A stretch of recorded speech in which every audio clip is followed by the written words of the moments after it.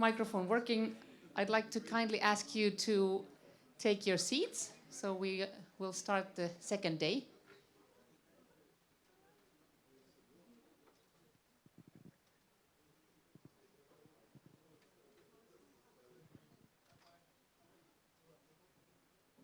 Distinguished ministers, excellencies and guests, welcome to the second day of the LDC Future Forum. My name is Laura-Tulia Lehtinen. I will be the master of ceremony for today. And the moderator for the first session, which will be the debrief of yesterday's field visits. Do we have the panelists here? Please join me to the floor. I hope everyone had a good time yesterday with the site visits with the Finnish education system. And hopefully afterwards you had a chance to enjoy Helsinki also a little bit. As you have seen, we are right in the middle of the center with the presidential palace just a few steps away, also the marketplace and the sea vibes right next to us.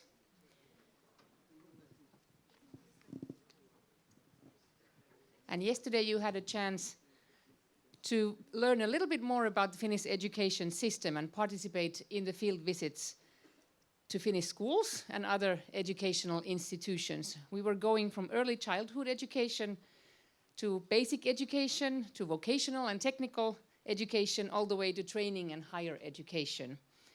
And we can now hear a short debrief from all the visits from yesterday. The debrief will be guided by the questions we saw yesterday. We hope that they supported your visits and also your reflections during the visits. And the questions are here again. They were first, what was familiar and what was new to you?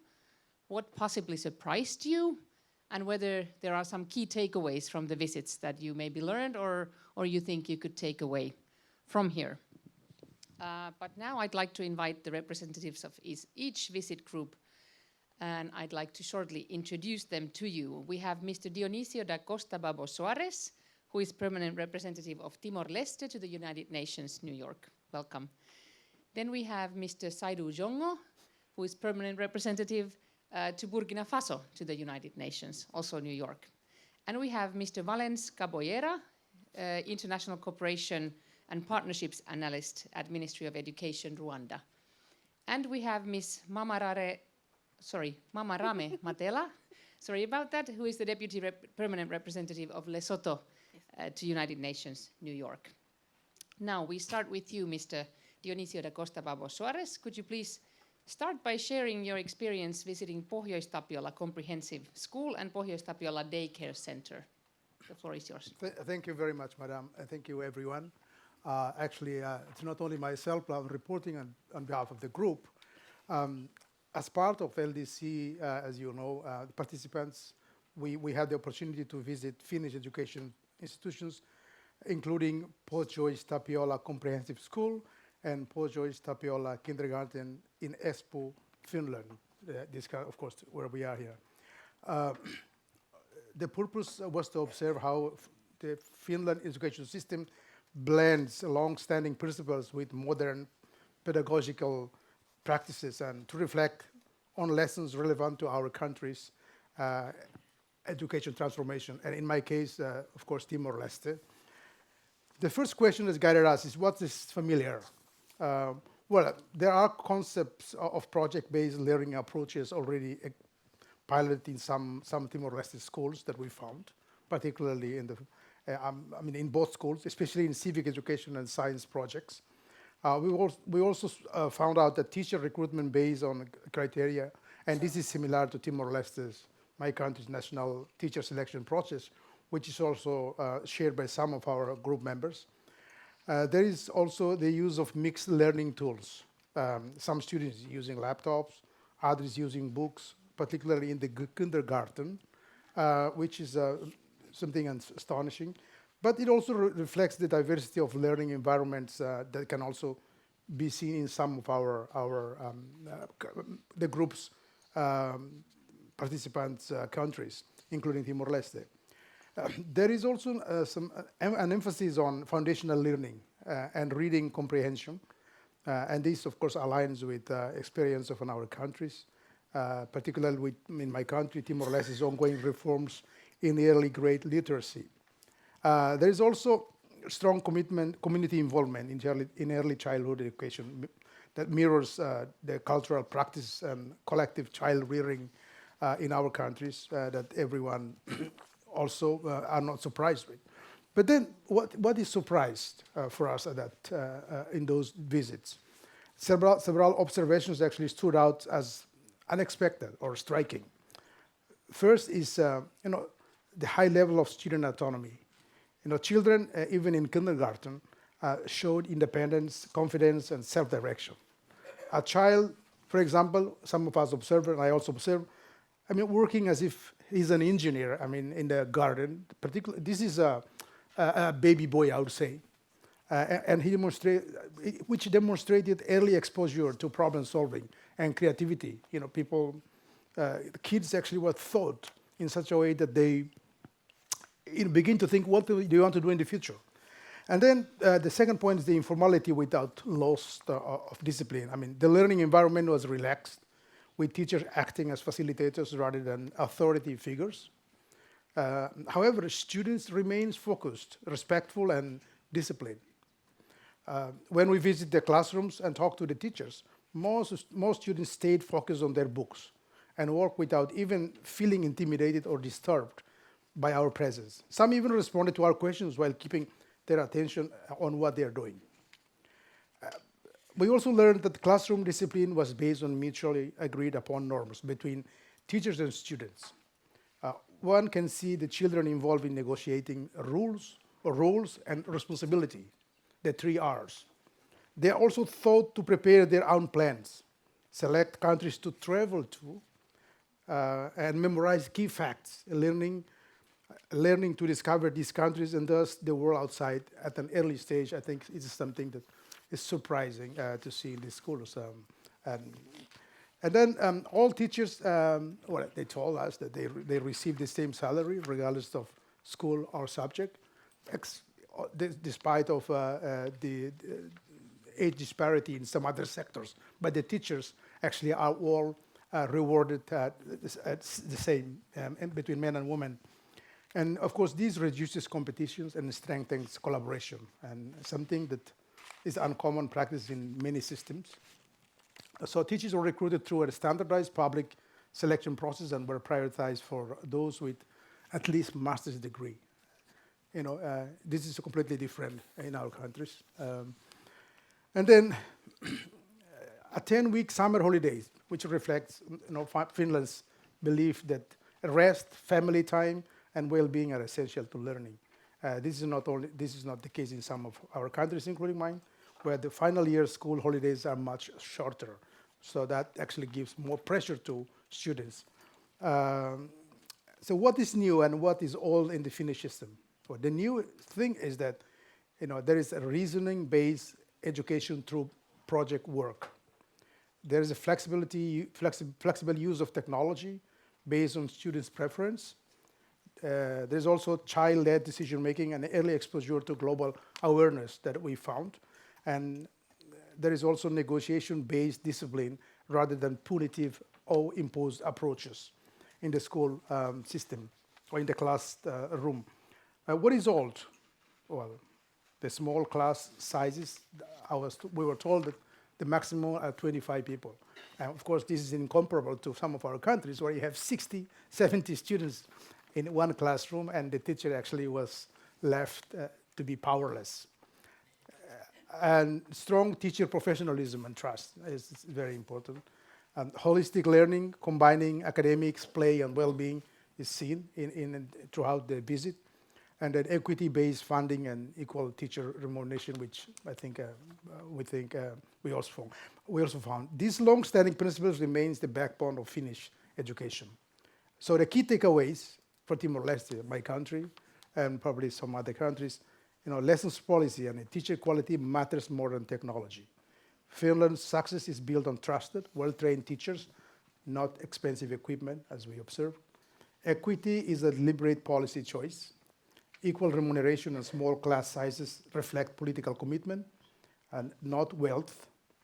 Long-term planning and stability allow reforms to mature from time to time. This is something that we found the takeaways. And then lessons from classroom practice in both schools is that they're learning through play. We believe that learning through play is not a luxury. It builds cognitive and social foundations. Students' autonomy increases motivation and responsibility. Negotiation and mutual accountability prepare children for democratic citizenship, which is very, very good at the early stage. And project-based learning can be implemented even with limited resources. So lessons from Timor-Leste, my country. We can adapt several Finnish principles without high cost, strengthen teachers' training through peer learning, circles and school-based mentoring, introduce small manageable projects in primary and secondary schools to build regional skills, promote child-led activities in preschools to develop confidence and independence, encourage negotiation-based discipline, helping students learn responsibility and cooperation, integrate local culture and language into project-based learning to reinforce identity while building skills, and focus on foundational learning rather than overload curricula. So as decision makers, of course, we are left to think about this. So these approaches, I think, align with Timor-Leste's good goals of improving quality of education, strengthening resilience, and preparing young people for a changing global economy, which aligns with this topic. So I thank you very much for your attention. Thank you very much, Excellency. Very interesting remarks, and also some that made me very happy as a mother of school children. Thank you. Then next, Your Excellency, Mr. Zongo, we are very excited to hear about your trip to Upper Secondary School of Otaniemi and Aalto University. Please. Okay. Merci, Madame, de me donner la parole. Je voudrais vraiment remercier les organisateurs pour cette visite dans le système éducatif finlandais. Je voudrais aussi remercier les membres du groupe 2 pour leur contribution. Je m'excuse par avance si je ne couvre pas tout ce qu'ils ont pu noter. Je voudrais tout juste commencer par dire que l'école que nous avons visitée, c'est l'école, le lycée Otaniemi Upper Secondary School, qui a environ 1080 étudiants disséminés en 4 grades. Et l'école forme des étudiants en sciences et dans le domaine du théâtre et des médias.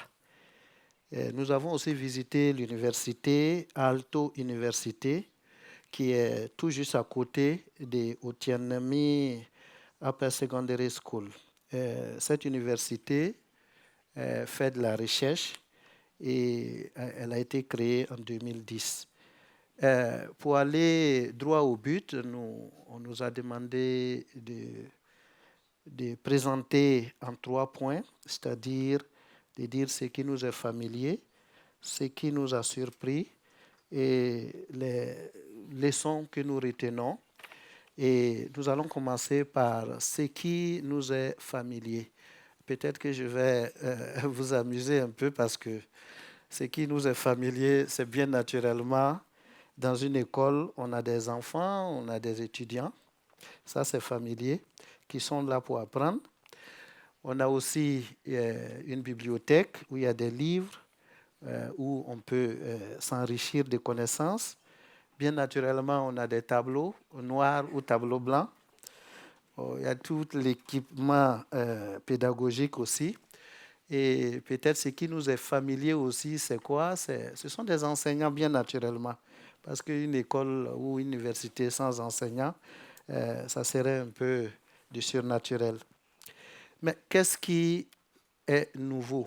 Qu'est-ce qui a été nouveau pour nous?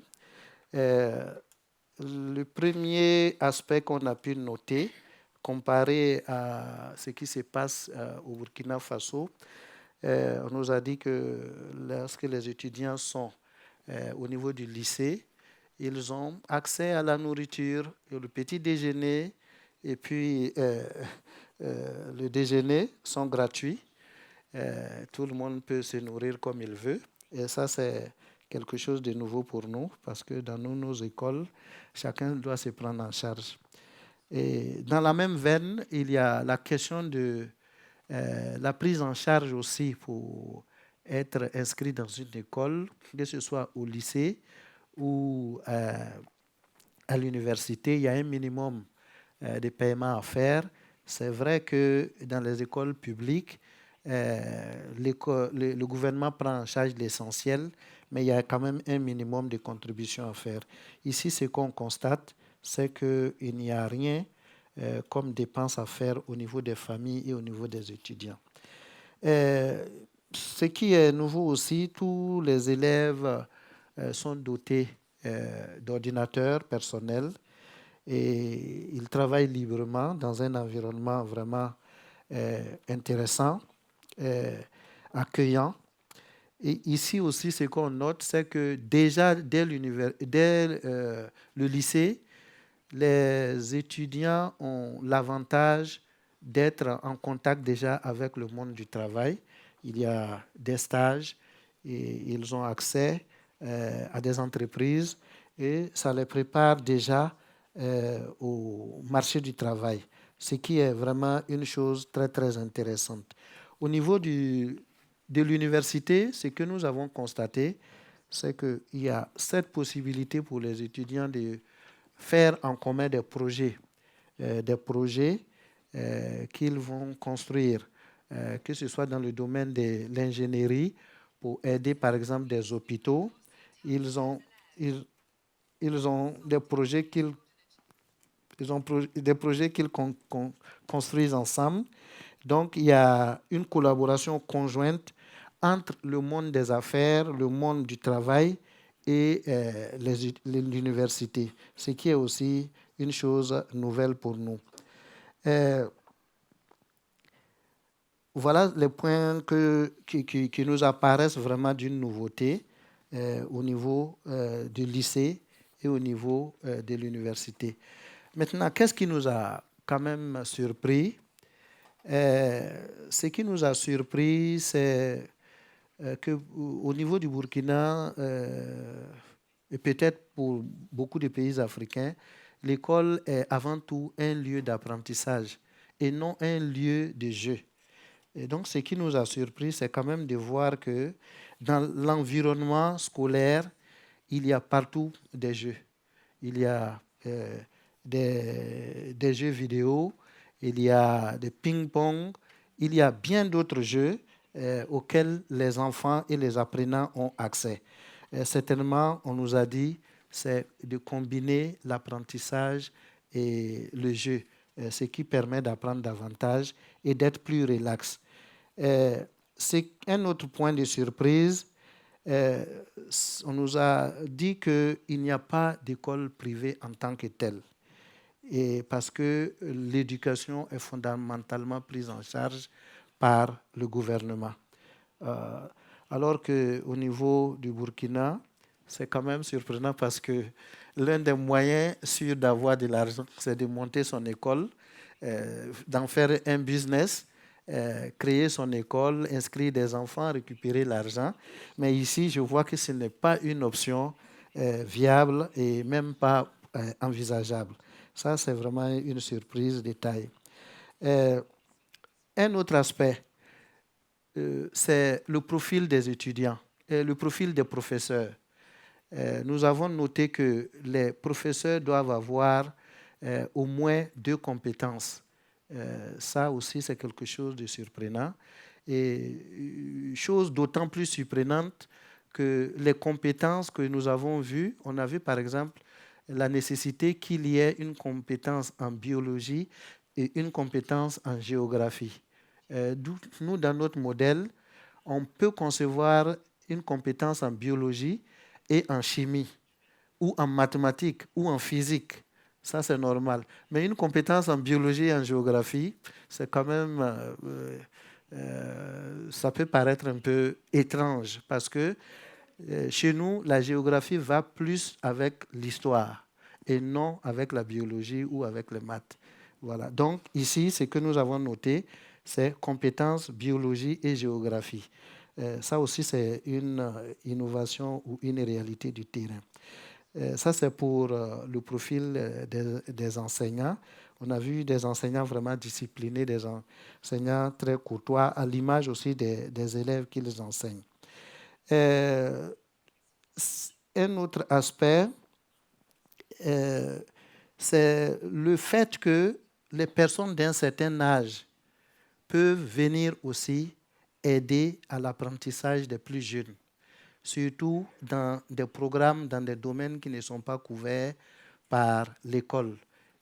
À titre d'exemple, nous avons vu dans un atelier, dans une classe, la possibilité qu'il y avait pour des personnes, surtout des mamans ou des grandes-mères, qui venaient apprendre aux plus jeunes comment faire du jardinage, comment réparer les habits déchirés, à leur apprendre en quelque sorte la couture. Ça aussi, c'est vraiment quelque chose de surprenant et qui n'est pas inscrit dans notre dispositif à nous au niveau du Burkina. Nous avons aussi noté c'est quelque chose de... ah non, là je l'ai couvert, donc je vais m'en arrêter sur ce qui est surprenant et pour continuer sur les leçons à retenir. Les leçons à retenir rapidement, les écoles sont prises en charge par le gouvernement. L'éducation est tellement sérieuse qu'on ne doit pas le laisser au privé et c'est le gouvernement qui finance. Pour conclure donc, je vais dire que il est essentiel que le monde des affaires et le monde du travail soient connectés avec l'université. Et c'est ce que nous avons eu la chance de voir. Et cela prépare les étudiants à vraiment rentrer plus facilement dans le monde du travail. Je vais m'arrêter là et dire que ce que je peux noter en définitive, c'est que l'école ici, c'est un milieu accueillant, un milieu où il fait bon vivre, à l'image même de la Finlande. Et c'est pour cela que nous comprenons que d'aucuns disent que la Finlande, c'est le pays où il fait le plus bon vivre, parce que déjà à l'université, il fait déjà bon vivre. Merci. Merci. Merci beaucoup, Your Excellence, for these very interesting remarks and also kind words. As we want to save the teachers' training for the final, I'm next turning to Mr. Valens Caboyera. You visited Kuninkaantie General Upper Secondary School and Omnia Technical and Vocational Training Institution. So please, the floor is yours. Thank you. Excellencies, distinguished guests. On behalf of the Group 3, I would like to share a few reflections of yesterday's field visit to the Finnish Upper Secondary School and Vocational Training Institution, namely Kuninkaantie, providing general upper secondary education, the Omnia Vocational School in Espoo region. For saving time, I will respond to those questions together at the same time. First, I may mention that this visit was highly informative and closely aligned with the theme of the forum, that of transforming LDCs by empowering youth through education, innovation, and inclusive growth. Several key lessons stood out as reflected by participants just after the visit. First, we were impressed by the strong connection between education and the labor market.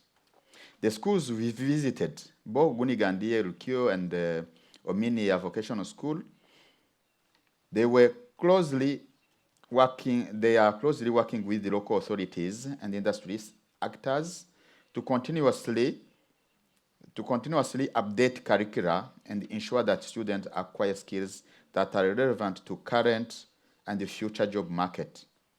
This partnership between schools, employers, and the communities is essential for preparing young people not only to seek jobs, but also to create jobs. Second, the high social value and the attractiveness of TVET in Finland was particularly outstanding. Vocational education is not viewed as a second choice pathway, but as a respected and competitive option that lead to employment, entrepreneurship, and even further academic progression up to master's and PhD levels. This offers an important lesson to many LDCs where TVET still faces stigma and limited uptake. Third, we observe the strong culture of lifelong learning. Students ranged from young people to senior professionals, including managers and highly educated individuals returning to acquire new skills. This demonstrates that education system must remain flexible and responsive through a person's life. Another important lesson learned was inclusivity. The Finnish system provides comprehensive support services, including psychologists, nurses, and special education teachers, while also mainstreaming many learners with special needs into regular learning environment. This enforces the principle of no learner should be left behind. Again, we were impressed by the emphasis on critical thinking. The Gundgandie Lukio school we visited, we found they were teaching physics in a stream of physics, but they were teaching philosophy. We were impressed with that. Normally, philosophy is expected to be in the humanities section. Then we noted that there is high quality of infrastructure, modern equipment, practical training aligned with industry standards. Then we learned that schools generate income through commercialization of products and services developed by students. That was particularly observed at Ominia Technical Vocational School. Last but not least, one important takeaway for many of our countries was the need to shift mindset around vocational education. That has been the case in my country, Rwanda. When we started encouraging people to go to TVET, many were thinking TVET is for those who are lagging behind. But currently, with the campaign and whatever, even the initiative of starting centers of excellence, now people started now to negotiate. May I go to TVET? Now it is changing. So it's a journey, but we hope we shall go to the point. So, Excellencies, the field visit we had yesterday reminded us that transforming education requires not only investment in infrastructure, but also investment in dignity, inclusion, lifelong learning, and the stronger links between education and the real economy. The lessons learned yesterday provide valuable inspiration for advancing the goals of Doha Program of Action and building education systems that truly empower the youth of LDCs. Thank you. Excellent, thank you very much. And then we turn to Ms. Mamarame Matela, and you were experiencing Viikki Teacher Training School of the University of Helsinki. Please. Thank you, Madam Moderator. Excellencies, distinguished delegates, colleagues. Let me commence by expressing a deep gratitude to the government of the Republic of Finland for hosting this important forum. We visited Viikki Teacher Training School and discovered a high level of dedication to improving the education experience for young people. We received a warm welcome by the administrative principal and his team. Now, what was familiar that we saw at Viikki? The history of dedication to education as a foundation for a good life is what we picked up. In Lesotho, we have that belief as well. The school has a feeding scheme placing priority on nutrition as a driver or important foundation for learning, which we also do in Lesotho. We also picked up that the primary, lower secondary, and the upper secondary categories are familiar. And then bilingual teaching as well. We picked up that aspect from a number of member states as well. what did we find to be new? Digital connectivity in school to enhance the learning experience. It's something that we're still grappling with in Lesotho. And I think on some level, we have to walk back slightly in the sense that the schools need to be electrified. And then once electrified, then you are able to connect them to broadband and the likes. So we learned that that is something that is new. In-service teacher training program that takes place twice a year. At this point in time, there wasn't an ongoing one. However, this happens both nationally and internationally. The college shared with us their experiences with Kenya. They provided assistance with teacher training for Kenya at a digital level, where they have periodic training sessions with them. So that was a wonderful thing to pick up, which is something that is new. The teachers themselves are teacher trainers. On an annual basis, the college trains about 150 class teachers, about 200 subject teachers, and from time to time, special needs teachers as well. There is close coordination with the University of Helsinki. And then the other aspect as well is that there's that of building an enriched learning environment through arts, creativity, sewing, knitting, table tennis, and soccer tables we found there, jungle gyms and musical instruments, implying that we are trying to develop or at least provide a robust learning experience from a creativity perspective for a young person when they're growing up, and not just necessarily funneling them into a specific area only. And then we also picked up that there was an increase here in Finland of compulsory education age from 16 to 18, which we found to be something new and interesting.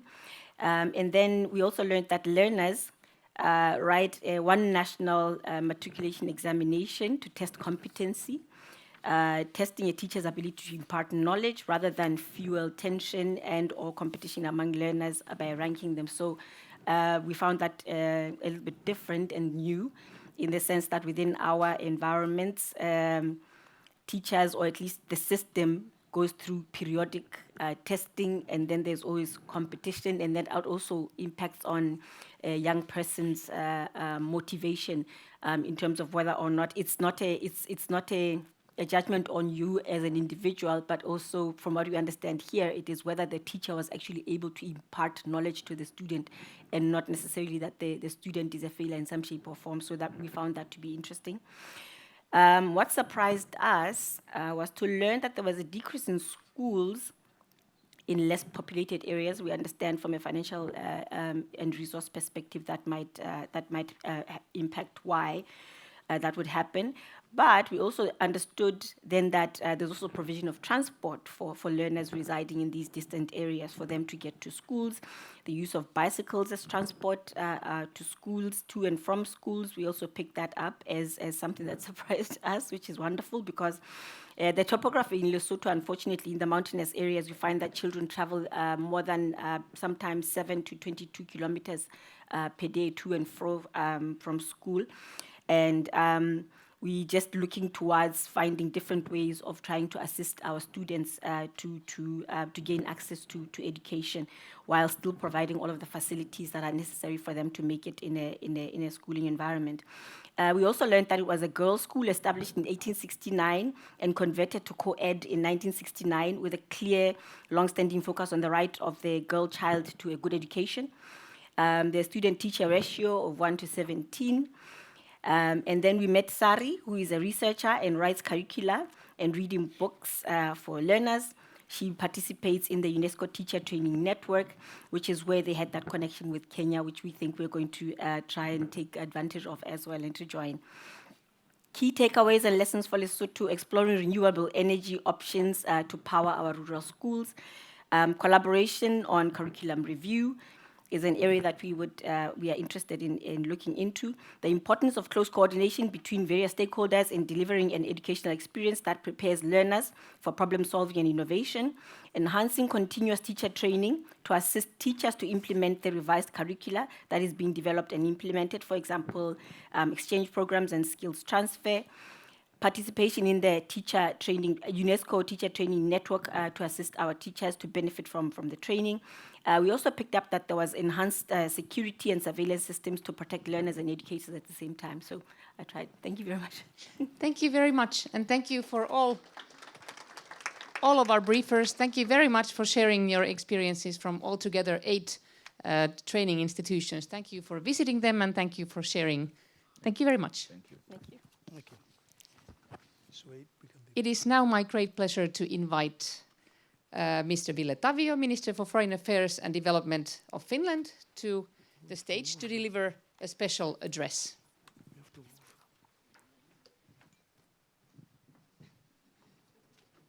Okay.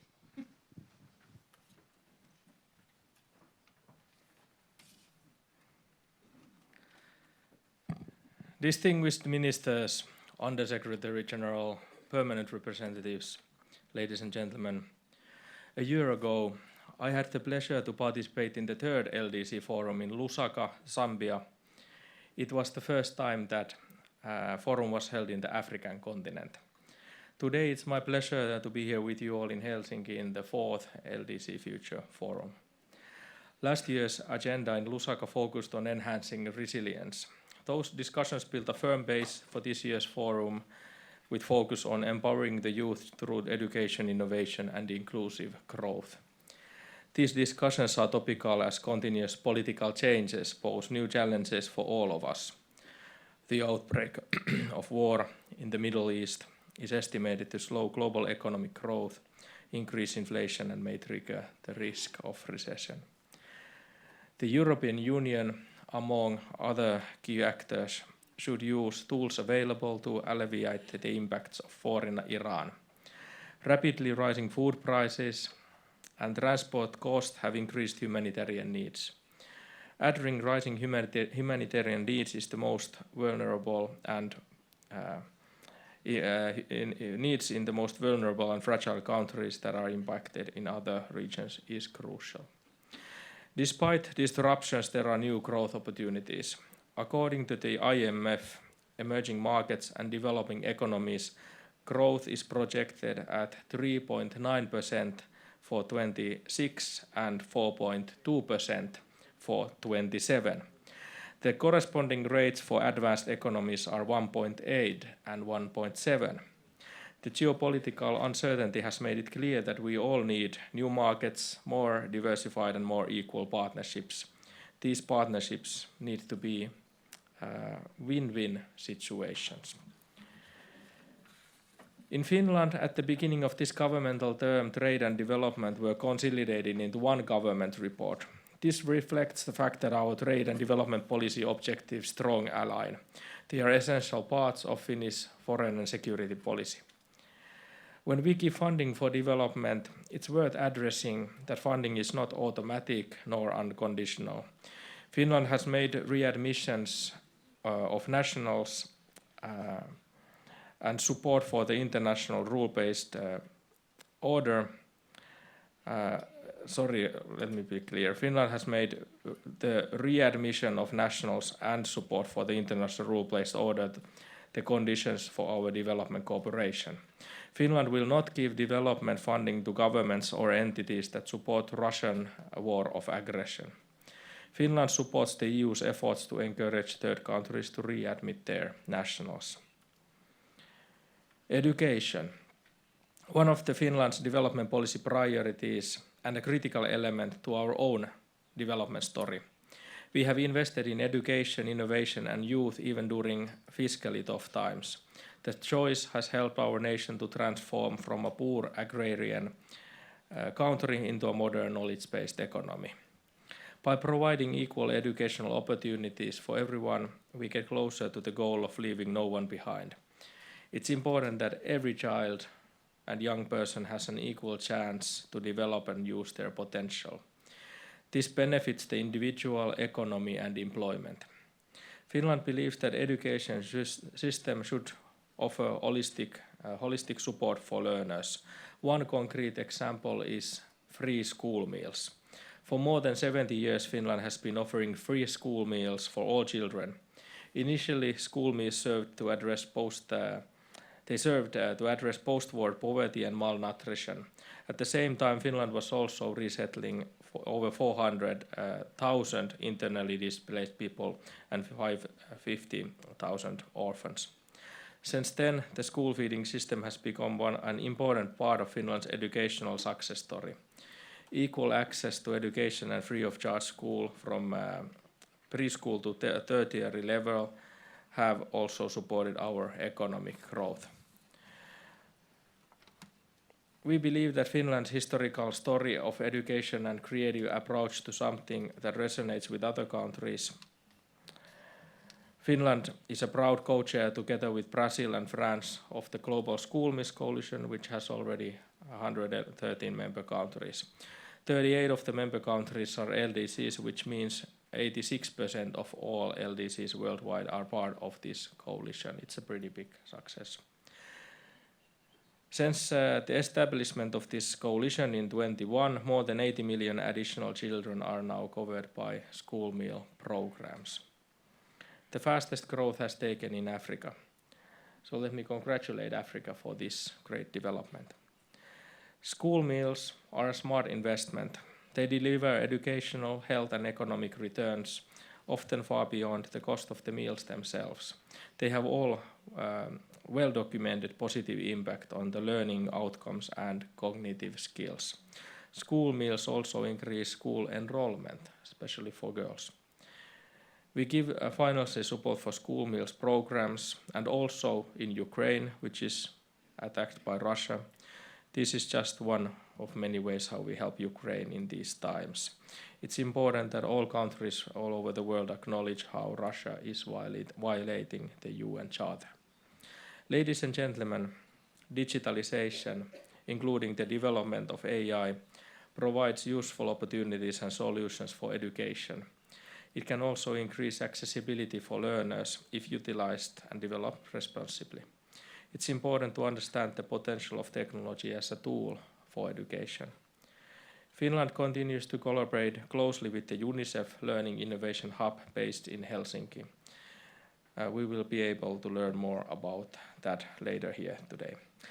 Public policy and private investments need to be aligned when we talk about the use of AI and technology in education. Governments can create enabling frameworks, but scale and impact depend on government action. Even in the times when we are witnessing huge technological leaps, or perhaps especially then, the teachers will be needed. Their role as respected professionals is vital. In Finland, the profession is popular and highly educated teachers are a trusted expert. Finland is committed to linking our social and technological innovation with the LDC's efforts to unlock the talent and potential of their youth. Our team is here at your disposal to connect you with Finnish public and private sector actors. They have specific know-how and comprehensive set of solutions. I'm confident that yesterday's field visit to Finnish education institutions were beneficial in this respect too. Omnia, which some of you visited yesterday, is the Finnish partner in Cambodia in a project that promotes girls' equal access to quality technical and vocational education, skills development, and decent employment opportunities. It also encourages girls to work in growing sectors such as technology. The Regional Teachers Initiative for Africa is part of the EU-Africa Global Gateway Investment Package. It's a partnership between the European Union, EU member states France, Belgium and Finland, UNESCO and the African Union. Its goal is to tackle the critical shortage of qualified teachers in sub-Saharan Africa. In Nepal, Finland has supported water, sanitation and hygiene services in schools. This has had a direct impact on girls' education as their school absence has fallen. In Ethiopia, Finland supports the development of vocational skills training through the European Union. This capacity building puts specific emphasis on ensuring gender and disability inclusion. The LDC Future Forum's multi-sectoral approach is one of its biggest assets. Therefore, I encourage you to take advantage of the encounters with different actors during the year's forum as well. In Finland, multi-sectoral collaboration is a well-established way of working. However, public-private partnerships are not yet fully utilized to support young people in developing the skills needed in today's world. We require innovative approaches for a variety of partnerships, including partnerships between public and private, with civil society, with foundations and other actors. Finland's development policy emphasizes cooperation with private sector, resulting in the creation of new jobs, new businesses. These provide people, including youth population, with opportunities to earn an income, generate tax revenues, and strengthen a positive cycle of economic growth. Economic growth creates jobs and improves well-being in any country. Overcoming many challenges, such as addressing the skills gap and building vibrant youth innovation ecosystems, requires private sector expertise, products, and services. Dear participants, the LCD Future Forum series with 5 forums in 23 to 28 is a concrete example of Finland's long-lasting commitment as a reliable partner to LDCs. Since the beginning, support of the LDCs has been at the core of our development cooperation, both bilaterally and multilaterally. I value this collaboration between LDC countries, Finland, UN, and other stakeholders. I have made it a priority to attend these forums annually as a minister. By turning ideas into action, these forums play a vital role in enabling LDCs to maximize their potential and advance sustainable development and in an inclusive manner. In addition, LDC Future Forums are a platform for constructive multilateral dialogue, and in this regard, highly valuable in today's geopolitical environment.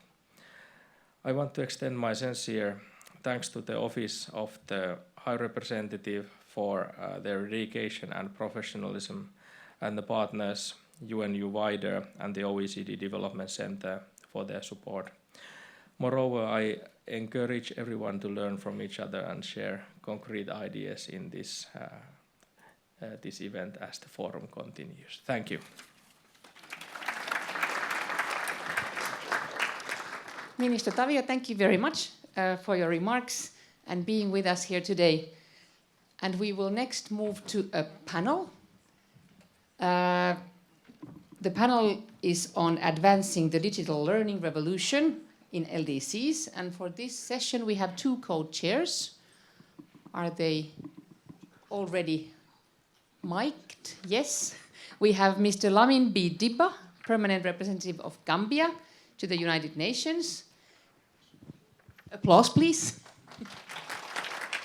And we have Mr. Thongfan Savanphet, Permanent Representative of Lao PDR to the United Nations.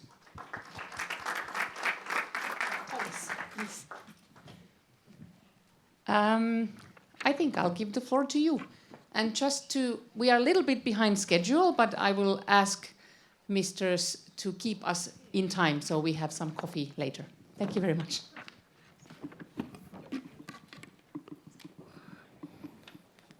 I think we have to invite speaker.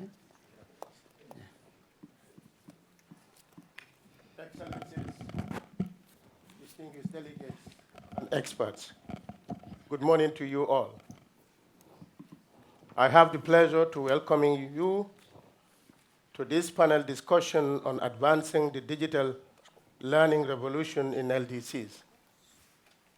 This session will focus on addressing the skills gaps and harnessing the digital learning revolution to expand access to quality higher education, in particular STEM subjects, to enable LDCs equitably benefit from the global technological revolution currently underway.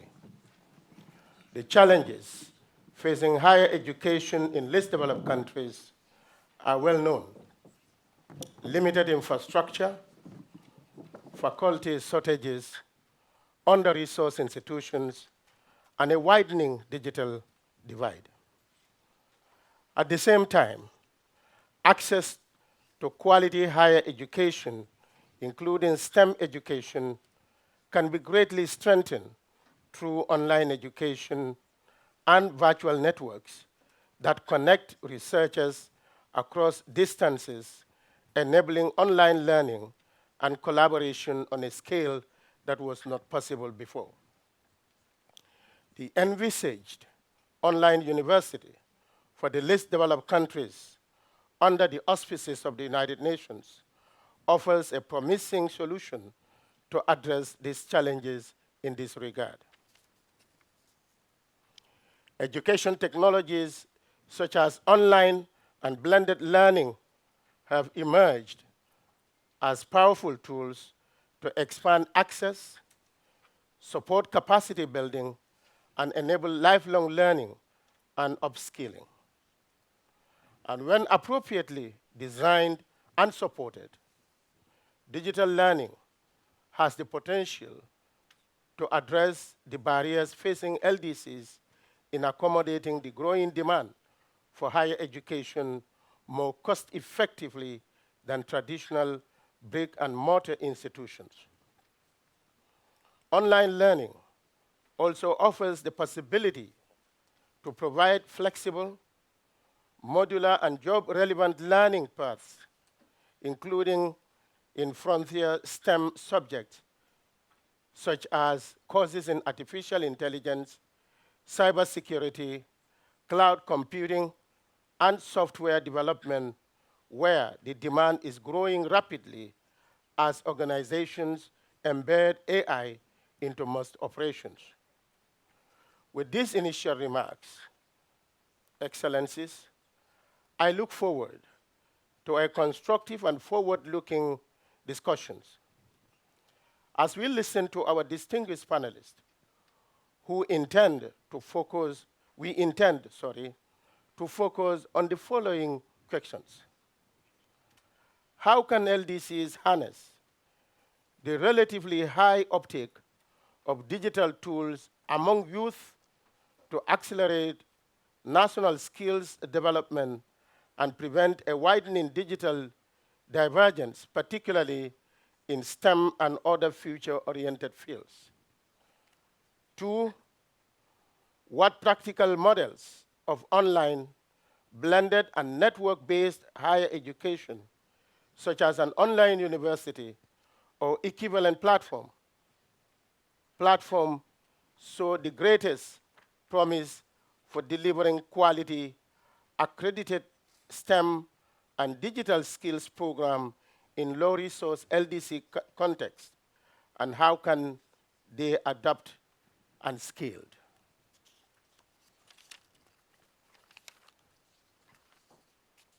The third question, which policy, regulatory, and quality assurance measures are most urgent to ensure that digital learning ecosystems in LDCs are inclusive, trusted, and aligned with national development and labor market priorities, including recognition of online and micro credentials?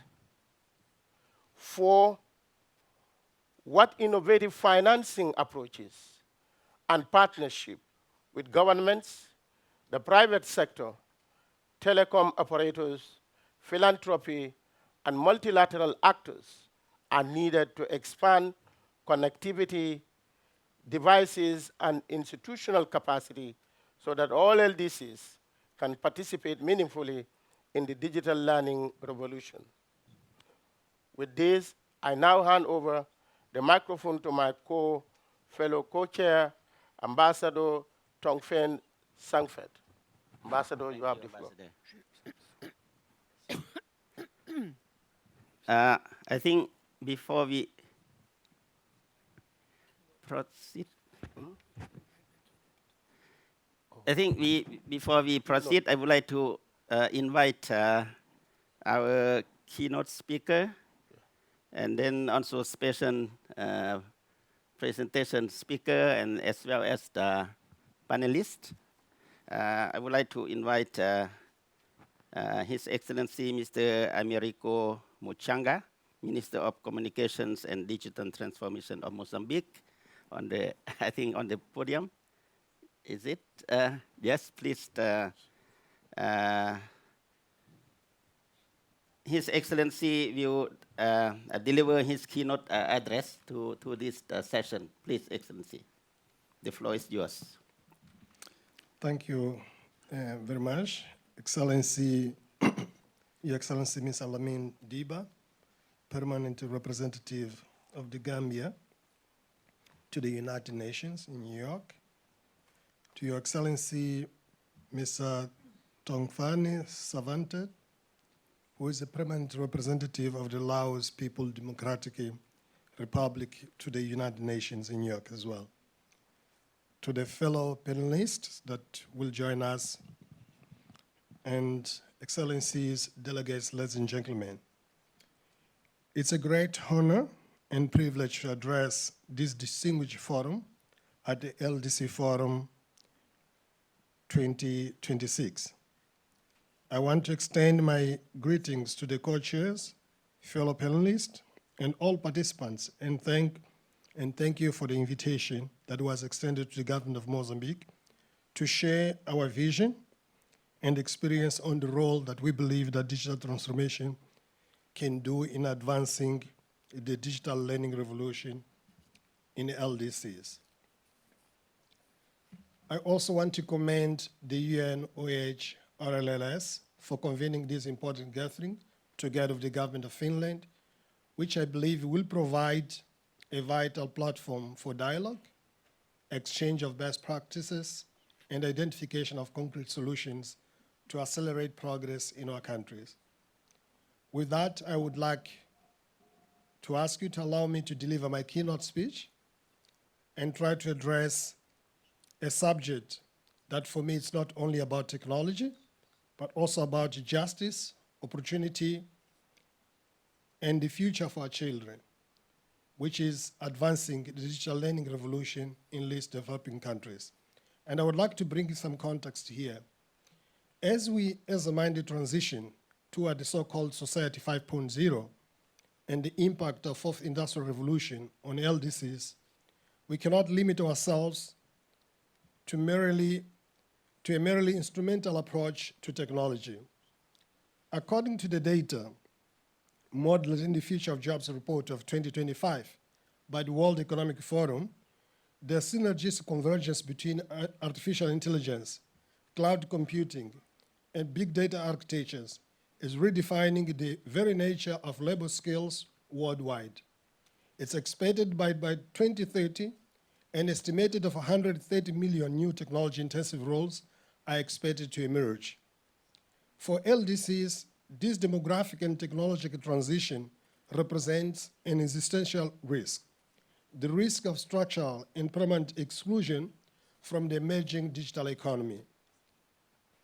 The International Telecommunication Union, the ITU, warns that in 2025, only 34% of the population of LDCs used the internet, compared with a global average of 74% in other geographies. Science also gives us reasons for pragmatic optimism. The digital gap between young people in our countries and their global peers is significantly smaller than that observed in general population. The ITU estimates that between 45% and 48% of young people in LDCs are already online. So we can tell that while the total use of IT is 34% globally, when it comes to young population, that rate raises to 48%. This connected youth represents a receptive, dynamic, and immediate audience for the digital learning revolution, provided that we are capable of designing solutions that are adapted to their real context. For that, we need to do some sort of scientific diagnosis of structural constraints that LDCs face.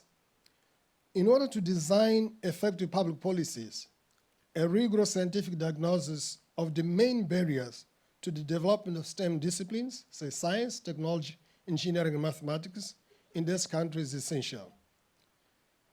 The first one, weak infrastructure for academic provision. The gross enrollment rate in higher education LDC stands at only 11%, compared with more than 40% globally. The density of higher education institution per capita remains extremely low. Second one, the threat of brain drain. Only a small fraction of global STEM programs are offered in LDCs. Without sufficient internal critical mass in areas such as cybersecurity, data engineering, artificial intelligence, software development, and related fields, our countries will continue to depend on imported technologies and remain vulnerable to the loss of talent to more competitive markets. The third one is a technical challenge and the high cost of internet access. We continue to face weak connectivity, the high cost of mobile data, the elevated cost of acquiring digital devices, and the persistent instability in electricity supply. Then there is an issue related to pedagogical approaches for low resource contexts, so the low resource EdTech. The response to these challenges does not lie in replicating models designed for environments with unlimited connectivity. From a scientific perspective, educational success in LDCs require systems specifically designed for low resource and high contextualized environments. We need to have a mobile-first architectures because mobile phones are still the most democratic and widely distributed technological tools in our countries. Through them, we can include girls and rural population who otherwise would have limited access to traditional computers. Second, we need to design offline-first learning systems. In that regard, we need to prioritize the asynchronous platforms that allow students to download educational content whenever internet access is not available, when it's available, and continue studying later without requiring a permanent connection. And third, we need to have online-first virtual learning systems. Where it's costly, a physical laboratory infrastructure, where costly physical laboratory infrastructure is lacking, science and engineering can taught using virtual simulations. Cloud computing, open education resources, and emerging educational technologies, they allow us to simulate environments that would otherwise require a laboratory equipment. In Mozambique, as in many countries across Africa, Latin America, and Asia, geographic dispersion requires us to view digital technologies not merely as a complement to face-to-face technology teaching, but as a backbone of knowledge, democratization, and social inclusion. COVID-19 pandemic accelerated this transformation. Today, most public and private higher education institutions already integrate hybrid models into their learning process. The fourth is that we need to have a strategic vision of the LDC Online University. Within this context of innovation, the LDC Online University is one of the pillars of the DOA program of action and is no longer simply a viable initiative. It has become an unavoidable necessity. The feasibility study conducted under the authority of the Secretary General of the United Nations points toward a scientifically consistent direction. This platform should not operate as an isolated entity or as a competitor to existing higher education institutions. Rather, it should be designed as a capacity-building consortium aimed at strengthening and empowering local universities. This network-based model enables transformative impact by making possible the sharing of virtual laboratories and higher education scientific resources at a scale impossible to achieve individually. The implementation of the intelligent tutoring systems and adaptive learning tools powered by artificial intelligence and the harmonization of regulatory frameworks ensuring mutual recognition of qualifications and academic degrees among countries. I would like to call the action of the governments. For the digital learning revolution to translate into sustainable development, I call upon governments, partners, and the private sector represented here today to commit to 4 fundamental pillars. The first pillar is the pillar on equity policies. We need to have active equity policies. Policies that create targeted incentives to reduce gender divide, ensuring that girls and rural communities are placed at the center of investments in digital education. The second pillar, the need for a regulatory modernization of qualifications. We need to promote the validation and certification of micro-credentials and modular learning pathways, adapting quality assurance systems to the pace of today's labor market. We need also innovative financial models. In that regard, we need to establish partnerships with telecommunication operators to implement zero-rating access education platforms supported by multilateral and philanthropic funding institutions. And the fourth and last pillar is the strategic curriculum alignment. In that regard, we need to build a direct connection between STEM academic curricula and productive sectors to ensure that educational programs effectively respond to the need, to the industrialization needs of our economies. Excellency, distinguished guests, ladies and gentlemen, for many countries, digital learning is already transforming classrooms.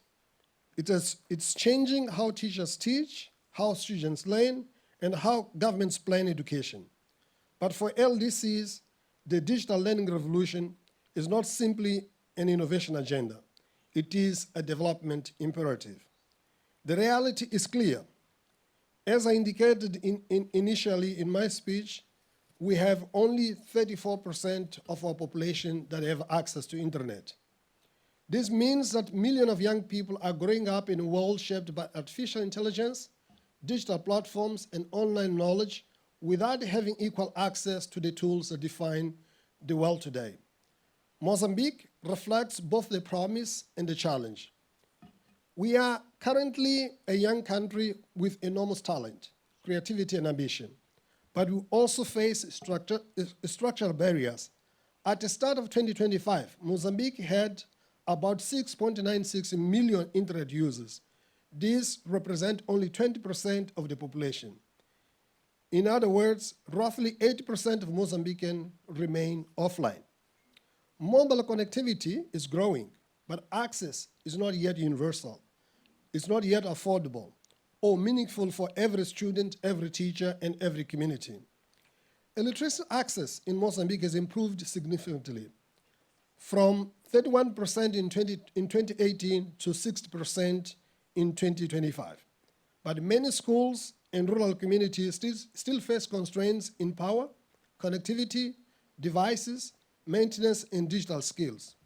We also know that climate shocks, conflict, poverty, access to healthcare, and geographical distance continue to affect education. For instance, in Cabo Delgado, a province in the north of Mozambique, the schools had to absorb displaced children that fled the violence, while cyclones have also destroyed classrooms and disrupted learning. But Mozambique is not standing still. The government has already taken important steps under the Internet for All agenda, by which Mozambique has already connected 330 schools, and we are going to provide 9,300 computers to all the schools that we are connecting, that we have already connected. In higher education, the first phase of one computer per student program has already distributed 5,000 computers for 25 higher education institutions, and soon will be distributing around 15,000 computers to STEM students in higher education institutions. And today, I want to highlight to you one initiative that tells an important story: the establishment of 79 multimedia community centers. These centers are more than rooms with computers. They are gateways to opportunity. They are places where a young person in a rural district can touch a computer for the first time, where a teacher can access digital learning materials, where a student can do research, practice, connect, and imagine a future beyond the limits of geography. A place where communities can begin to see technology not as something distant, but as something that belongs to them. The impact is already visible. These centers are helping bridge the gap between urban and rural Mozambique. They are supporting digital literacy. They are creating safe space for young people to learn. They are showing that digital inclusion is possible when infrastructure, community ownership, and partnership come together. But we must be honest. 79 centers are a beginning, not a destination.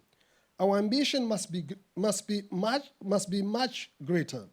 We must move from isolated access points to a national digital learning ecosystem. We need connected schools. We need affordable devices. We need reliable electricity. We need trained teachers. We need local languages, digital content. We need platforms that support students with disabilities. We need cybersecurity and child online protection. And we need sustainable financing models so that equipment is not donated once and then forgotten, but maintained, upgraded, and used every day. My dream is simple, but ambitious. I want to see every student in Mozambique to have access to digital tools. Not only students in Maputo, the capital, not only students in provincial capitals, not only to students in better resources schools. Every student, a girl in Niassa, a boy in Cabo Delgado, a child in Zambezia, a student anywhere in the country. Every student should be able to learn with digital content. Every teacher should be able to use technology to improve teaching. Every school should be connected to the knowledge economy. Every community should see digital learning as a path to dignity, productivity, and national development. This is not about replacing teachers. It's about empowering teachers. It's not about technology for technology's sake. It is about learning outcomes. It's about inclusion. It's about ensuring that a child born in a rural community has the same right to digital knowledge as a child born in any major city in the world. To our development partners, I want to say thank you. Thank you for the support already provided to Mozambique, the digital transformation educational agenda. Thank you for investing in infrastructure, connectivity, devices, skills, and institutional capacity. Thank you for believing that digital learning can accelerate development. But I must also say clearly, more is still needed. We need more investment, more partnerships, more concessional financing, more private sector engagement, more support for teachers, more support for local innovation, more focus on girls, rural schools, displaced children, and students with disabilities. We need to move from pilot projects to scale, from connectivity to meaning use, from access to learning, from ambition to delivery. The digital learning revolution must not leave LDCs countries behind. If it does, the global divide will not only be digital, it will be educational, economic, and generational. But if we act with urgency, countries like Mozambique can become a model of inclusive digital learning. We can turn community centers into community transformational hubs. We can turn connected schools into engines of opportunity. We can turn every device into a bridge between a child's potential and the future they deserve. Let us therefore commit ourselves to a simple principle. No child should be disconnected from learning because of where they were born. That is a promise of the digital learning revolution. That is a challenge before us, and that's a future we must build together.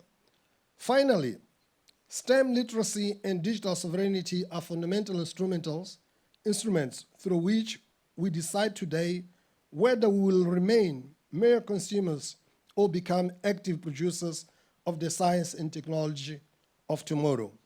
We can do something about this. It is in our hands. That is what Nelson Mandela would say. With that, I thank you very much.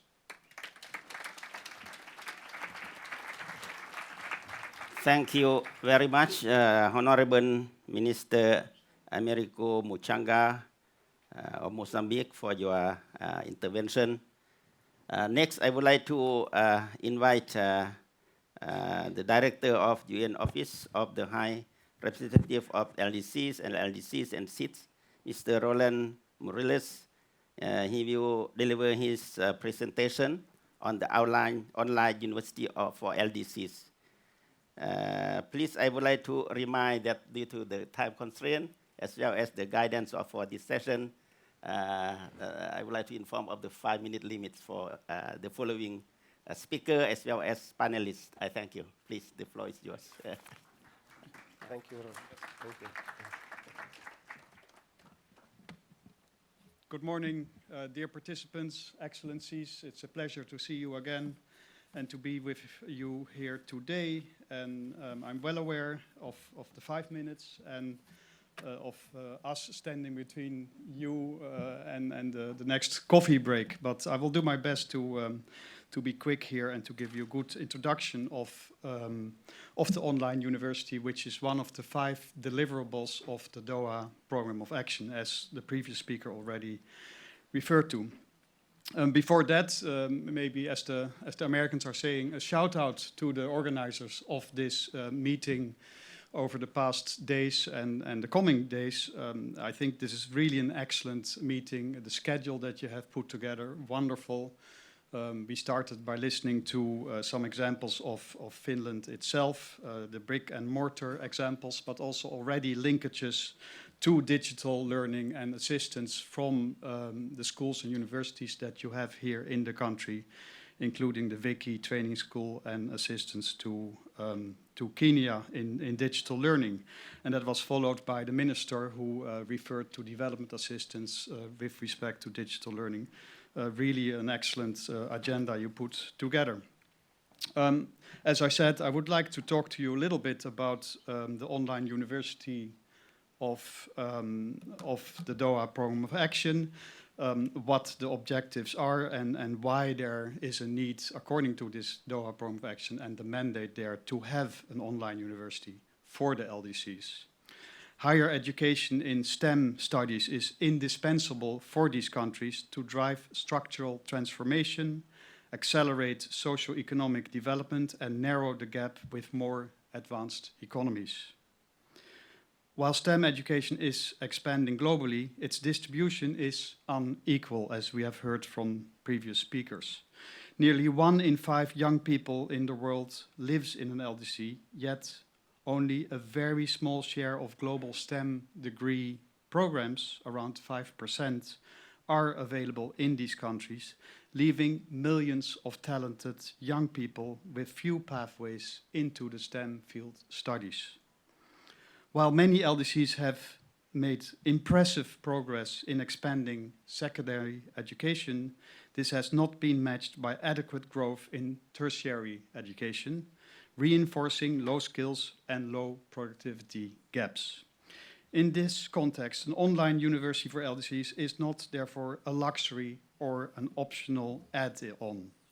It is a development necessity, and if we are to harness the demographic dividend we heard about in the past days and avoid a lost generation of youth excluded from the emerging knowledge economy, then this needs to be fixed.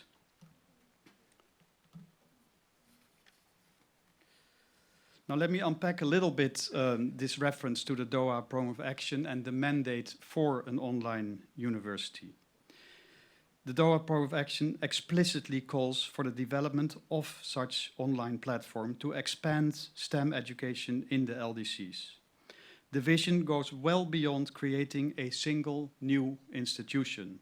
It aims to build an open learning ecosystem with shared curricula, joint program design, and collaboration among faculty and universities, enabling skill across entire systems.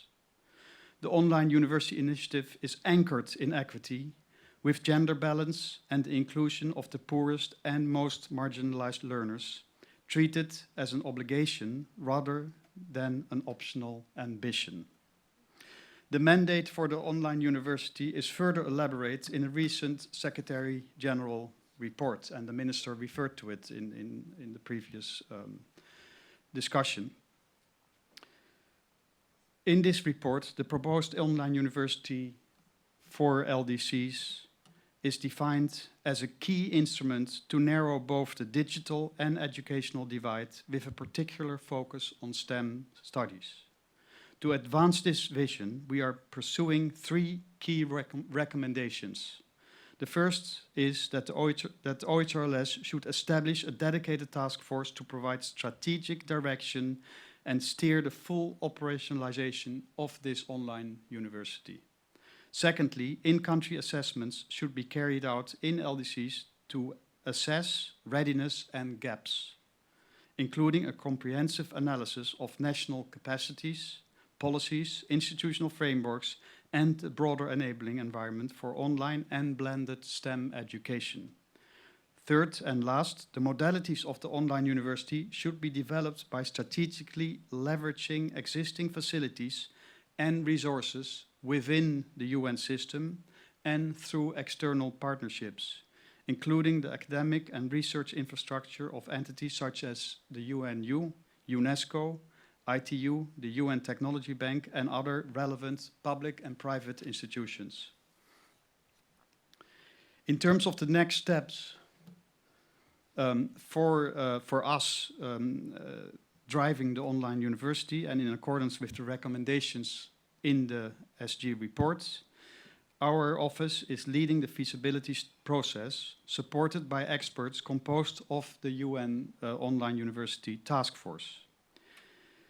We have created subcommittees whose work ensures the proposal that the proposal is technically viable, financially sustainable, and politically acceptable to member states, and it is focusing its work on the 5 key areas you see on the screen. And due to the time limits, I won't take you through those, and we are happy to talk to you bilaterally afterwards if there's interest in these 5 subcommittees.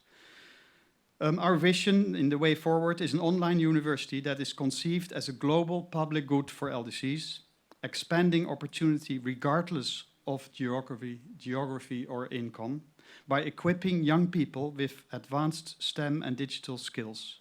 It will support structural transformation, foster innovation, and underpin sustainable graduation from LDC status. In doing so, it aims to close not only the education gap, but also the future skills gap. Crucially, the online university is designed to complement and strengthen, not replace, national universities. Through strategic partnerships, it will build institutional capacity in teaching, research, and curriculum development, especially in STEM studies. By leveraging digitally enabled, flexible, and scalable delivery models, the online university will help LDCs overcome traditional constraints, such as limited physical infrastructure, faculty shortages, and high costs. This will allow learners to engage directly in emerging fields such as artificial intelligence, data science, cybersecurity, and digital innovation, positioning LDCs to participate more actively in the global knowledge economy and accelerate structural transformation. In closing, allow me again to thank our counterparts and co-organizers from the Government of Finland, from UNU wider, and the OECD Development Center. Thank you very much. I thank Mr. Roland Morales for his patient presentation. Next, I would like to invite our panelists to join us here. First, Ms. Kitty van der Hesten, Deputy Executive Director, Partnerships, UNICEF. Second, Mr. Deodat Maharaj, Managing Director of the UN Technology Bank for LDCs. Third, Ms. Somachi Chris Aso Luka, Chief Executive Officer, Tomi Elu Melu Foundation. Fourth, Mr. Shai Reshif, Founder and President of University of the People. And the last panelist, Mr. Henry Mu Rima, Co-Founder and CEO of Eduten. Welcome all of our panelists to the session. Now I have the pleasure to start our discussion. First, I would like to invite our first panelist, Ms. Kitty van der Hesden, Deputy Executive Director, Partnerships, UNICEF, to share her thoughts on the following question. Given the rising global demand for digital and STEM skills, what models of online or blended learning have proven most effective in low-resource contexts, and how they be adapted or scaled across LDCs? Please, the floor is yours. Thank you, Excellency, and what a fantastic panel we have, and I know we are between you and coffee, so I'm going to speed up as much as I can. But so I'm actually going to begin with the conclusion, which is that there is no single model that works everywhere. But we have worked through with our partners a couple of principles that actually do work. Now, before I get there, I wanted to have 2 points to raise. One is the issue of the sobering facts. Some of them were mentioned. What wasn't mentioned yet is that we have 2/3 of 10-year-old that, even if they've been to school, cannot read and comprehend a single sentence. We have 273 million children that are not even in school. And then even if they were in school, let's be honest, we have 44 million teachers that we're falling short globally. We have more than 260 million children that are not in school, not in education, not in employment, not in training, and girls twice as likely to be in that situation as boys. And then just to say, I don't know who read the WEF report on the future of jobs. What does it say? You will not find a job if you have no AI literacy, if you don't have analytical skills, and you don't have problem-solving skills. So the pressure on the education system has never been bigger than it is now, and particularly so, I would say, in the LDCs countries. Because the second point is that it is amazing to me that there are 85 million jobs that are unfulfilled by young people, because by the time they leave school, they do not have the skills required to fill those jobs. And that's particularly true in technical jobs, because the pace of technological change is so fast that in 2.5 years, the skills that you have learned are outdated, and our ability as an education system, and many of you here will know that, to adapt as fast as the technological change, there's a fundamental mismatch here. It's not working. And so for us at UNICEF, we're really trying to rethink what education is. And it is no longer school completion that is the success. It is really that bridge from learning to earning, which in my view in LDCs is going to be the critical yardstick of success. And second, that we cannot bolt on technology to existing system. Because what we do if we do that is that we're actually perpetuating all the existing inequalities. So we're looking at systems that have to be inclusive, adaptive, equity-driven, and that at the heart have teachers, students, and learning outcomes. Now, I come to your questions. What are the 3 things for us that are most effective? There's 3 lessons. 1, you have to meet children where they are. Second, every successful system strengthens a system, the education system, rather than just completely bypassing it. And they are designed to function even in low-resource, low-connectivity setting. And that last point really matters, and the minister just mentioned that. Designing for low-tech, low-connectivity settings is not a limitation. It is a deliberate strategy for us as UNICEF. It's also not a compromise. It really is where you meet children, the last mile, the last girl, the last boy. They are often not in connected settings. So if I look at what we have developed, the Learning Passport, which is a platform that you can access offline as well. Ladies and gentlemen, I don't have to just work in well-resourced settings like these. We have to work in Sudan, in Gaza. This is an offline platform that works in 60 countries, but that is able to actually bring education to children that need it, including in humanitarian settings. 2 final points. 1, I think we often forget when we talk about tech that the most important asset in the room is not that shiny technological diamond.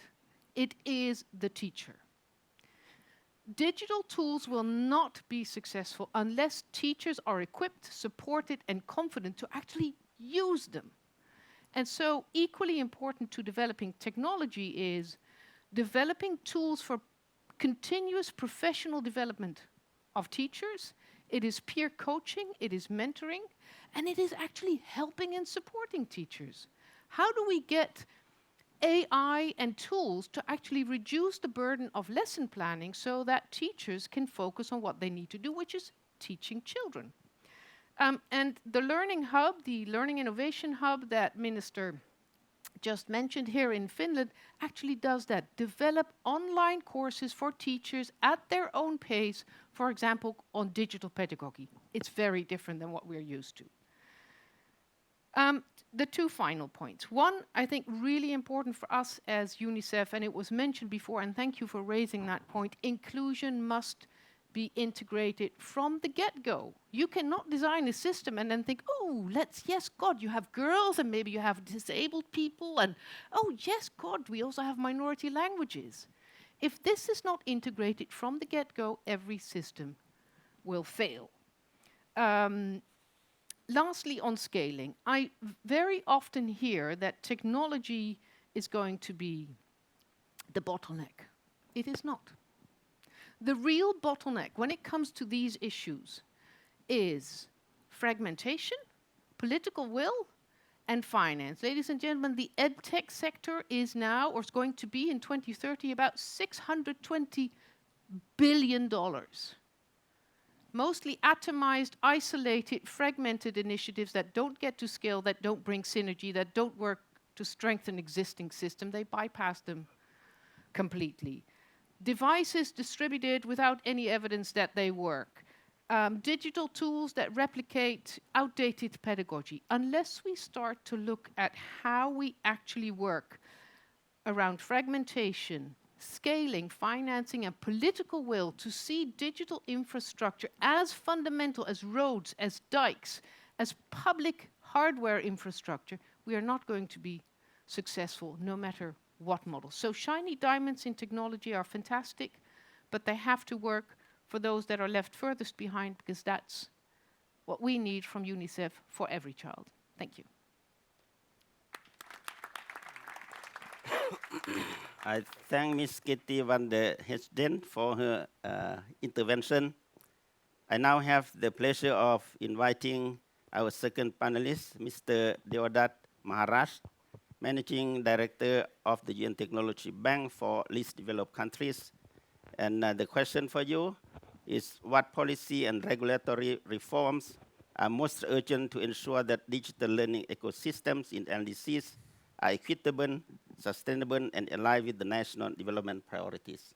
Please, the floor is yours. Yeah, thank you so much. Thank you, co-chairs, excellencies, distinguished ladies and gentlemen. A most pleasant good morning to you. I serve at the United Nations Technology Bank for the least developed countries, and our job is quite simple. It's to leverage science, technology, and innovation to help the world's 44 LDCs, including those that have recently graduated, fast track and accelerate their development. I think the first thing we need to reflect on, having lived and served in LDCs myself, is that technology is just not ICT. Technology is how do we do agriculture better. Technology is how we undertake our business, how entrepreneurs make more money, earn export earnings, etc. So technology is not only about ICT. That's the first point. Secondly, tech and innovation, they have to be low cost, high impact, and relevant. The LDC context is very different from the context that we have here in Finland or elsewhere. That's another important point. I love the comment and the presentation by my colleague to the left from UNICEF. I was in Malawi just last week, where we launched our technology needs assessment, and you spoke about class size and the importance of teachers. I think what we don't say publicly is that in many LDCs, you have class sizes in rural communities ranging from 100 to 200 students per teacher. So that's the reality. So I wanted to emphasize that. So when we think about a regulatory and policy framework, I think the first important point is that we need to treat connectivity, electricity, and equipment as basic education infrastructure. So that's one. Secondly, a lot of the debate and discussion focus on the issue of internet coverage and access. We know the data is troubling. Around 34% of people generally across LDCs have access to the internet. But the reality is that in most countries, the internet coverage is around 94%. So the issue is not the capacity, right, to get access, is the cost of access, or the issue of affordability. So internet access in some places might cost the average person to 2-3 months' salary. So that's a really important point I wanted to convey. Third, as I noted earlier, digital learning must be designed for low-resource environments from the beginning. We should not design systems that only work in ideal conditions. In many LDC communities, the most realistic options are mobile-first platforms, offline content, as you said, my colleague from UNICEF, low bandwidth tools, community Wi-Fi, and shared or refurbished devices. Fourthly, quality assurance and recognition systems must be updated. Digital learning would only be valuable if it leads to qualifications and certifications that people trust. In the last discussion on the online university being spearheaded by our colleagues from UNOHR LLS, people need to trust the system. So the issue of certification is really, really vital. And this is something that we endorse as well. I think I should also make the point that LDCs need stronger safeguards for data protection, cybersecurity, and responsible AI. That's a big issue across the 44 LDCs, but particularly in the 32 African LDCs. I think I have 1 minute and 8 seconds remaining, so I just wanted to segue into another important point. I think education, whether online learning or not, is for a particular purpose. So what is really critical and what we are not doing sufficiently, as we saw from the visit to the Tech Vox Center Omnia yesterday, is that we are not connecting industry to learning in LDCs. And it doesn't have to be sophisticated, high-tech, ICT-related factors. I'm from a small country, Trinidad and Tobago in the Caribbean. My African friends say the population of 1.4 million is like a village. I accept that, but that's fine. So we are proud people from Trinidad and Tobago. But what is interesting is that we produce a lot of mangoes, for example, and the mangoes just fall and rot because we can't eat all the mangoes that we produce. So we have the Caribbean Industrial Research Institute out of the University of the West Indies. And what they have done, they have teamed up with small-scale farmers and potential business people and have come up with simple, low-cost technologies to package, preserve, meet phytosanitary standards, including for the most lucrative market on the planet, the 500 million EU market, and they're very rigid standards as well. And guess what?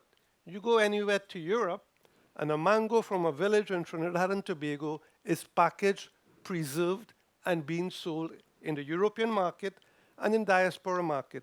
Now, why am I speaking in this very sophisticated and fancy conference room with so well-educated people and high-level practitioners and policymakers about mango? Because you all understand, when I was speaking with His Excellency, the ambassador from Burundi in Ankara, Turkey, he was making the same point. He said, we have such large avocados in Burundi. And what is happening? Nothing is happening. It's rotting. So a key issue about learning, about education, and about tech is about connecting to industry. And industry doesn't have to be fancy. It doesn't have to be sophisticated. It has to be relevant. And I think that is something, including the online university that's being proposed to, we need to push the envelope a bit further to build the capacity of those practitioners who can connect with small, medium-scale entrepreneurs in LDCs to generate value, growth, export earnings, and opportunities. because it is pointless having an education. I came from a system where our colleague yesterday was speaking about it, where the qualification is really important. Even my brother from OHRLS was telling me this yesterday. But it has to be relevant, and it has to connect with an industry to create jobs and opportunities and create hope for our people. And the last point, when we think about LDCs, we are talking about a market over 1.4 billion people. So it's a massive opportunity. And if our people from LDC, if they are to rise, everyone rises. Thank you so much. I thank Mr. Deodat Maharaj for his inspiring intervention. I now have the pleasure to invite our third panelist, Ms. Somachi Chris Asoluka, Chief Executive Officer of the Tony Elumelu Foundation. And we have the following question for you. Drawing on the Tony Elumelu Foundation's experience supporting thousands of young entrepreneurs across Africa, what are the most critical elements needed to leverage digital learning and online education platforms to equip young people with the skills required for the future labor market? Please, the floor is yours. Thank you so much, Your Excellency, and thank you, co-chairs and fellow panelists. Greetings from the Tony Elumelu Foundation. The foundation is the largest philanthropy in Africa, empowering thousands of young entrepreneurs every year.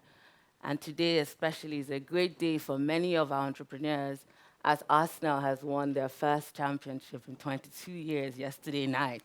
So congratulations to all Gunners and Arsenal fans in the room. Entrepreneurs have been sending emails all night in excitement and joy. I'm here to represent the African private sector as well as African entrepreneurs across the entire 54 African countries. And we have 34 of our African economies categorized as LDCs. You know, at the Tony Elumelu Foundation, our job is not to prepare future job seekers, but our job is to prepare job creators of the present, of the now. Because we know that in the African continent especially, we cannot look to the future. We must live in the present. And job creation is one of our biggest critical issues. In fact, we call it the challenge of the now.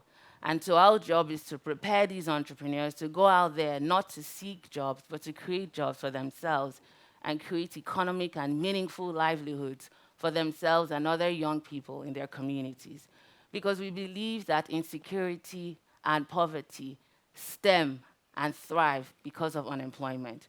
We believe that we cannot solve the migration challenge, the extremism challenge, and all other social issues if we don't really solve the problem of unemployment or even underemployment. And so we're not waiting for corporates or private sector or governments or international agencies to create jobs in Africa. We know that our young people are the most critical model, the most critical means, channels of creating these jobs. A huge part of entrepreneurship is funding, but an equally huge part of it is training and technical skilling and business management understanding. And so our work at the foundation is not just to fund these entrepreneurs and mentor them and network them and give them access to resources, but we must prepare them what it takes, what it means to run a business successfully on the African continent. And we do that through massive business management preparation. And we know that we cannot train millions and thousands of young entrepreneurs every year if we don't do so digitally, online. We must create a platform that reaches entrepreneurs where they are, not where we want them to be or where we hope they will be, but where they are right now. And so our digital proprietary system, we call it tfconnect.com, has trained 2.5 million young Africans in business management training. The course content on TF Connect allows them to understand what it takes to identify a business opportunity, build a team around implementing that business idea, reach investors for additional funding and access, understand their financials and their paperwork, market and make sure that there's visibility for their good product or services, and finally, potentially export to markets beyond their local geographies. But because of this experience of running TF Connect since 2015, I have a lot of practical understanding around how to leverage digital systems for digital education. One, and I think all our panelists have stressed this, your platform must be low data, low bandwidth.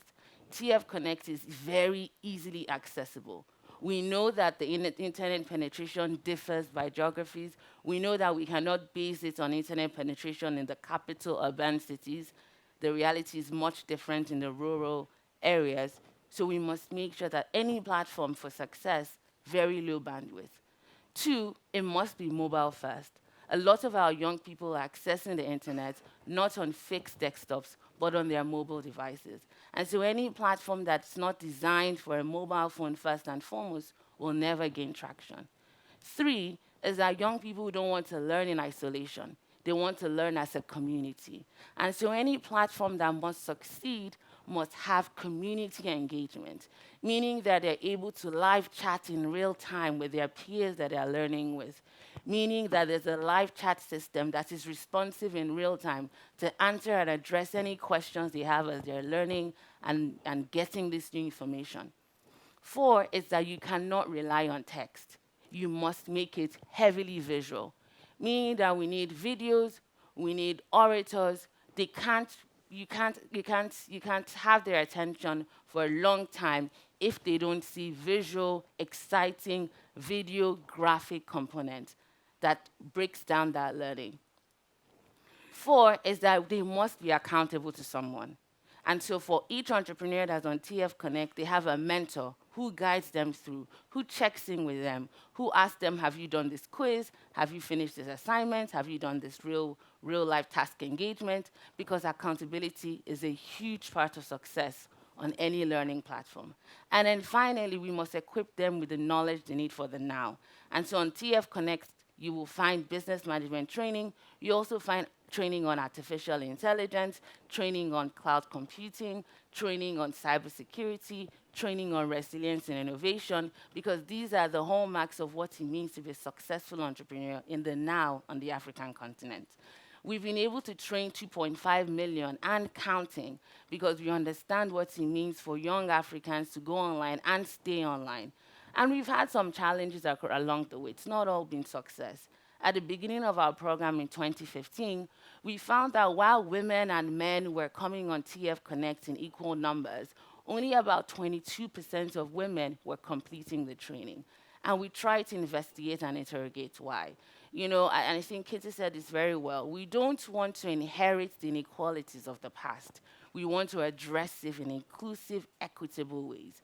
And so we were not just trying to train entrepreneurs and, you know, deepen the gender inequality. No, we want to make sure that young men and young women are finishing and succeeding at equal rates. And so we investigated what the problem was. And we realized that while women would come online, the training content was structured in such a way that it was available from about 8 a.m. to 6 p.m. on average, because we had thought while designing this curriculum and this platform that those were the hours that entrepreneurs or young people would want to be online.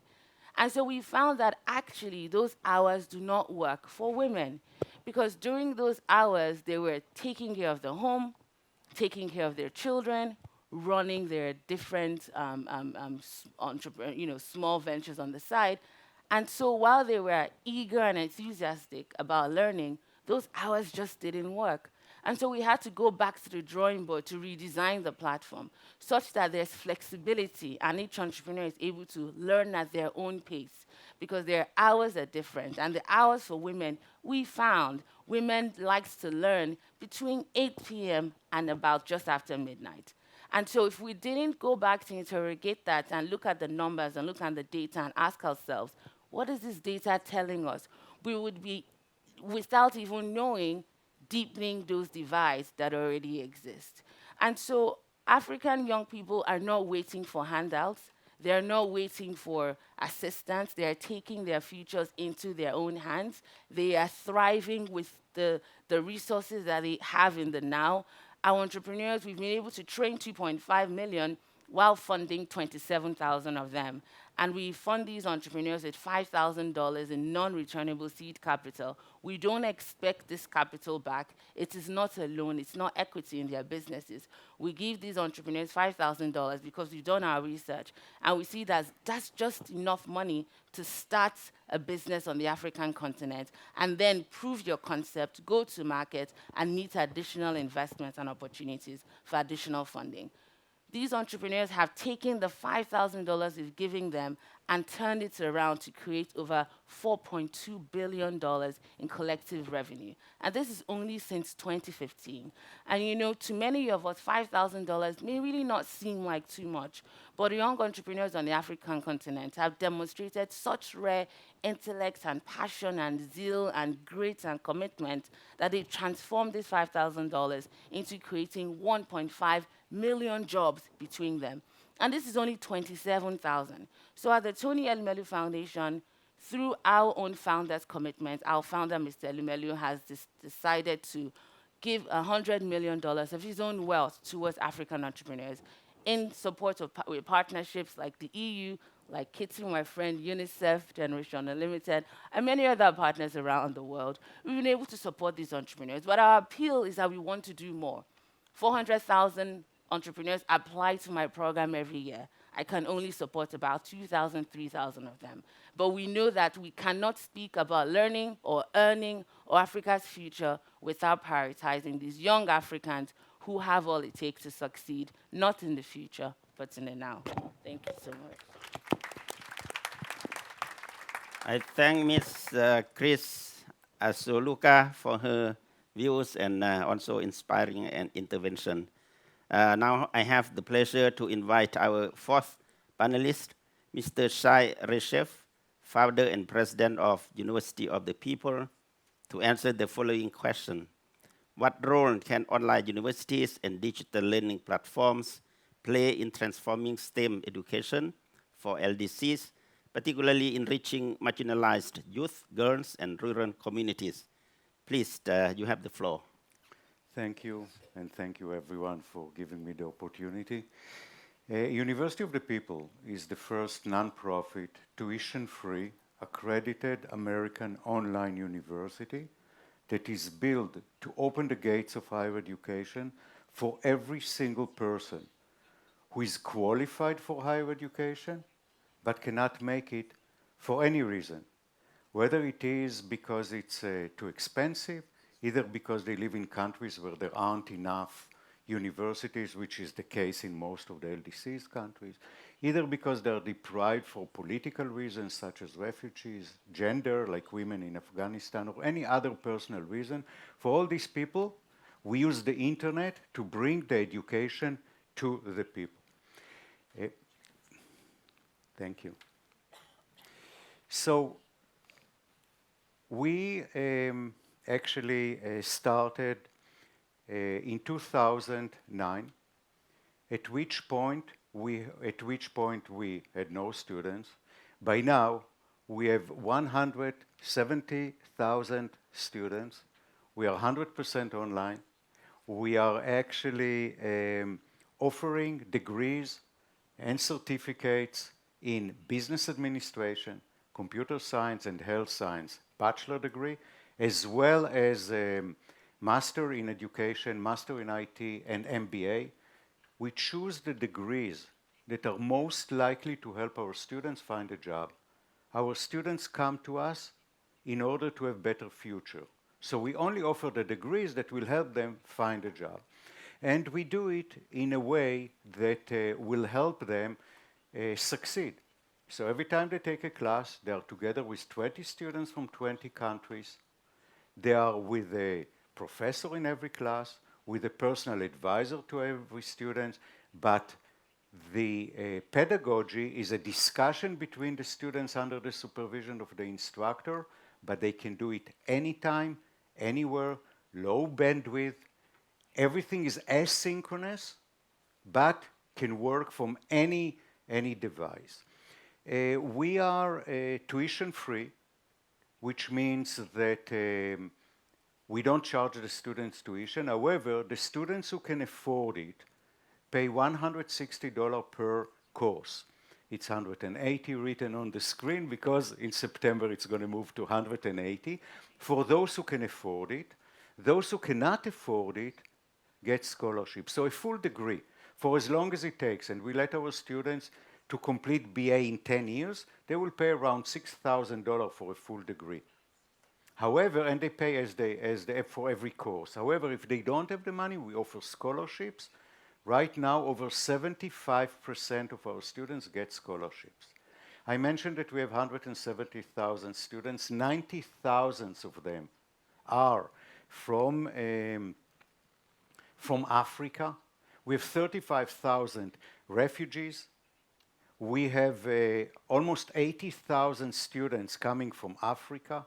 35,000, I mentioned, are refugees, but also we have tens of thousands of students coming from the LDCs countries.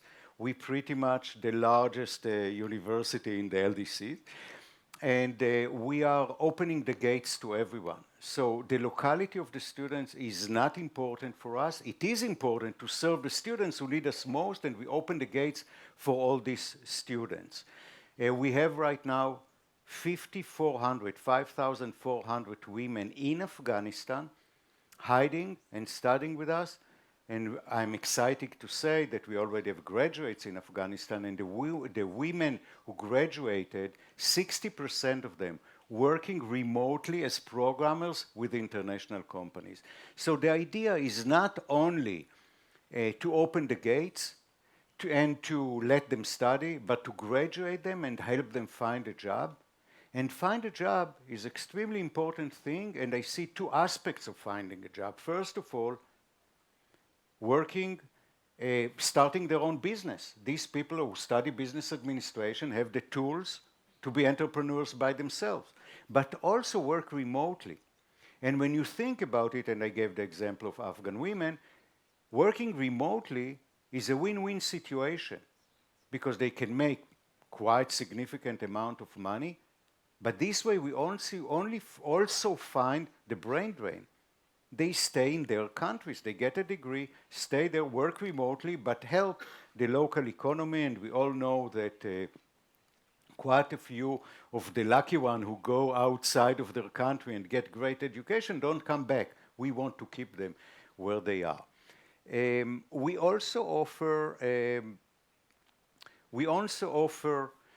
degrees. We also offer certificates, and I think that this is very important because we are now partnering with IBM, and we enable students to come to us and go right into IBM courses and study either for a certificate in cybersecurity or in data analytics, two of the degrees that are most in demand.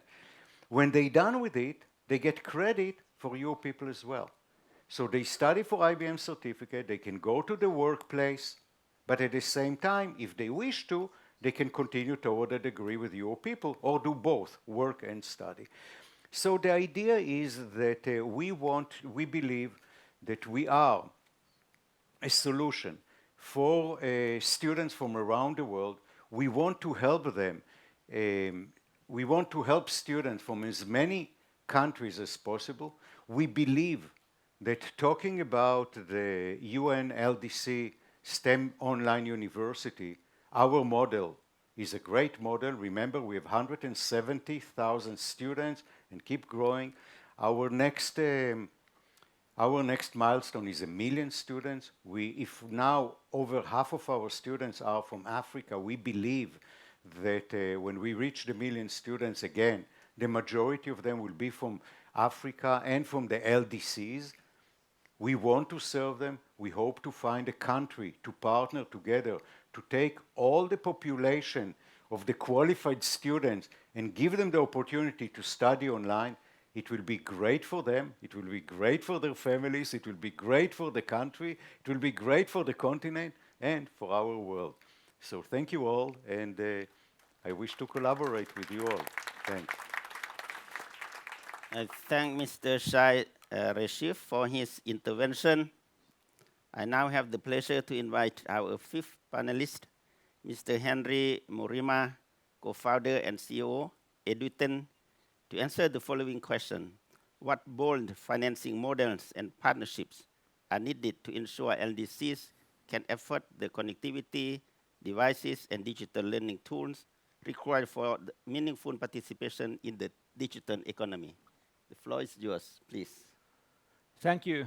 And I also want to thank you, the excellent panelists, for setting the stage for such an amazing description on what is important, how this digital transformation can be and must be applied in terms of every country, but also LDCs as well.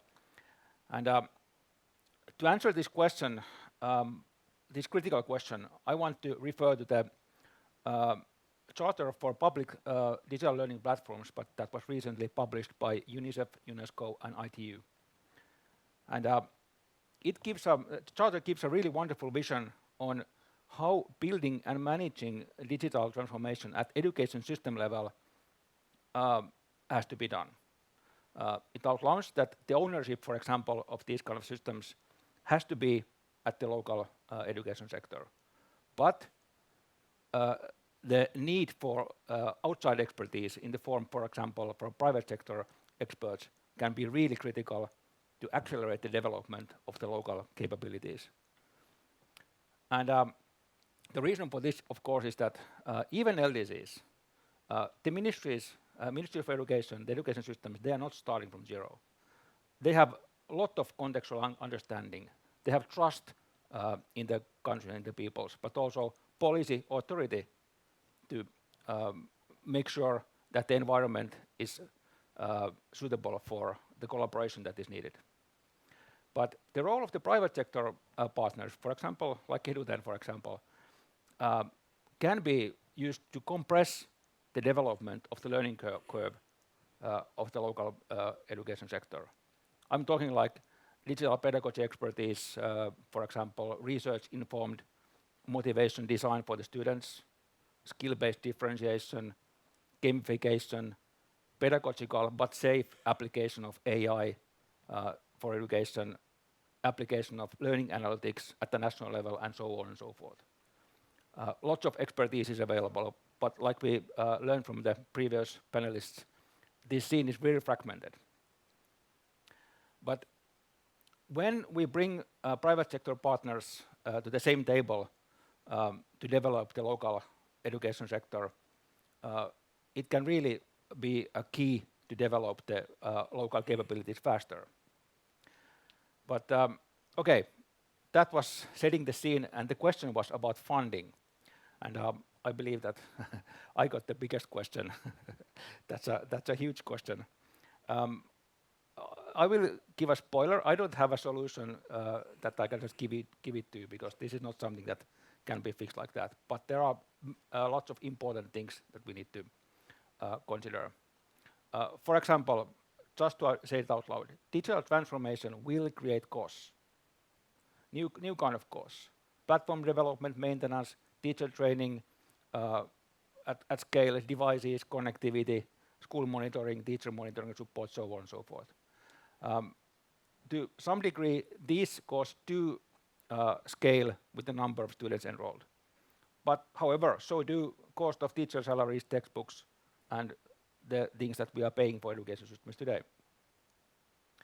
And interesting thing about digital learning platforms is that the setup cost is really front-loaded.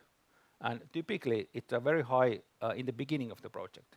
But then the unit cost that is needed for maintain and sustain the impact that these tools can bring, this is opposite. It can fall as a function of the students enrolled. Basically, we are talking about economies of scale here. And this is the opposite of, for example, building new schools, where every classroom that we are building will cost roughly the same as the previous ones that we have built in the past.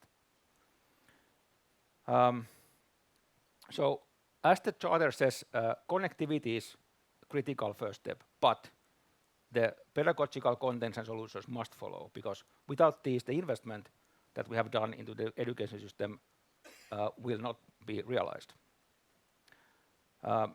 Couple of concrete points. Device total cost of ownership needs to be considered like textbooks.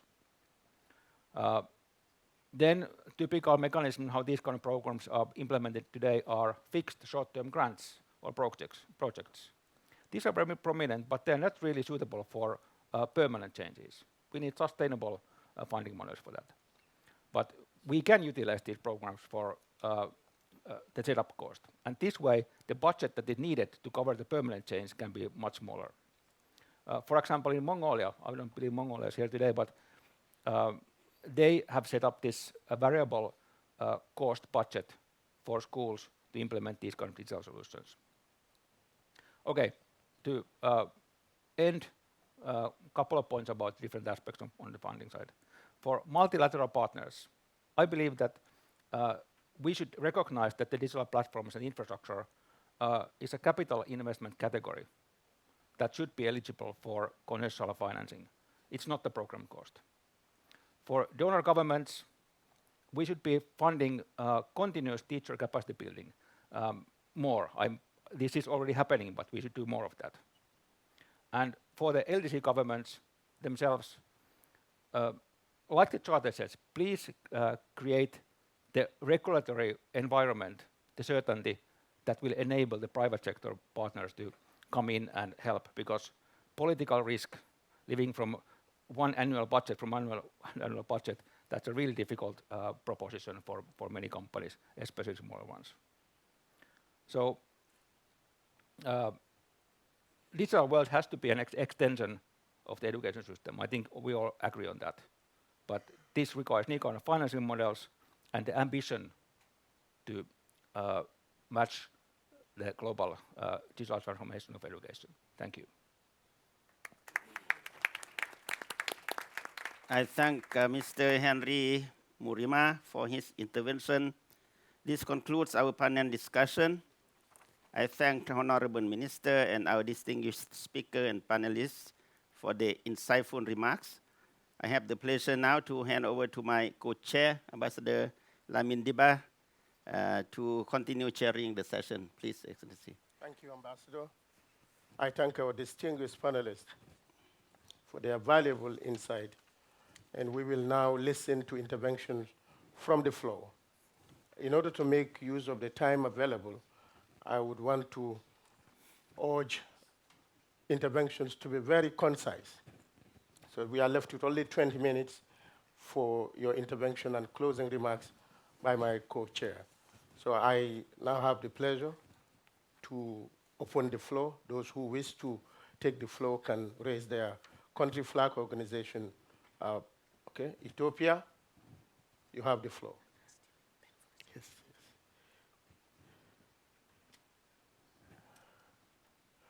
Oh, Timor-Leste, okay.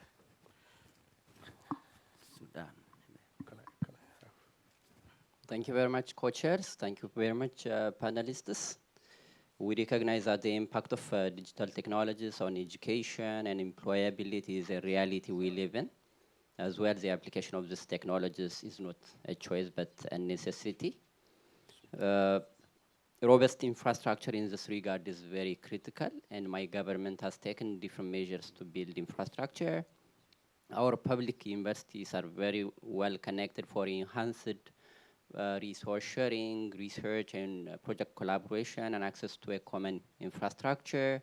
A total of 1,500 schools are connected to the platform which we have developed. It's called SchoolNet, to access content pushed from the center or offline contents stored offsite.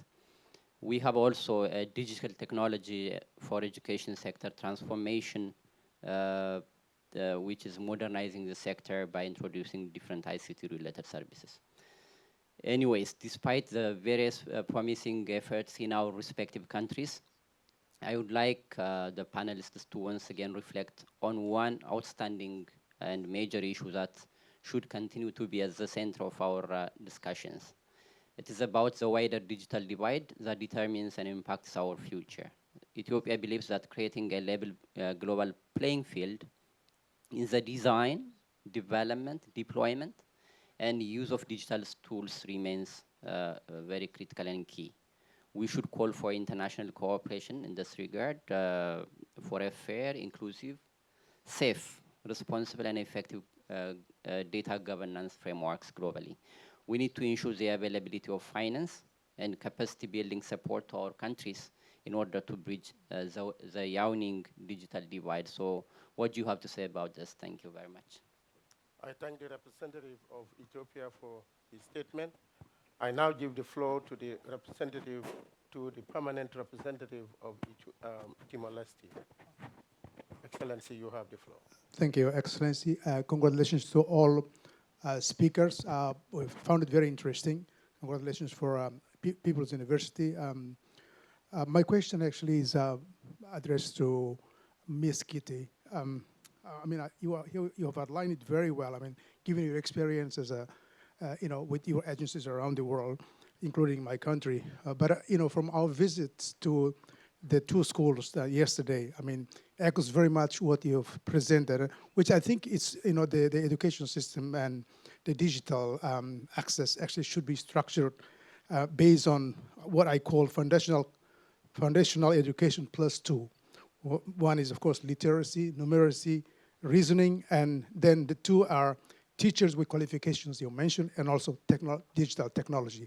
I mean, these actually should be the components that built and structured and integrated into the education governance in LDCs. And given your position, I think it's good that actually you empower your RCs and also your office in least developed countries, and work in tandem with the government, to introduce it into the into the system. And I think it will actually enforce the application of such approach under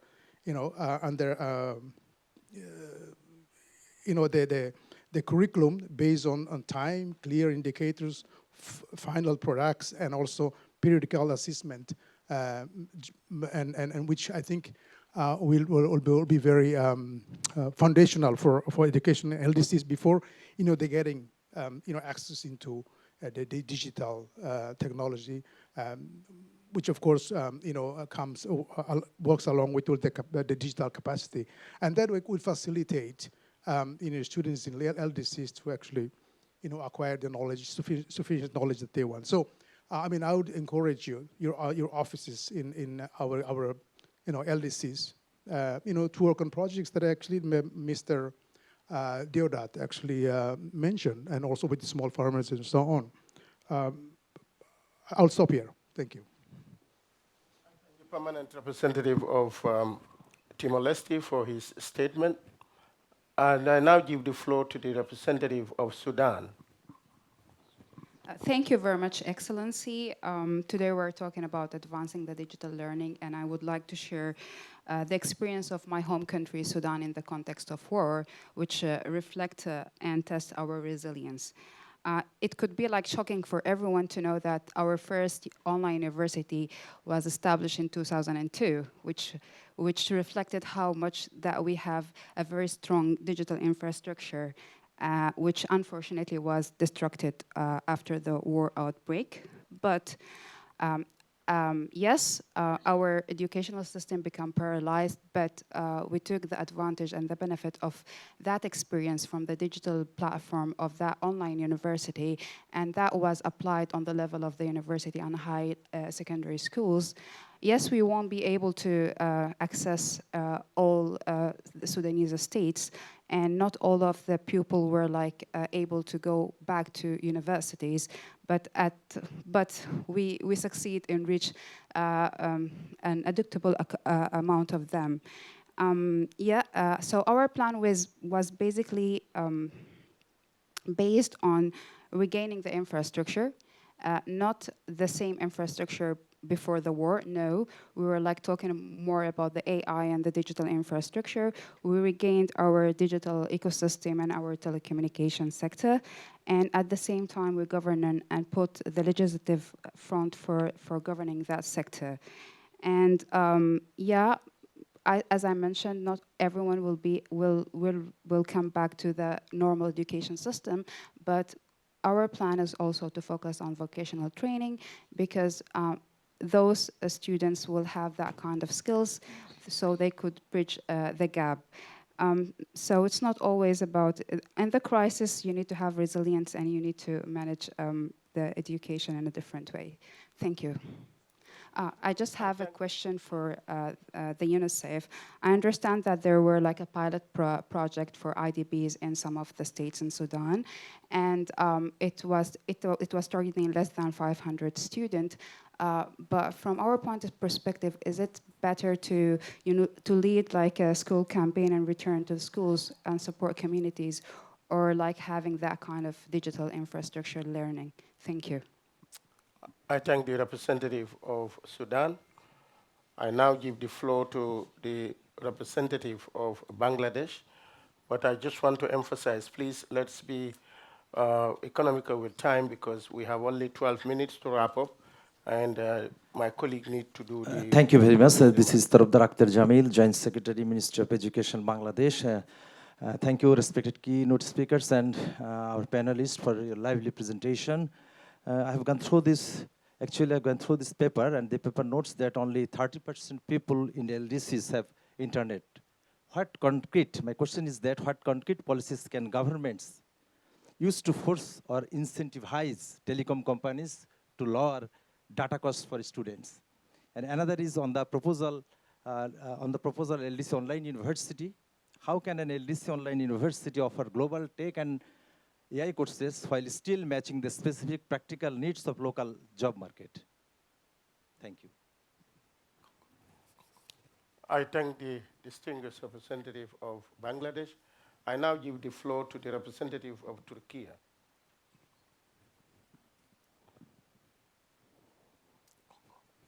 Turkey? Thank you, Excellency. I will try my best to keep it short. Excellencies, distinguished participants, as a long-standing partner of least developed countries, Turkey remains firmly committed to supporting their sustainable development efforts. Unfortunately, as we discussed so far, the global digital divide continues to deepen, disproportionately affecting developing countries and especially LDCs. Digitalization should not become another arena for geopolitical fragmentation, but rather a driver of inclusive global development with a view to leaving no one behind. In addition to our comprehensive bilateral development assistance, Turkey is proudly the host and largest donor of the UN Technology Bank, which is present here, the managing director of the UN Technology Bank, and recognized by Doha Program of Action as a focal point for science, technology, and innovation. We believe the bank plays a critical role in capacity building in LDCs. In order to drive sustainable growth, resilience, and stability in LDCs, we must equip younger generations with the digital and technological skills. In this regard, expanding access to inclusive and quality digital learning opportunities is more important than ever. Therefore, we encourage all development partners to strengthen their engagement with the bank in light of its growing relevance and mandate. Thank you. I thank the representative of Turkey. I now give the floor to the representative of Guinea.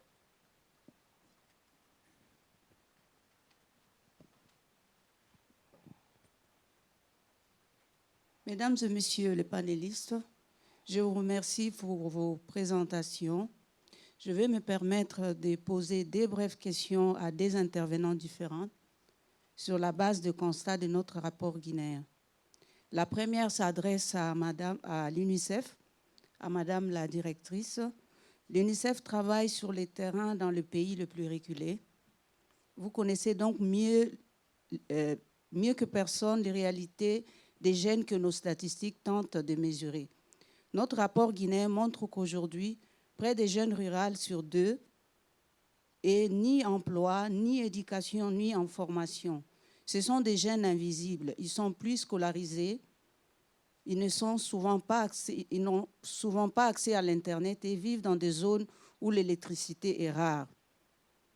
Ma question est donc la suivante. Quelles sont, selon vous, les approches les plus efficaces pour atteindre les jeunes invisibles, ceux qui ne sont pas scolarisés, qui n'ont pas accès à l'Internet et qui vivent dans des zones souvent privées d'électricité?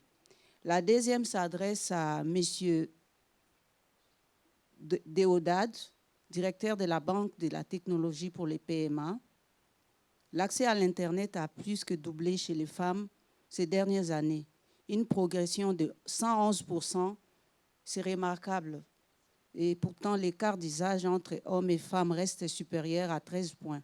Et en milieu rural, seuls 17% des femmes utilisent l'Internet. La Banque de technologie a justement pour mission d'aider les PMA à renforcer leurs capacités en sciences, technologie et innovation. Ma question est la suivante. Quelle est la meilleure pratique que vous avez observée dans le PMA pour réduire concrètement la fracture numérique des genres dans l'éducation? Merci. Thank you. I thank the representative of Guinea. I now give the floor to the representative of Senegal.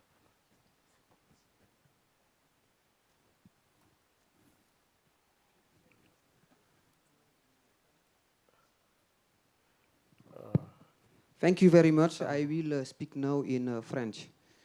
Je voudrais donc également partager une expérience, l'expérience sénégalaise en matière numérique dans l'enseignement et vous dire que, en tout cas, d'abord partir d'un constat, c'est que l'enseignement général occupe une place importante au Sénégal et que l'ambition des nouvelles, en tout cas du gouvernement, c'est de pouvoir progressivement basculer vers une forte présence de l'orientation vers l'enseignement, en tout cas professionnel et technique.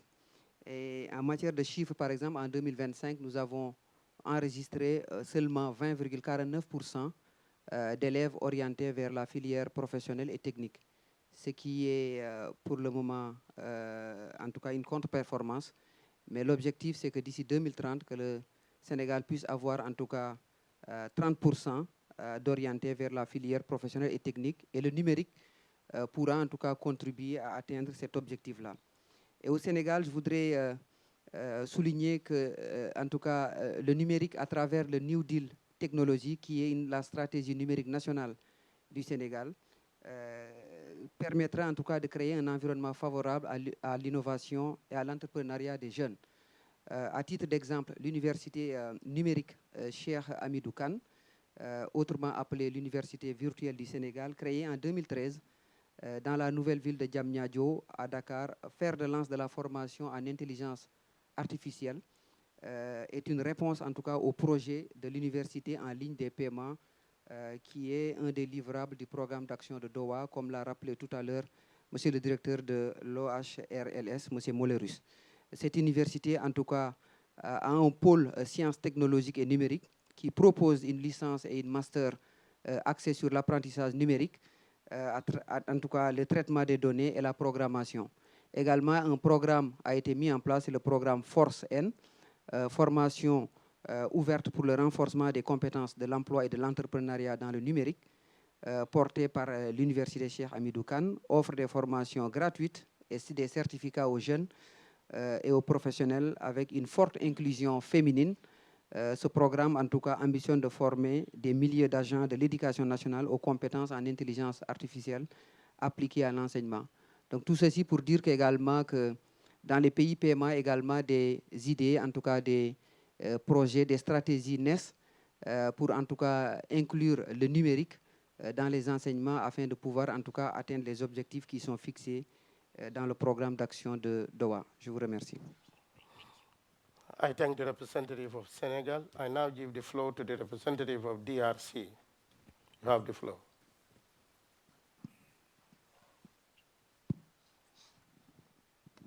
Bon, je vais parler en français. Je félicite d'abord à tous les panélistes parce que ceux qui ont parlé se sont complétés. Mais la réalité est que la vitesse avec les technologies nouvelles, le TIC, est tellement rapide que vraiment les pays, les PMA qui ne vont pas s'adapter, ils resteront toujours dans les pays les moins avancés.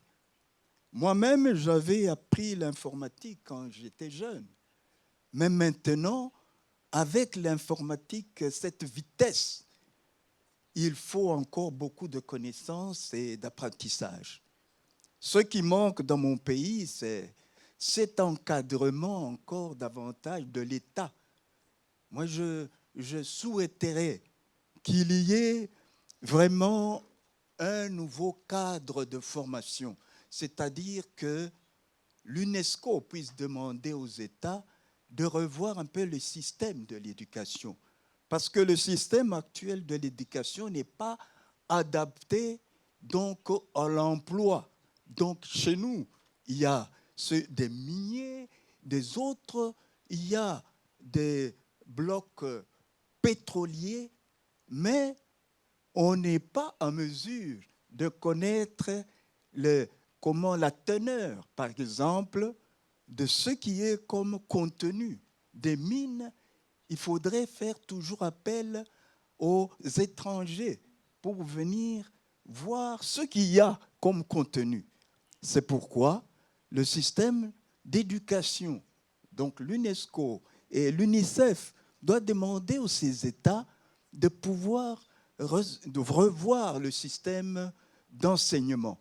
Parce que les jeunes sont très doués, très adaptés, parce qu'on voit actuellement avec le système de technique de numérique, maintenant ça facilite même pour envoyer de l'argent à quelqu'un qui est au village.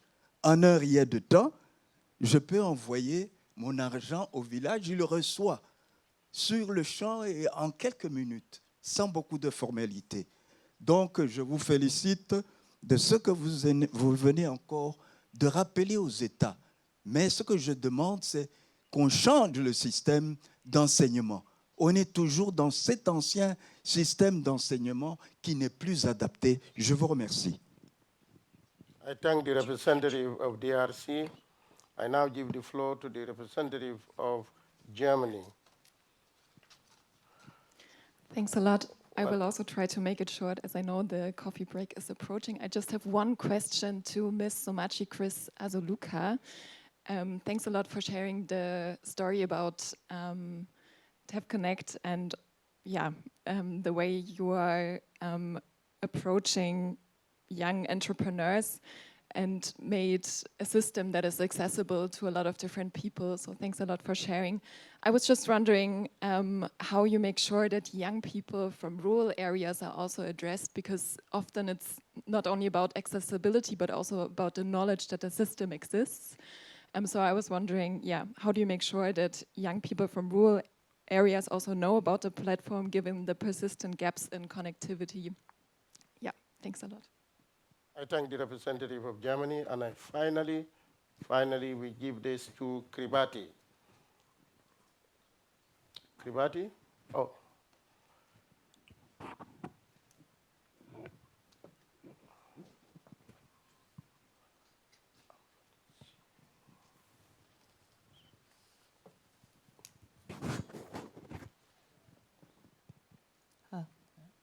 Thank you, co-chairs, and all speakers for the very valuable insights. For Kiribati and other small island and remote LDCs, the discussion is particularly relevant as digital learning offers a practical pathway to overcome distance, limited infrastructure, and teacher shortages, while linking education more directly to skills, entrepreneurship, and livelihoods.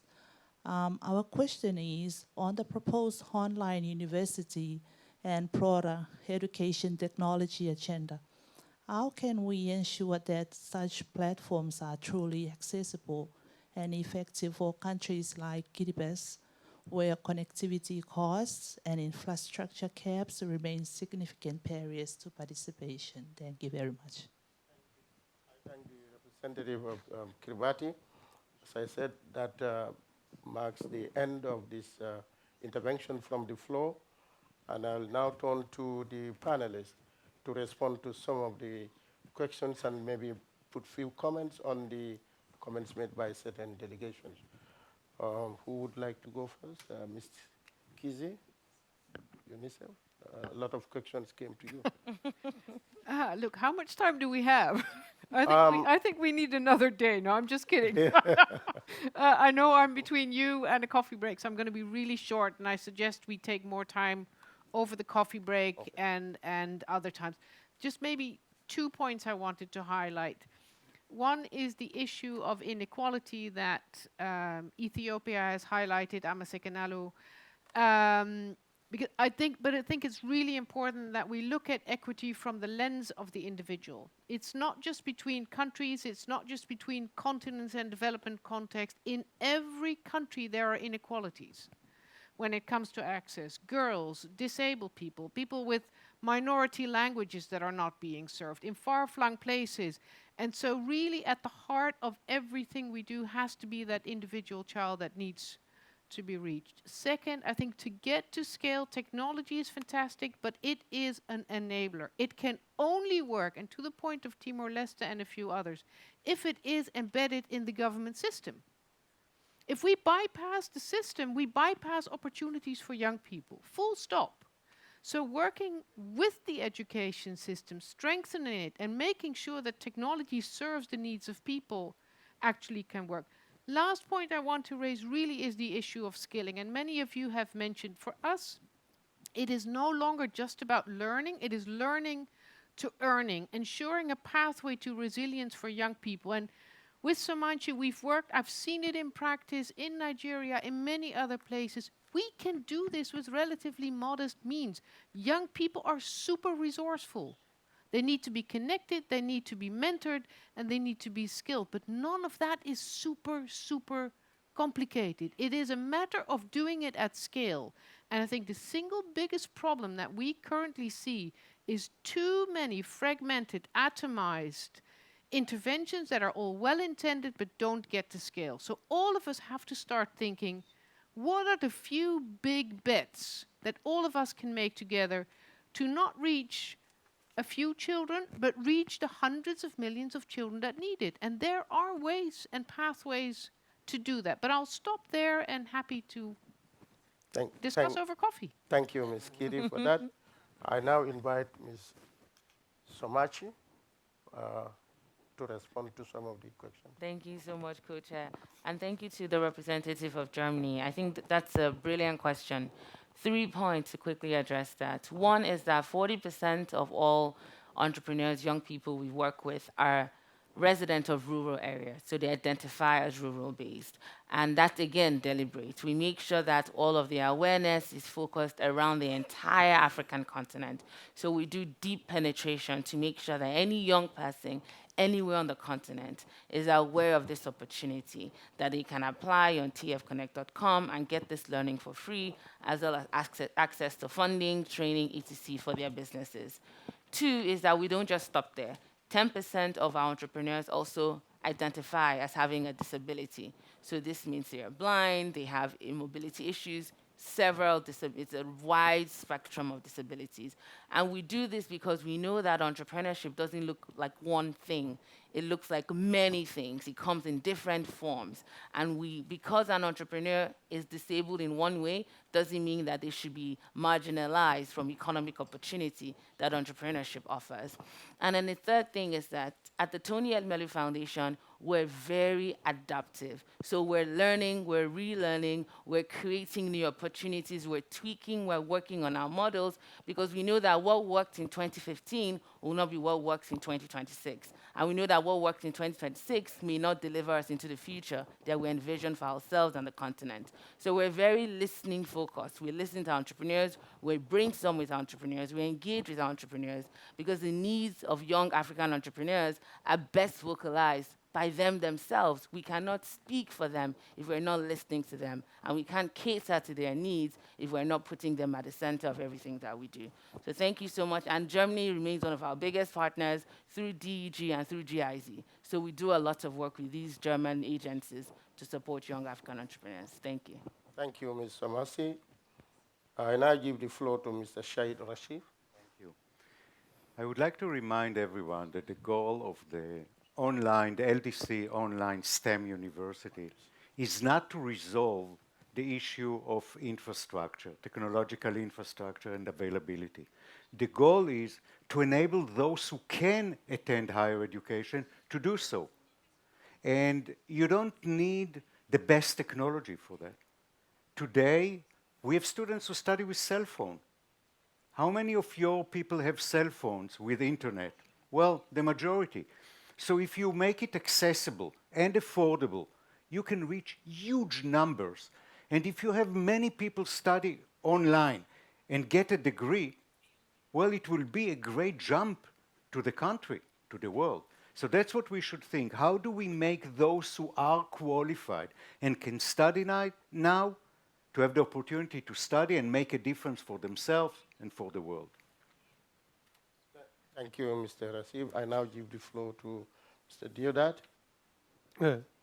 Thank you so much. Just 3 points I wanted to make. And perhaps to take off from what my colleague to the extreme left said. I sat on the board of the Commonwealth of Learning for a few years. The Commonwealth of Learning is like an early forerunner to this proposed online university.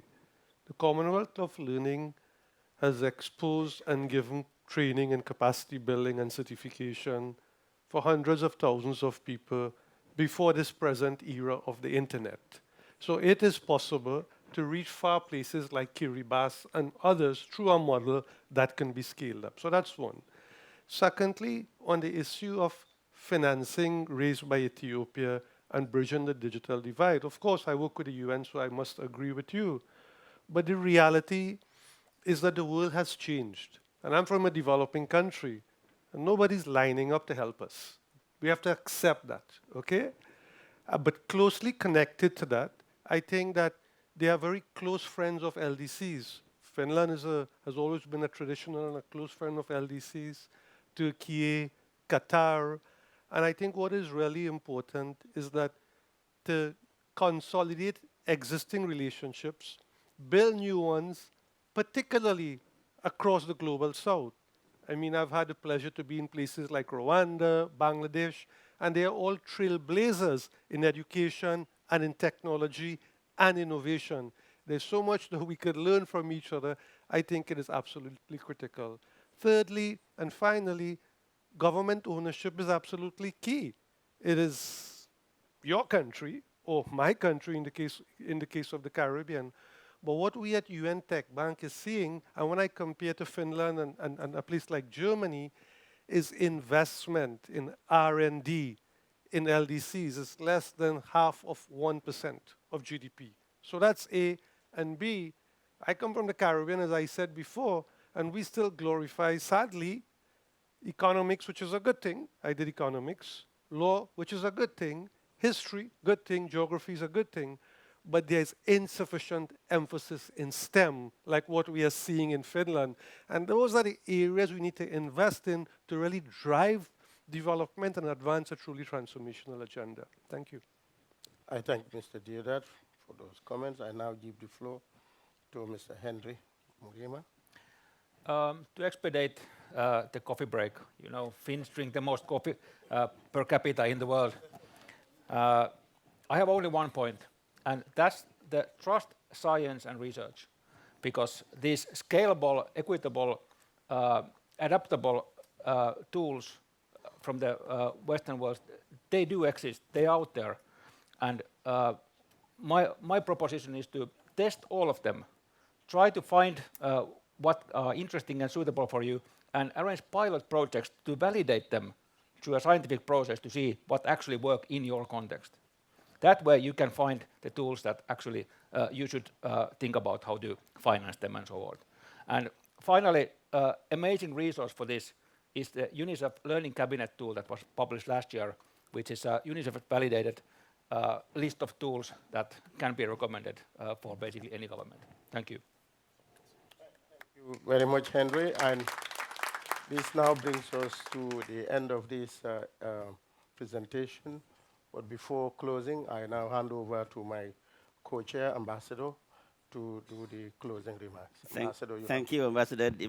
Allow me to make a very, very brief conclusion remark. Honorable Ministers, Excellencies, distinguished delegates, I thank our distinguished speakers for their insightful presentation and all the participants for your active engagement in the discussion. This session highlighted the LDCs need strong support.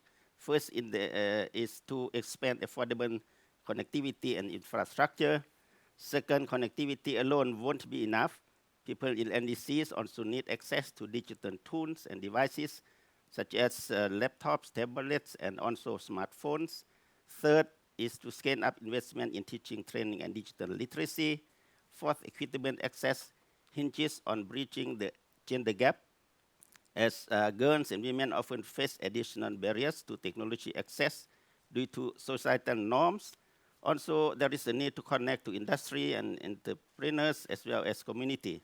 And finally, promoting online learning in LDCs requires strong institutional setup in a systematic manner.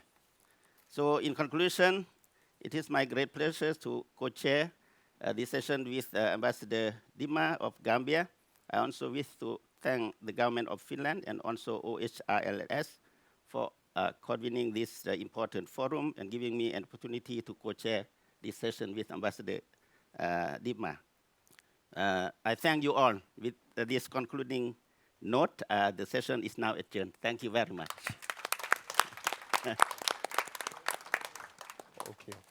Thank you very much, Excellencies, co-chairs, and all the panelists. We will now break for coffee. We are a bit behind schedule, but we need to sustain our energy, so let's have a break.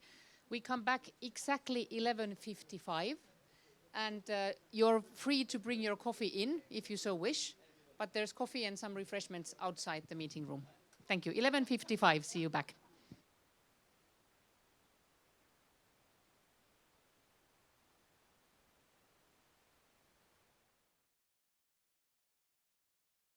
Here in the room, we will now continue with the program, and we have a very interesting panel discussion ahead on promoting inclusive growth, unleashing the potential of youth, gender equality, and marginalized groups. For this interesting session, we have two co-chairs, Mr. Mukhtar Abakar, Permanent Representative of Chad to the United Nations. Please, welcome to the floor. And we have Ms. Heidi Skroderus-Fox, who is the Ambassador and Permanent Representative of Finland in Geneva. So please, co-chairs, I'd like to give the floor to you to introduce the speakers of the next panel.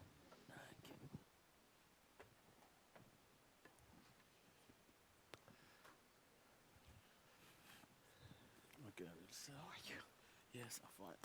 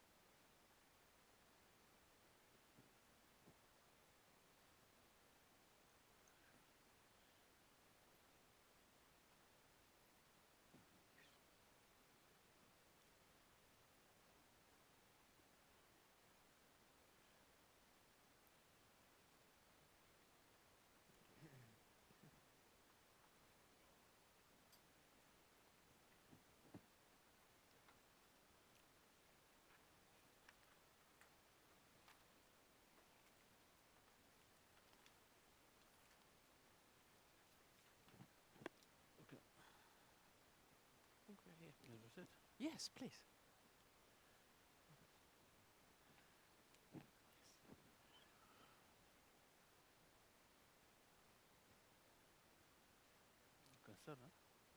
Yes.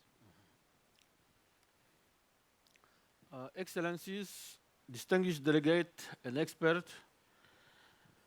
my name is Mr. Mukhtar Abakar. I'm the permanent representative of Chad to the United Nations in New York. I have the pleasure of welcoming you to the third thematic session of the Future Forum, which is a panel discussion on the theme Promoting Inclusive Growth, Unleashing the Potential of Youth, Gender Equality, and Marginalized Groups. During this session, we will focus on promoting inclusive growth models to guarantee equitable participation of all youth, with special emphasis on gender equality and engagement of marginalized people, utilizing proven approaches to overcome systemic barriers. In the LDCs, many young people, women and girls, persons with disabilities, and other people in vulnerable situations remain excluded from quality education, productive employment, and digital opportunities owing to structural inequalities. The Doha Programme of Action underlines these barriers in access to education, skills development, decent jobs, digital technology, and finance, and set out concrete actions to tackle them, including by supporting quality jobs for youth, recognizing and redistributing unpaid care work, and addressing informality and wage gaps.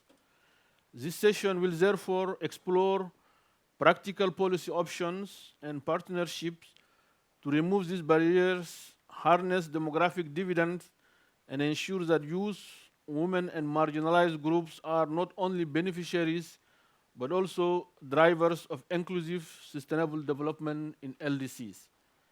We will focus on 4 key questions. First, what policy measures are most effective in improving education to employment transitions and labor market outcomes for young people, especially young women and girls, including in STEM and digital sectors in LDCs? Second, how can digitalization be leveraged more effectively to expand decent work opportunities, foster youth-driven innovation, and reduce gender, rural, urban, and other structural inequalities in LDCs? Third, what targeted policies and market system interventions can strengthen women's economic empowerment, including through entrepreneurship support, skills development, access to finance, and participation in green and digital economies? And finally, how can MSMEs, micro, small, and medium enterprises in LDCs be better supported to overcome financing, regulatory, technological, and market access constraints so that they generate more inclusive outcomes for youth, women, and marginalized groups? This session will be co-chaired by myself and my fellow co-chair, Ambassador Heidi Schroederis-Fox, to whom I now hand over. Thank you. Thank you so much, and a very good afternoon, ladies and gentlemen, excellencies, distinguished participants. It's a great pleasure to be here and an honor to act as a co-chair with Ambassador Abakar. For me, it's a distinguished pleasure. I'm currently the permanent representative of Finland in Geneva, but before that, I spent 20 years in New York, and 12 years of those I spent as the director of UN OHR LLS. So this office and this concept is very familiar to me. I was there when the first ideas of whether and how we could put together an LDC Future Forum were discussed between the UN and Finland. And it's such a great thing to now to see how this has turned from this concept and ideas into a real reality, and to see you all here and really listen and hear the substance of our discussions. So really pleased to be here at the 4th edition of the LDC Future Forum. Last year, of course, we were in Zambia, Lusaka, and the topic was there the Doha Programme of Action Priority Area 5, which was building resilience. And still, I was there then as well, and really a warm thank you to our Zambian host for the excellent organization of the LDC Forum that took place a year ago. But now I'm very happy to see you all back here in Finland to discuss very critical issues under priority area relating to inclusion and investing in people. And Ambassador Abakar has provided a very thoughtful introduction to the subject and setting the scene for the session, so I don't really need to be there and say very much more about that. So let us now hear from our distinguished speakers. And I would like to invite Honorary Thomas Momo Parker, Deputy Minister for Planning and Research Development from the Ministry of Education of Liberia, to deliver his keynote address. Excellency, the floor is yours.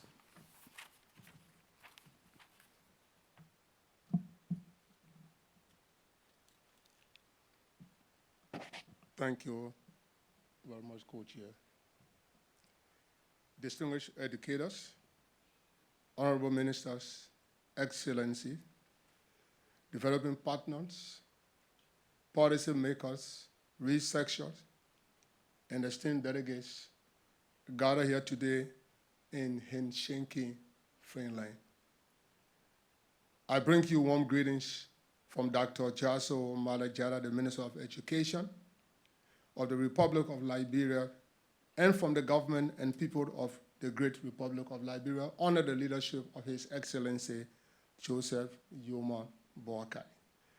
This year's forum theme, Transforming LDCs by Empowering the Youth Population Through Education, Innovation, and Inclusive Growth, speak directly to the realities, aspiration, and development priorities of Liberia and many least developed countries around the world. It realizes that on how effectively we prepare our young people to lead, innovate, and contribute meaningfully to national transformation. Distinguished delegates, Liberia has placed youth empowerment and education transformation at the center of its national development agenda through the ARAS Agenda for Inclusive Development, particularly Pillar 6 on human capital development, to strengthen access, equity, quality, relevance, and accountability in education. The Ministry of Education is implementing 8 key priorities. 1, girls and inclusive education. 2, teacher and school administrator professional development. 3, infrastructure development. 4, instructional materials and school supplies. 5, technical and vocational education and training, TVET and STEM education. 6, improvement of early grade literacy. 7, school feeding programs. And 8, supervision, monitoring, quality assurance, data, and evidence system. Distinguished delegates, among these priorities, Liberia places special emphasis on technical and vocational education and training, TVET, particularly within the context of youth empowerment, innovation, and inclusive growth. In Liberia, the challenge is no longer only access to schooling, but ensuring that young people graduate with relevant technical and digital skills and match labor market demands across sectors such as agriculture, construction, mining, energy, and RTC. There remains a growing demand for skilled workers. For this reason, Liberia views TVET as an economic necessity that equips young people with practical, employable, and entrepreneurial skills, while creating opportunities for out-of-school youth, rural population, and vulnerable learners, as the global economy increasingly shifts towards digital innovation, green technology, and knowledge shift towards digital innovation. That Liberia believes that investing in technical and vocational education and STEM education is critical to building a productive workforce and accelerating sustainable development. The evidence from Liberia's annual school census and education sector data further demonstrates why urgent investment in TVET and alternative education is necessary. According to recent annual school census findings, TVET enrollment in Liberia currently stands at approximately 14,526 learners, a figure that remains significantly below the targets established within Liberia's education sector plan. The data also highlights significant gender and workforce disparity within the sector. Approximately 75% of TVET instructors and workforce personnel are male, revealing substantial gender imbalances in technical education, participation, and leadership. Furthermore, most TVET institutions and skill training remain concentrated within urban communities or counties, creating unequal access for rural communities and undeserved population. The annual school census additionally revealed that accelerated learning program participation remains modest nationwide, despite large number of overage, and out-of-school youth who requires alternative pathway back into education and skill development. The literacy indicators continue to show persistent disparity as well. National literacy rates among persons aged 15 to 49 stand at approximately 78% for males compared to 58% for females. These figures highlight continuing inequalities in education access and attaining, especially for girls and women. However, despite these challenges, the data also reflects encouraging progress. Curriculum implementation across early childhood education, basic education, secondary, and TVET now exceed 95% nationally, demonstrating strong commitment to policy implementation and institutional alignment. In response to these realities, the Ministry of Education, under the leadership of Dr. Jaso Malajala, is implementing several strategic interventions and align a transforming TVET sector and improving youth employment nationwide. The government of Liberia, through the Ministry of Education and in partnership with developing partners, including the European Union, is working to expand access to technical and vocational institutions and improve the quality of technical education delivered throughout the country. Current intervention includes strengthening STEM and TVET curriculum implementation, expanding alternative learning opportunities for out-of-school youth, supporting teachers' training and professional development, and promoting girls' participation in technical education fields traditionally denominated by men. The ministry is also prioritizing improved data system education planning through the annual school census to ensure that policies and investment are evidence-based and responsive to actual national needs. While Liberia remains committed to this reform, the scale of challenges facing least developed countries requires stronger global solidarity and increased international support. Today, Liberia respectfully calls upon this distinguished conference body, development partners, international financial institutions, private sector, and global educational stakeholders to deepen investment, collaboration in support of youth employment and transformation in LDCs. We especially call for support in expanding TVET infrastructure access in undeserved countries, strengthening digital and STEM learning system, increasing scholarship and professional training opportunities for TVET instructors, promoting girls' participation in technical education, and supporting innovation ecosystem that allowing young people to create solutions for their communities. As we seek increased investment in alternative education and accelerated learning programs to reach overage learning out of school youth and vulnerable population who remain excluded from formal education pathways. Excellency and distinguished guests, the transformation of least developed countries will not be achieved solely through natural resources, political declaration, or economic projection. It will be achieved through deliberate investment in people, especially the young ones. When we invest in quality education, technical skills, innovation, and inclusion, we do more than empower individuals. We build stronger economies, more stable societies, and more relevant nations. Liberia remains committed to working with the global partners to ensure that no young person is left behind and that education becomes a true engine for transformation. Finally, let us together hold forward together with urgency, partnership, and shared responsibility. Thank you.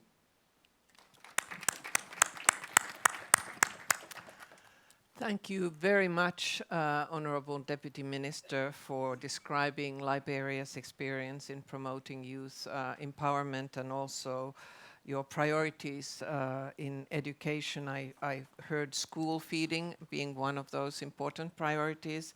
And also, I was very happy to hear how you are focusing on solving the gender imbalance in education, and how you really focus on investing in the youth through education. Thank you very much for that important keynote address.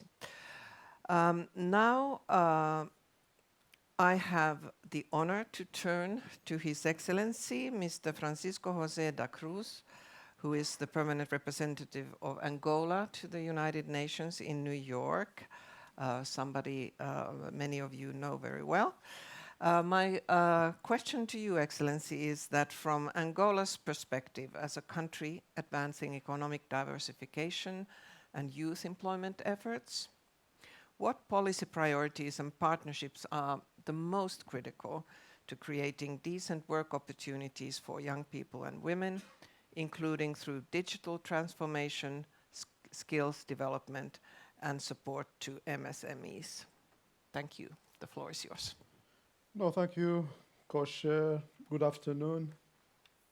Distinguished Co-Chair, Excellencies, dear participants.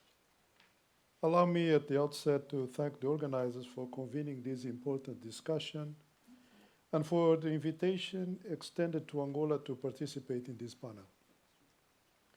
For Angola, promoting inclusive growth means ensuring that economic transformation creates real opportunities for people, particularly for young people, women, and vulnerable communities. Across Africa and in many developing countries, youth represents not only a demographic reality, but one of our great hopes and opportunity for sustainable development and long-term resilience. As Angola advances its economic diversification agenda, we recognize that creating decent jobs requires investing simultaneously in education, skills development, entrepreneurship, digital transformation, and support for micro, small, and medium-sized enterprises. Under Angola's National Development Plan 2023-27, the government has been implementing policies aimed at strengthening technical and vocational education and training, expanding digital skills, promoting entrepreneurship, and improving access to employment opportunities, particularly for young people and women.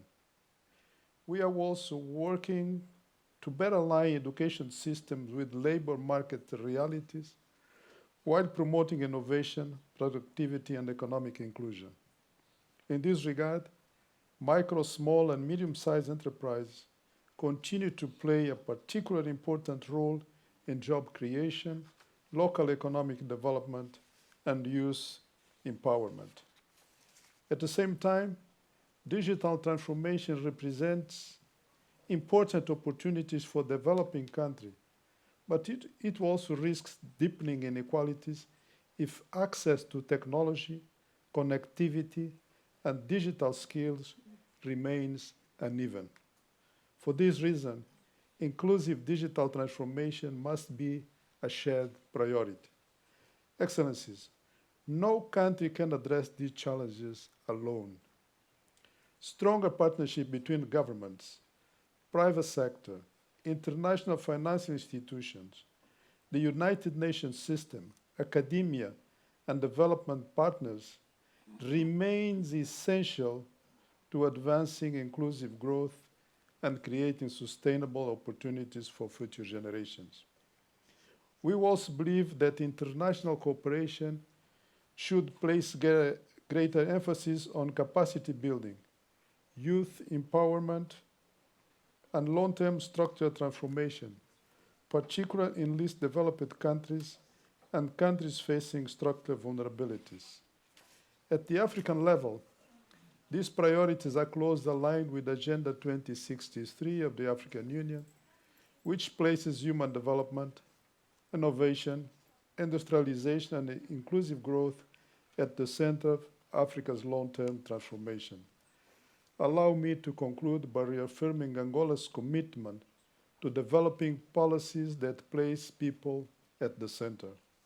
Inclusive growth will only be meaningful if young people, women, and marginalized communities can genuinely access opportunities, quality education, digital tools, and decent work, and fully participate in the development of their society. Investing in inclusion today is essential for building more resilient, equitable, and sustainable societies tomorrow. I thank you.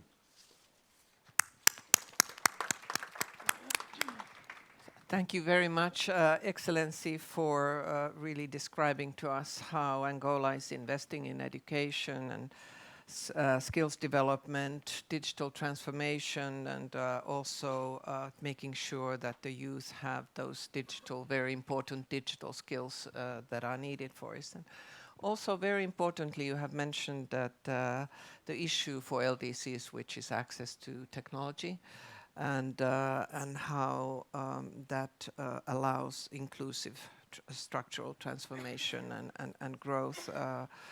Thank you very much for your intervention.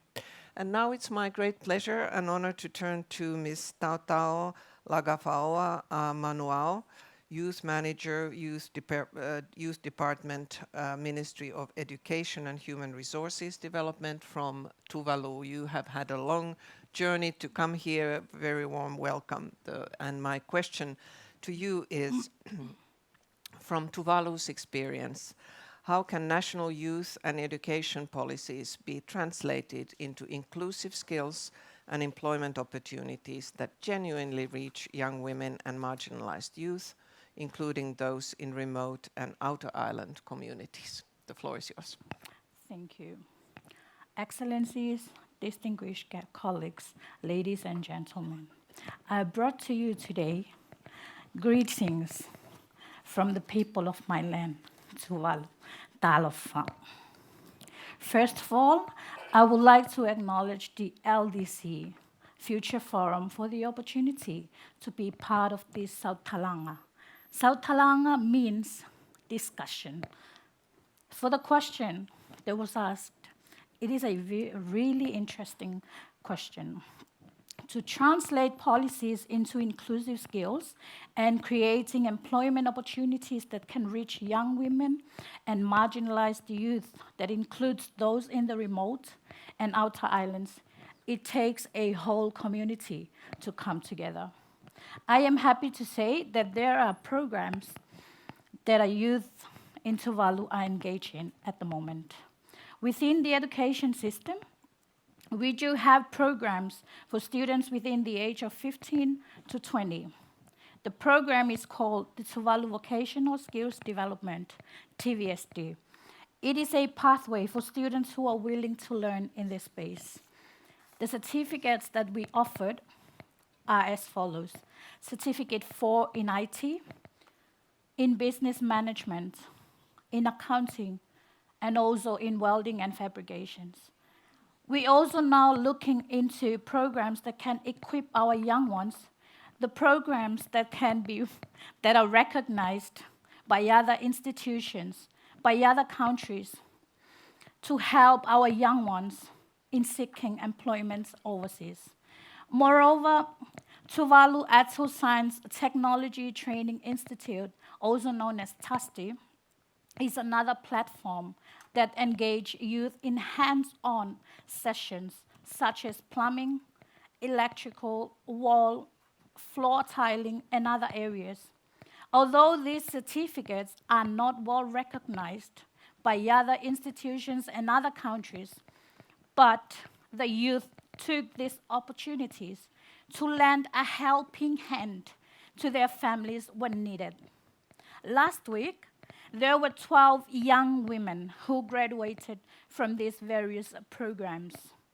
Over the years, the business department and also our development bank of Tuvalu has been working closely with us in conducting training for youth in generating your business ideas.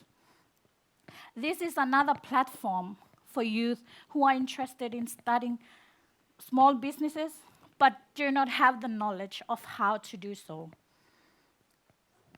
we now have few numbers of successful young entrepreneurs who are now running their own businesses.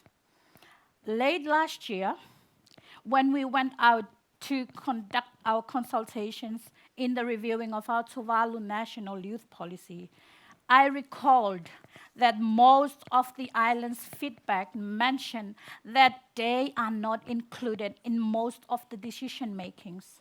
Opportunities for education, opportunities for employment, and also other opportunities that are offered by the government.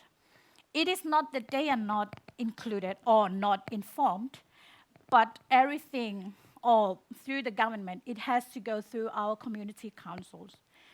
And from there, sometimes the information will stay there until the deadline.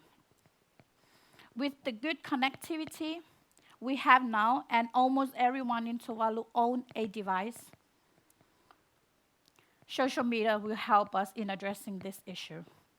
We are also now looking into make a Facebook page, which Facebook is the one that is very familiarized with our people, especially the young ones, for the department, so that we can share all this information in regards to scholarships, trainings, employments, and opportunities for the benefits of those in the outer islands. Funding is still an issue for the youth department. We are lacking in funding supports for youth programs. Now, looking ahead, I am glad to inform all of us today that we will be launching our policy in the coming month. And all of this and others that are well stated in it. With all due respect, I end my South Talanga discussion with a saying that usually we took out to the youth in the outer islands and also the youth within Tuvalu. Talavou ko te iwitua Tuvalu. It defines that youth are the backbone of Tuvalu. Without your backbone, you can't sit. Without your backbone, you can't walk. Without your backbone, you can't do anything. So the backbone is really important within the community, within an organization, within the youth groups. That's the message from my side to you today. The youth are the backbones. Tuvalu mo te atua whawhtailas. Thank you. Talofa lava, and thank you very much for your intervention and describing us the programs where you are providing young people with skills for accessing jobs, as well as to generate business opportunities. And this really brings me to our yesterday's keynote speaker, where we heard that jobs are not found but created. So that is really the importance of training youth to understand how to generate business opportunities. And we wish you all the luck in the launch of your new program was it next month? Yeah. All right. Very good. So thank you. Now, ladies and gentlemen, it's my great honor to move to the next speaker. The ILO, the International Labour Organization, of course, plays a very critical role in putting in place employment programs, targeting special groups in the field. And I am very pleased to introduce to you Mr. Stephen Opio, Chief Technical Advisor at the ILO Country Office for Ethiopia, Djibouti, Somalia, Sudan, and South Sudan. A warm welcome. So my question to you is that, drawing from the experience of ILO's program under the Partnership for Improving Prospects for Forcibly Displaced People and Host Communities, what policy and labor market interventions have proven most effective in expanding decent work opportunities, skills development, and entrepreneurship for forcibly displaced persons and host communities, particularly, of course, the women and the youth? So, Mr. Opio, the floor is yours. Thank you, Excellencies, ladies and gentlemen. I think it would not be wise if I start my submission minus acknowledging the fact that most of the LDC countries that are part of this forum are living in situations of conflict. And that is one thing that we should always keep at the back of our mind, because you look at Sudan, you look at Chad, you look at the neighboring countries that are hosting displaced persons. So in one form or the other, nearly 20 of the LDCs are in conflict situations. So it's very important that when discussing policy options, like my sister from Sudan mentioned, we are mindful of the conflict situations that these countries face. What we have seen in most of these countries where we are operating is that working, and UNICEF mentioned this earlier, working through systems, working through government systems and structures is very important. And with relation to the young people, more so the young people in displacement and the women as well, if you look at the world of work, nobody will come to you to first employ you and then later on ask you for your paperwork. The starting point is your paperwork. And working through the systems, one of the things we have done is supporting some of these governments to work on systems for recognition of prior learning. So how do we set up, in relation with the TVET infrastructure, the labor market institutions, systems that recognize the prior learning of young people that can enable them get certification and transition either into higher learning or into employment. So working through systems that strengthen certification and qualification recognition is very essential. And this is also related to the portability of some of these skills, because some of the young people in these regions, because of the conflict situations they are in, will move from country X to another. So how do we then support the element of portability of the qualifications and the skills that they acquire? On the enterprise side, what we have seen as well is that, and it was rightly said, jobs are not adequately available, so we need to work on job creation. And what we have seen is working again through national systems and partnerships with financial institutions is very key. How do we create the partnerships with financial institutions that enable the financial institutions to design or co-design financial products that the young people can access? Because the young people are not looking for handouts in many of the situations we have seen. They actually have the business ideas, but appropriate financing mechanisms for them to access credit to start and grow their business is very key. In one particular case in Uganda, and looking at my colleagues from Uganda, we have also seen that supporting government systems to strengthen work-based learning programs is very key. In particular, the apprenticeship programs in the low-hanging fruit sectors like the hotel, service, construction, and so on, which absorb young people with ease.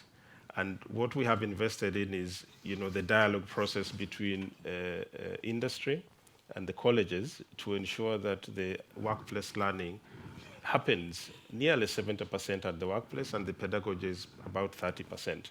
And embedding this into national systems and planning helps to ensure not only the ownership, but also, the sustainability.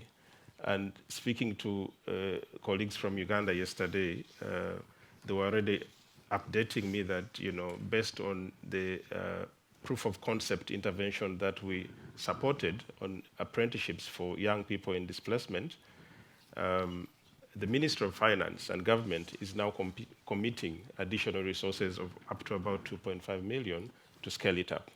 So what is important is strengthening the national systems that allow for young people to engage in active labor market programs, but also strengthening the national systems that allow for this to scale. In Ethiopia, my brother who has been raising a couple of questions, I'm happy to discuss this later with you, but we have also worked with the TVET institution to introduce core skills as part of the TVET training, because these core skills are the ones that are essential for linking you to the labor market. And lastly, What we have also seen, despite the emergence of AI and what we spoke about the last 1.5 days, is that for young people to tap into the labor market, it's important that they have a combination of technical, but also some of the core skills, because critical thinking can only work if it is merged with technical skills. Digital skills can only work if you also are mindful of teamwork, and these are some of the things we're embedding into the TVET systems in Ethiopia. In Sudan as well, we are starting the same process in the States. Thank you.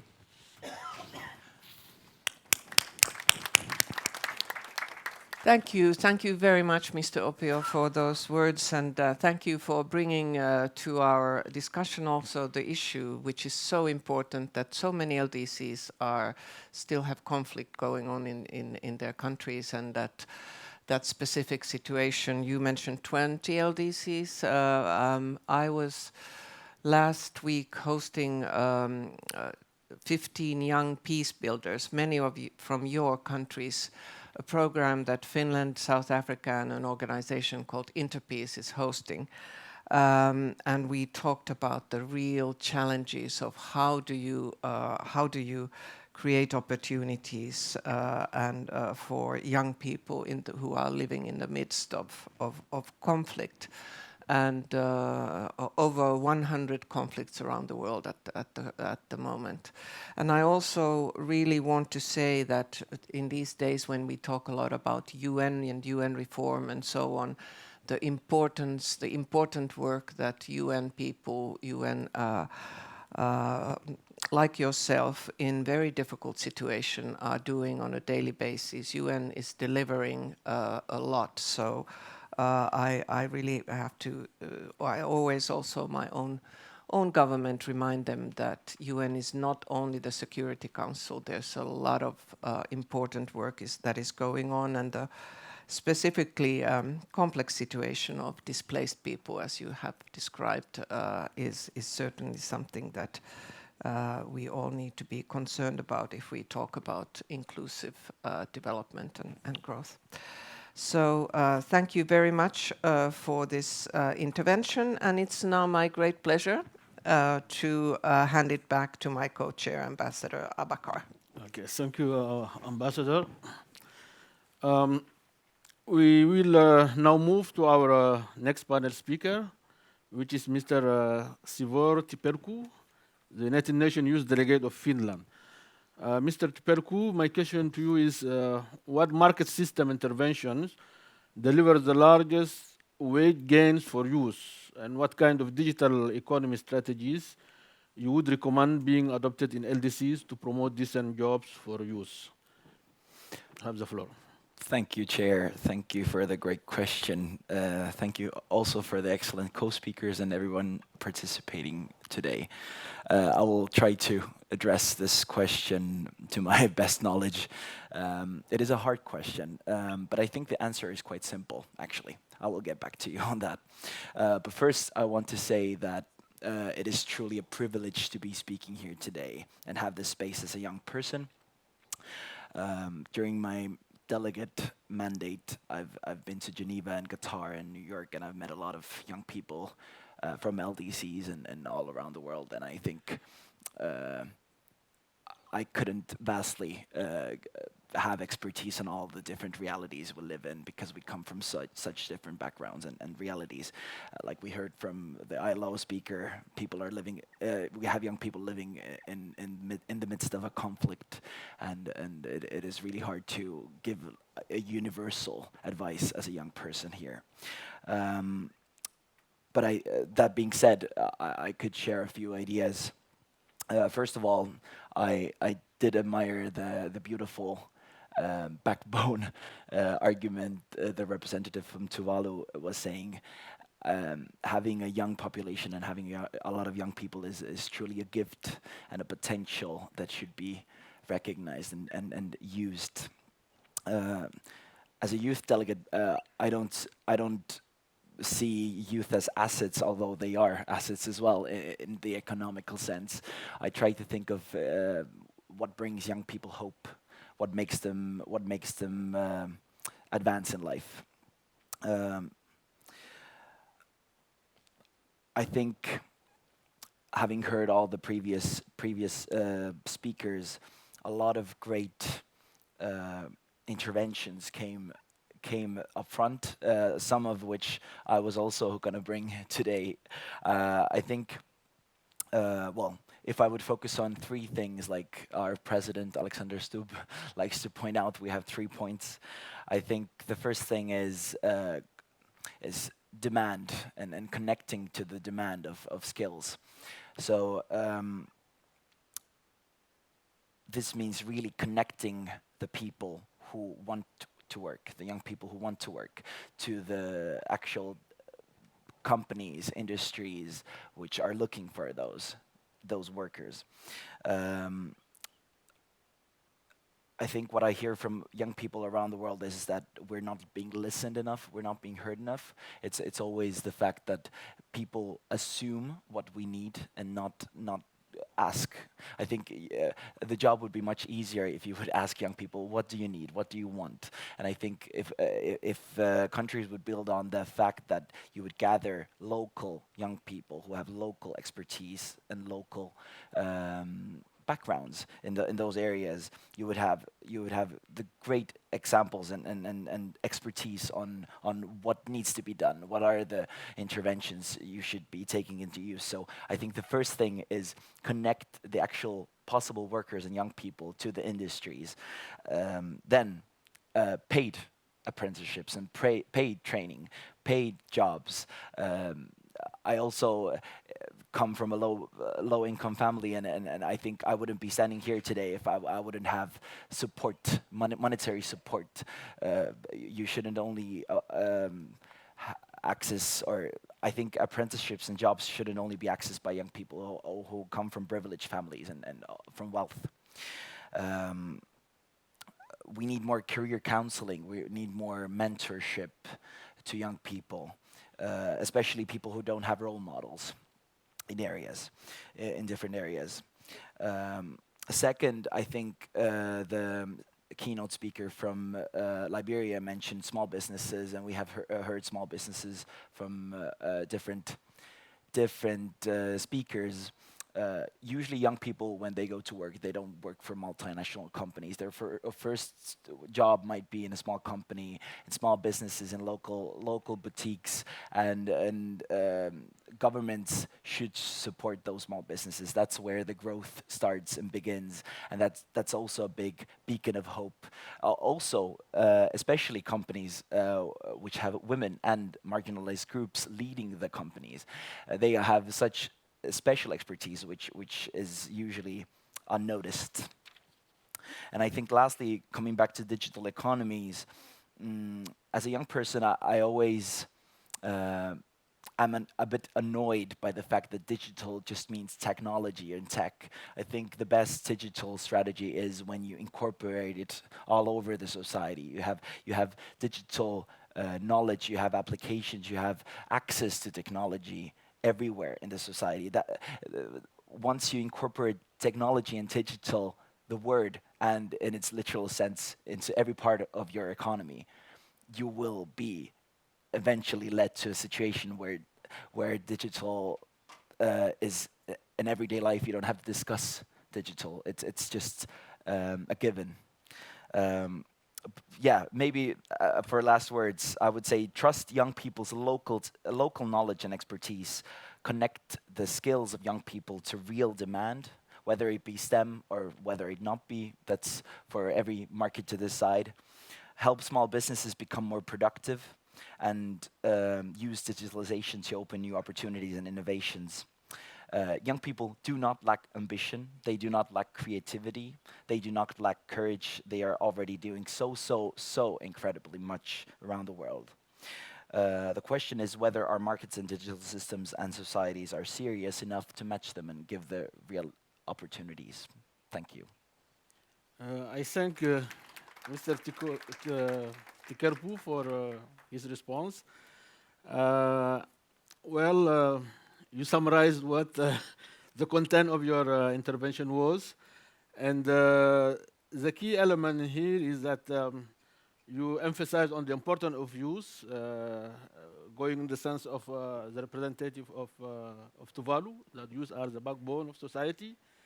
And you also highlight the importance of listening to young people, because young people are the major expert of their needs. So listen to their needs and connect the needs of young people to the need of industry, and also the importance of apprenticeship and training, mentorship, and lastly, digitalization. Thank you for your intervention. I have one more speaker on my list. Ms. Martha Belaine is a country coordinator of Abilis in Ethiopia. My question to you, Ms. Belaine, what are the most persistent systemic barriers that prevent marginalized youth, particularly young women and persons with disabilities, from benefiting from skills program in Ethiopia? And how has Abilis successfully overcome them in practice? Are there any successful digital solution Abilis has harnessed? You have the floor. Thank you, honorary moderator, honorable ministers, distinguished participants. It is my great honor to be here with you today, and my special thanks to the Finland government and also organizers for me hosting here. Today, I would like to briefly discuss about the challenges that we are facing as a disability community to access TVET schools and how we have harnessed this in the Abilis work. Many young people with disabilities in Ethiopia are excluded long before they reach TVET school due to exclusionary educational systems and historic pipeline exclusion. There is a low school enrollment of children with disabilities, early dropout rates, inaccessible school and learning environments, lack of inclusive teaching materials, shortage of trained special needs and inclusive educator teachers, inaccessible and unaffordable transportation. As a result, many never become eligible for formal TVET pathways.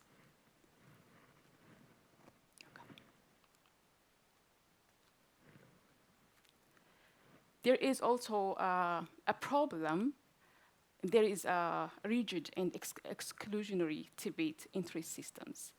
Formal skill systems often require minimum academic qualifications that many marginalized youth, especially rural youth and persons with disabilities, have been unable to attain due to earlier exclusion. This creates structural cycle of exclusion, exclusion from education, exclusion from skill trainings, exclusion from livelihood. And the largest challenge that we face is attitudinal and implementation barriers. Even where inclusion is formally recognized, discriminatory attitudes shape outcomes in practice. Individual biases overrides institutional policies. When implementation begins, those in power decide whether inclusion is really symbolic. So here are the conversations that we most of the time face. So people with disabilities cannot do this. It is not accessible for them. It is not good for them. They might not be employed in the future. So they exclude them with a lot of excuses. So Abilis is a Helsinki-based organization led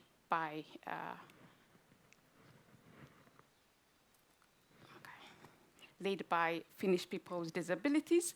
It supports and funds organizations of people with disabilities in 10 developing countries, including Ethiopia. So how Abilis harnessed these challenges in its work?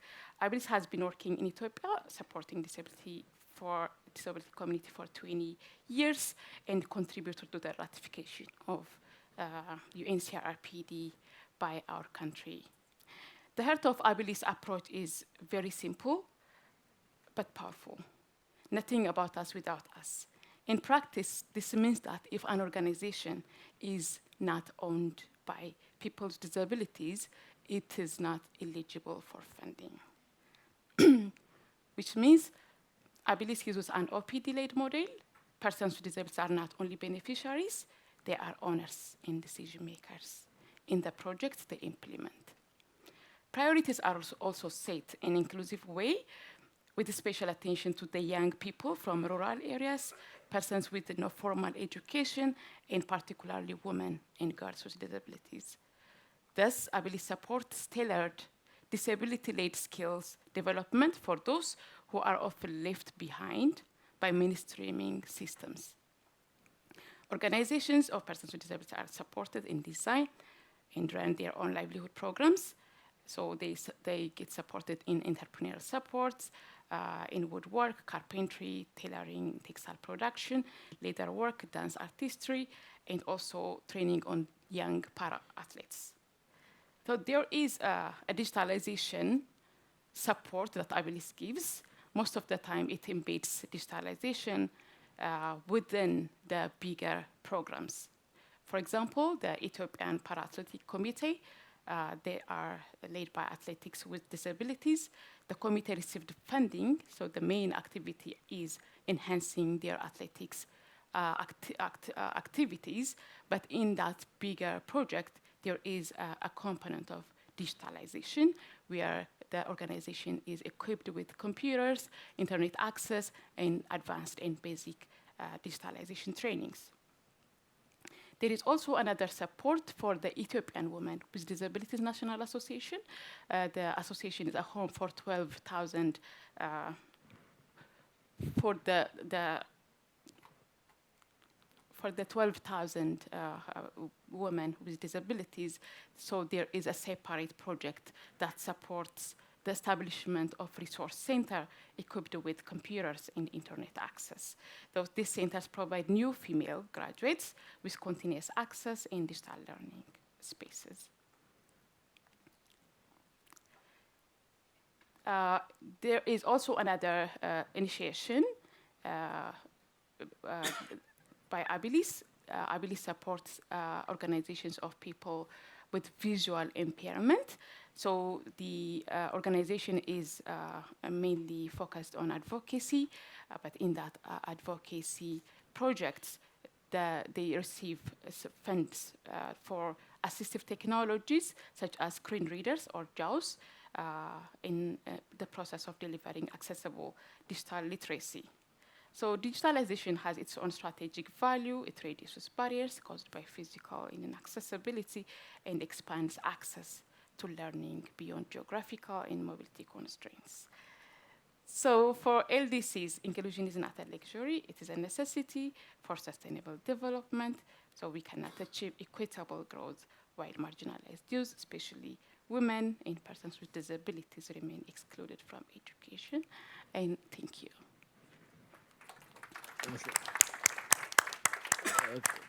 I thank Ms. Belaine for her intervention, and thank you for highlighting, the important work the foundation, Abilis Foundation, has been doing in Ethiopia, the systemic challenge that people with disability, particularly young people, are facing, the challenge related to people in rural areas, women with disability who lack skills and education, and the important work in the field of skill development that the organization is doing. Thank you again. This concludes our panel intervention. I thank our distinguished panel members for their insightful remarks. I'm sure you all have many questions and observations. So now I have the honor to open the floor for the interactive discussion. Okay. In order to make the best use of the time available and allow us many interventions as possible, I urge speaker to be concise and concrete. So I will give the floor to Ethiopia, followed by Lesotho. I thank the co-chair and panelists. Ethiopia experience clearly demonstrates that economic growth alone is not sufficient unless it is benefit all segments of the society, particularly women, youth, vulnerable communities, refugees, and rural population. Inclusive growth requires deliberate and sustainable investment in education, health, social protection, digital access, and employment opportunity. In Ethiopia, various initiatives we have introduced to strengthen youth participation through digital skill development, entrepreneurship, technical and vocational education, and innovative program. Ethiopia has strengthened legal and institutional reform to empower women through equal land right, gender-responsive budget, protection against discrimination, and increased participation of women in leadership and decision-making process. Progress in girls' education and women political participation demonstrates that inclusive policies can produce meaningful and measurable results.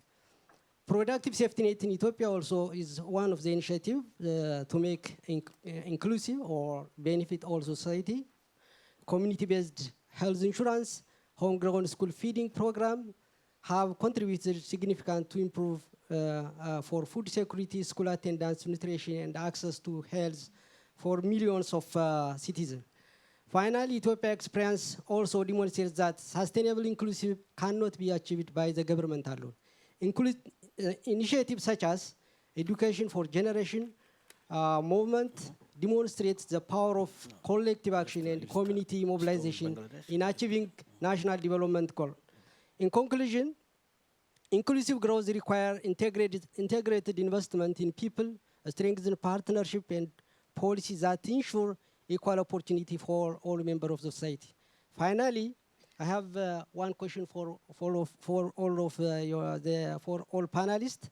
That is, what practical policy measure and partnership model have proven most effective in ensuring that digital transformation and economic growth create meaningful opportunity for marginalized youth, women, and particularly in rural and the unserved community. Thank you very much. I thank the representative of Ethiopia and now give the floor to the representative of Lesotho. Thank you very much. Mine is a very simple and straightforward question to Ms. Martha, the last panelist. Madam, how are you? Thank you. That was not the question. The question is, you know, you clearly articulated the barriers hindering marginalized groups from accessing skills development in Ethiopia. And I feel that the barriers you guys have are quite similar to what we have in my country, Lesotho. And you have also pointed out some of the initiatives you have come up with to overcome those barriers. My question is, do you think these initiatives are bringing out the desired results or outcomes? And what can be additionally done to scale up the results if they are not adequate? Thank you. I thank the representative of Lesotho, and I now give the floor to the representative of Bangladesh. Thank you, respected panelist. Inclusive growth in the least developed countries is severely hampered by illicit financial flows, which drain critical resources needed for public investment in education, health, jobs, and infrastructure. Trade misinvoicing, transfer of pricing abuses, and other channels result in billions of dollars being shipped out of LDCs every year. how can young people in the LDCs and the diaspora actively contribute to stemming these outflows and bringing back these resources? Specifically, what practical roles, initiatives, or platforms can youth engage in, such as advocacy, technology-driven transparency, whistleblowing, or policy innovation to support the recovery and repatriation of these funds for inclusive growth? Thank you.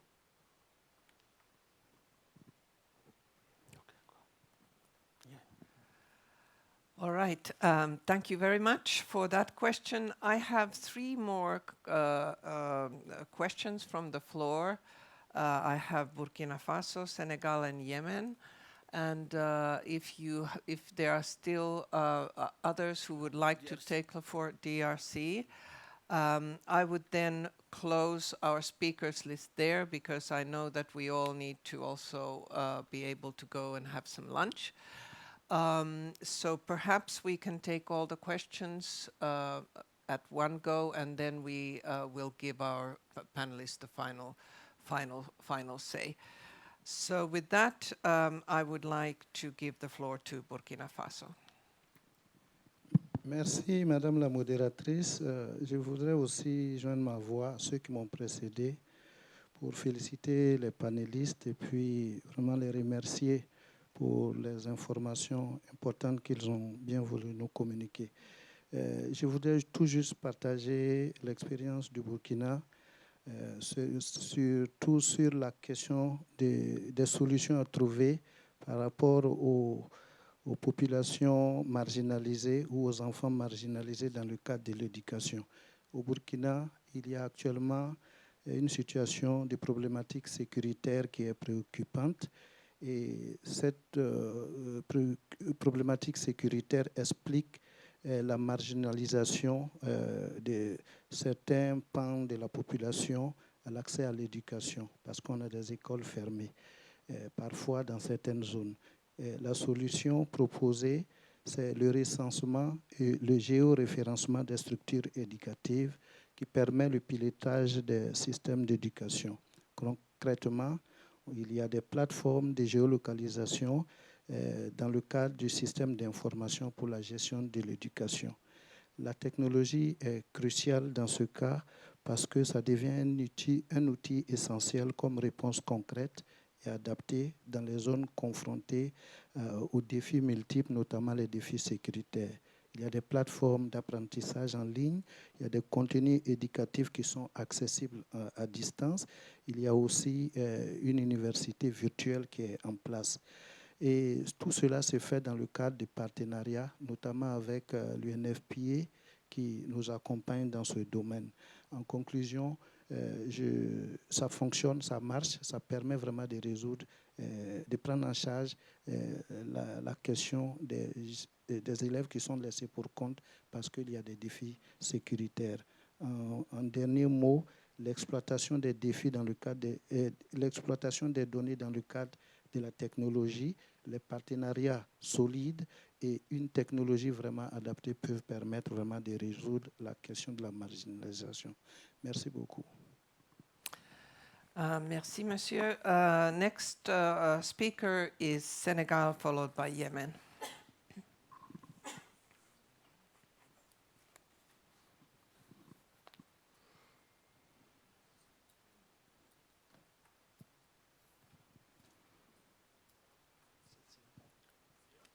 Yeah.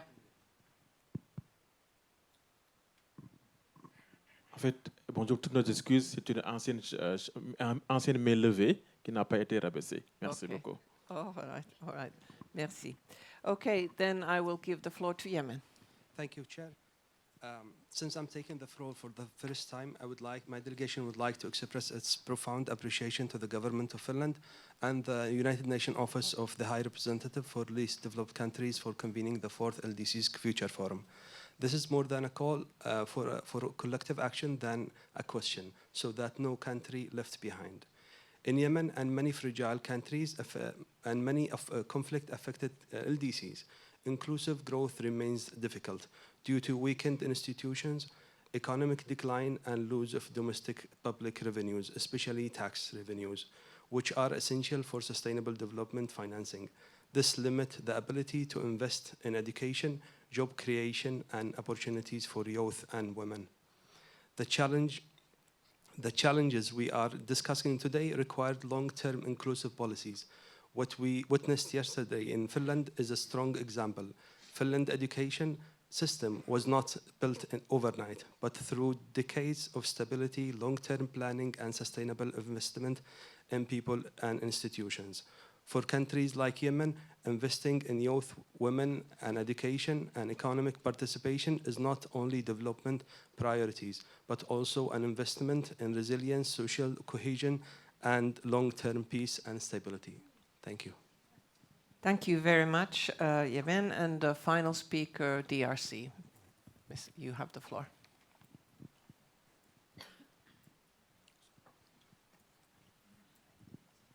Oui, j'ai deux questions à poser aux responsables de l'OIT et de Madame chargée de la Fondation des personnes avec handicap. Pour le représentant de l'OIT, nous savons que tout ce qu'on est en train de parler, ça concerne l'emploi, le travail. Maintenant, je voudrais savoir, au niveau de votre organisation, quelle est la politique que vous mettez en place pour aider les États membres à quand même arriver à ne fût-ce que réduire le nombre de chômage dans le monde. Parce que nous savons que c'est surtout les jeunes. Et quand les jeunes, par exemple, dans mon pays, il y a trop de jeunes qui n'ont pas d'emploi et ils sont là pour entrer dans les groupes armés. Alors, ça pose un problème. Et pour Madame qui est de l'organisation qui est chargée des personnes avec handicap, nous voyons dans notre pays que maintenant les personnes avec handicap, ça ne fait qu'augmenter au jour le jour. Et nous voyons que ce sont les religieux ou les sociétés civiles comme vous qui s'occupaient de ces personnes, aidés par les ONG internationales et d'autres organisations.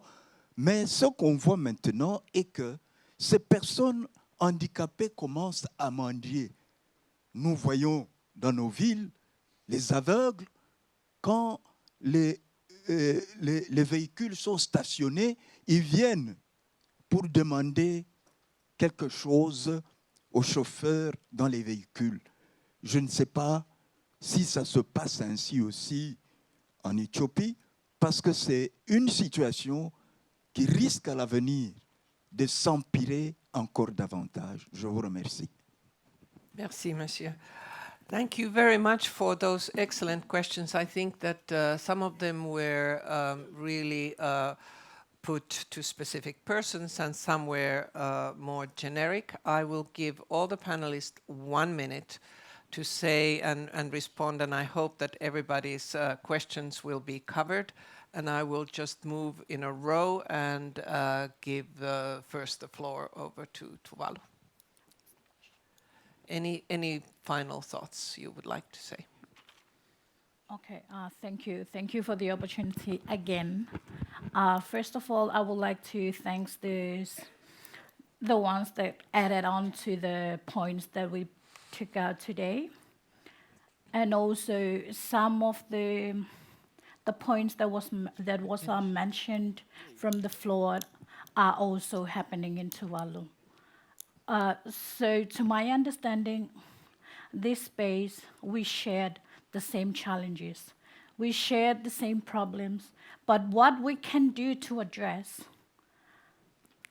is that a question for us? What can we do to address it?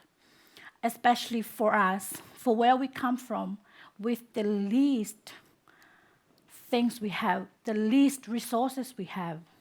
That's our question. What the LDC, the bigger countries the one with the funds, the donors, what can support my department, my youth. So that's the only things that I want to share, added to what has been shared around. And thank you for the opportunity. Thank you very much. Ambassador. No, thank you for the opportunity to be part of this panel, of this discussion.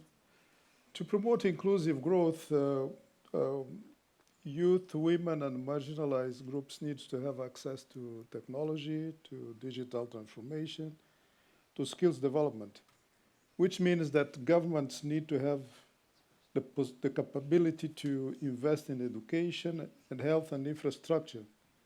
Sometimes the dilemma is that due to the weight of the debt, the difficulty to access financing, sometimes government have to decide whether to service the debt or to make investments which are needed for the development of the country, to make sure that everyone has a possibility, has an opportunity to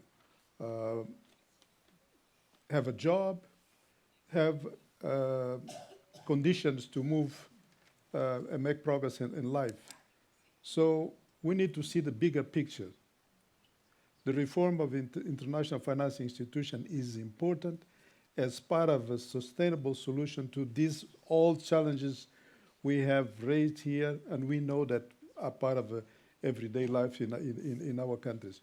Without that, we may find solutions but are not sustainable, will not be inclusive, because they cannot be the basis for what is needed for a country to develop. Thank you. Thank you. Thank you very much. Our youth delegate, Mr. Tikapur. Thank you for this opportunity to be part of this panel. So many new things I learned. Regarding the question of digitality and digital platforms, I think the main lesson to take home before implementing digital infrastructure is to also incorporate different groups and diverse groups of people before even starting to plan different digital platforms, because often you see people run into problems of you don't think of different people, for example, people with disabilities, during the design phase of digital platforms. So that's something I would like to point out. And then the other point is that hope is something that happens with concrete actions. So otherwise people will be desperate, and we've heard people joining militias if they're desperate, and the recipe is quite simple. You need work, you need education, you need food, we all know what we need. So I think it all comes back to solidarity between generations and between countries to make those concrete promises happen. Thanks. Thank you. Thank you very much. And Ms. Belainer. Yes, I will answer the question from Lesotho. So it is not enough. It's not even close to enough, because the government has to take the initiation to create a system where everybody is treated equally and equitably. So political commitment in financing and so on, it has to be there in order to create a system that benefits people with disabilities. And my friend from Congo, yes, there is a system, we call it charity. So we give people give money incentive for people with disabilities that makes them dependent on other community. So we don't want this. That is why we are saying that disability issues are human rights issues, and so education is a human rights issue. So people with disabilities have to be equipped with equitable and inclusive education, so that in the long run they can access to employment and so on. And this is what I want to say, and thank you so much. Thank you very much. And final word to Mr. Opio. Thank you to to my brother from DRC, I would just say we don't work in isolation. We work through the UN system. And part of what we invest in is understanding jointly as the UN what are the challenges and needs of each country and support towards elements of the national development plans. In particular for ILO, our investment goes around strengthening the capacity of the labor market institutions to be able to have systems that, first of all, recognize that jobs are not adequate, and how do we facilitate opportunities for creating more and better jobs. And the key conclusion for me is we need to consider the possibility of investing in lifelong learning, because majority of the workers are largely in the informal sector, and with the global trends now, more and more people might be entering into the unemployment bracket. So the investment in lifelong learning provides the opportunities for people to not only upskill, but also reskill. And it's more important even for the LDCs and the young people who are involved in migration and displacement contexts. Thank you. Thank you. Thank you very much. And I think, ladies and gentlemen, you would all agree that we've had a fantastic panel, very, very interesting, and I understand that the Secretariat will be preparing a summary of the session, so I will not do so. I will only say that I think that what we hear is that there's also a lot of positive in many of the challenges. And my own one thought that I'm thinking about is that LDC graduation, we have more and more countries who are facing the graduation and moving towards, and many have already graduated recently. It's a very positive development, but as we are looking into graduation and the challenges of graduation, we have to make sure that graduation is sustainable and that it is inclusive of women, youth, and also people with disabilities, extremely important. And with those words, I will hand it for the closing to my co-chair. Please, the floor is yours. Thank you. Thank you, Ambassador. As you have said, the Secretary will be preparing a summary of the session. So just I have some key takeaways from the presentation and discussion. The large proportion of youth in LDCs have the potential of becoming an important agent of transformation and driver of growth.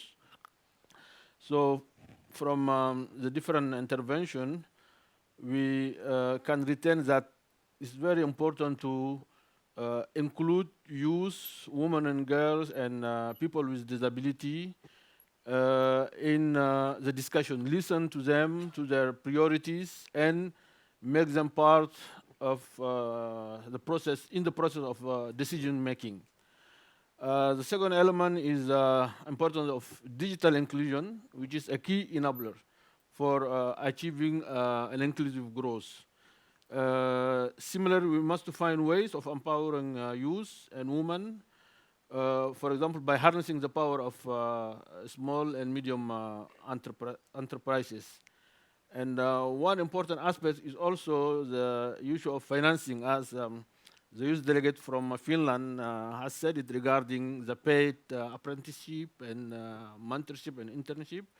And the ambassador of Angola has also highlighted the obstacles that the debt burden represent for LDC countries in addressing the critical issue facing this different sector of societies. And we need structural solution through the reform of financial architecture. So I think the fourth element, the issue of financing, is also a key element in ensuring an inclusive growth, benefiting all segments of society, in particular the vulnerable sectors, which are youth, people with disability, and women and girls. If Ambassador, you do not have any other comments, so we have thus concluded this panel session. Thank you to all panelists, and thank you for the intervention. Dear co-chairs and panelists, thank you very much for the very insightful panel. And thank you for the audience for very good questions. With this, concluding the morning sessions, I was told that there's a QR code. Yes, the organizers would like you to note that there's a QR code behind which is a questionnaire that everybody would be very interested to hear your evaluation on this event on. So please take that with you, and if you have possibility at some point today, answer, that would be great. Otherwise, we're ready for well-deserved lunch. It will be served where it was also yesterday, and we are coming back at exactly 2 o'clock to continue the program. Thank you so much.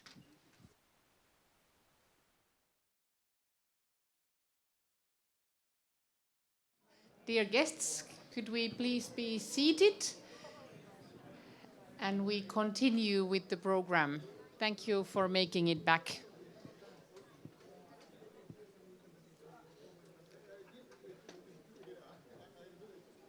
I hope you all had a refreshing lunch. And we will be proceeding now with the session facilitated by UNICEF Learning Innovative Hub, based here in Helsinki.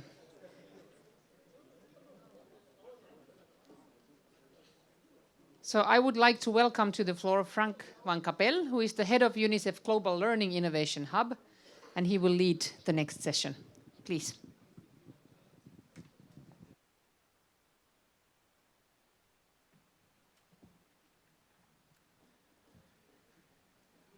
All right, I still see people coming in, but I'm going to get started in the interest of time. Good afternoon, Excellencies, partners, colleagues. It's a pleasure to be here with you today, leaders that are changing education systems and the future for children. As you heard, I lead the Global Learning Innovation Hub, which is based here in Helsinki, a UNICEF Innovation Hub here. And we work with more than 100 countries around the world, including, of course, LDCs. And we work on all areas of digital transformation of education, as well as on learning innovation, which is at the core of all that we do in education and digital transformation. And we work closely with governments in all those countries, and on areas such as national strategies, implementing digital learning, and bridging learning barriers with technology. But before I start talking about the work of the Global Learning Innovation Hub, I want to start with the challenge. What is the challenge that we are facing in education? So you heard earlier from my colleague Kitty van der Heijden about the massive global learning crisis. And of course, what's on everybody's minds right now is artificial intelligence, the skills gap, the changing needs for skills in the changing world of work, which for children is becoming increasingly digitized, increasingly AI-powered. And of course, children need those new skills, the human skills in this world of AI, such as empathy, collaboration, critical thinking. But at the heart of all of that, at the foundation, is foundational literacy and numeracy. And I just plead with you not to forget the foundational skills which are needed. And there are hundreds of millions of children. I won't cite the statistics. You heard them earlier today. Hundreds of millions of children that are not mastering those foundational skills, even children that are going to school. So how can we leverage technology for that? That has been a core focus for the Learning Innovation Hub. But we're also very cognizant of the fact, and I've been in the sector for 20 years, more than 20 years. And in all that time, we've done a lot of research, and we have seen that EdTech has incredible potential to bridge learning barriers. But at the same time, we haven't seen that impact at scale. We still have a learning crisis. Even in high-resource contexts, we shouldn't forget also the high-resource context where EdTech has not had the impact that we anticipated. But I think that it is in the low-resource context, the challenging environments, where the potential of EdTech is the greatest, but only if we do it in the right way. And the right way means doing things very differently from how we have been doing EdTech in the last 20 years. And that is why we're talking in UNICEF about beyond digital as usual. That is the slogan that we're using now for all our work in digital education. It is the name of our new digital education strategy, which we launched a few weeks ago. And that means going beyond the business as usual approach of digital. The business as usual approach being quite tech-centric, and also digitizing existing pedagogy rather than really focusing the technology on those areas where it has the biggest impact. You don't need technology for everything. We still need textbooks. We still need the teachers especially, but really leveraging it for where it has the greatest impact based on the evidence. So these are the shifts that we are setting out, the 6 shifts as part of our vision for going beyond digital as usual. And foremost among the shifts is that human-centered approach, the role of teachers at the center of it. And as you have seen, also if you've gone to the school visits, the role of teachers is so central in education, but it's of course also central to digital transformation. It is teachers who need to be at the heart of that. But in our context that we work, there's another reason for that, and that is that children will typically not have access to devices at school. The teachers are the ones that are the most likely to have devices. Maybe not a fancy laptop, but they'll have their smartphone, potentially, that can be used also. So we are seeing teachers as the entry point for those 2 reasons. We also need to move from all those fragmented small-scale initiatives to big bets, do things at large scale and system-wide, starting with a national strategy for digital education and AI, and then all the other components that are anchored to that, rather than doing all these different initiatives that we're seeing a lot of in countries. We also need a balanced approach. We are seeing actually in some countries an over-digitization. Again, it links to the digital as usual. Throw digital at everything. Let's do everything digital. That doesn't work. It actually deteriorates learning outcomes rather than improves them. So again, focus it on those areas where we can see the biggest impact, and I'll give a couple of examples of that later. And then we need to focus on measurable improvements in learning. So based on the evidence, what actually works? It's not just about access to technology. How does it actually improve learning outcomes? And more than that, because improving learning outcomes is actually not enough. Anything can improve learning outcomes. A textbook will improve learning outcomes. We need to see how technology can accelerate learning outcomes or enable children to learn when they have no other means to do so, like in a refugee context or in an emergency when they have to learn from home, or bridging language barriers and other persistent barriers that we have failed to tackle through traditional means, but we're now very successfully addressing through digital. And we need to move towards a standards-based approach. As a Learning Innovation Hub, we've been developing something called the EdTech for Good framework, which many governments are now adopting as a way to evaluate all the EdTech tools that are out there. There's more than 100,000. How do you know which ones are actually the good ones? Which ones are safe? Which ones have impact on learning? So we're working on that with governments and with many different partners. And finally, we need to move beyond the one device per child approach. We need to think of effective but also cost-effective approaches. So we're seeing that shared devices for teachers can be incredibly impactful, whereas the one device per child is not only not possible in many of our contexts, but it doesn't necessarily lead to the best results. So AI, of course, is the big question and something that has been a thread throughout the day. How are we looking at AI? You'll be surprised perhaps when you look at this slide that you don't see AI for children. That is one of our focus areas, but not our biggest priority. Again, devices are scarce in the schools where we work. Children don't have access to them, but the teachers do. We are starting first and foremost with teachers, and we have found that actually there are very few EdTech tools, education technologies for teachers out there. We've evaluated 1,100 tools as part of our EdTech for Good framework. There's hardly anything really that is there for teachers, which is AI-powered and that works in low-resource contexts. We're also looking at offline solutions. So it's an area where we are not just looking at the best tools, we're actually starting to build them ourselves as UNICEF with our partners.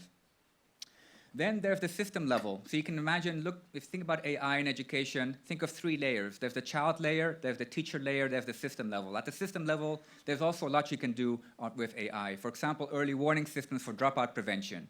We're working with the governments of India and Malaysia and others on AI-powered early warning systems. Again, something that can be done in all countries.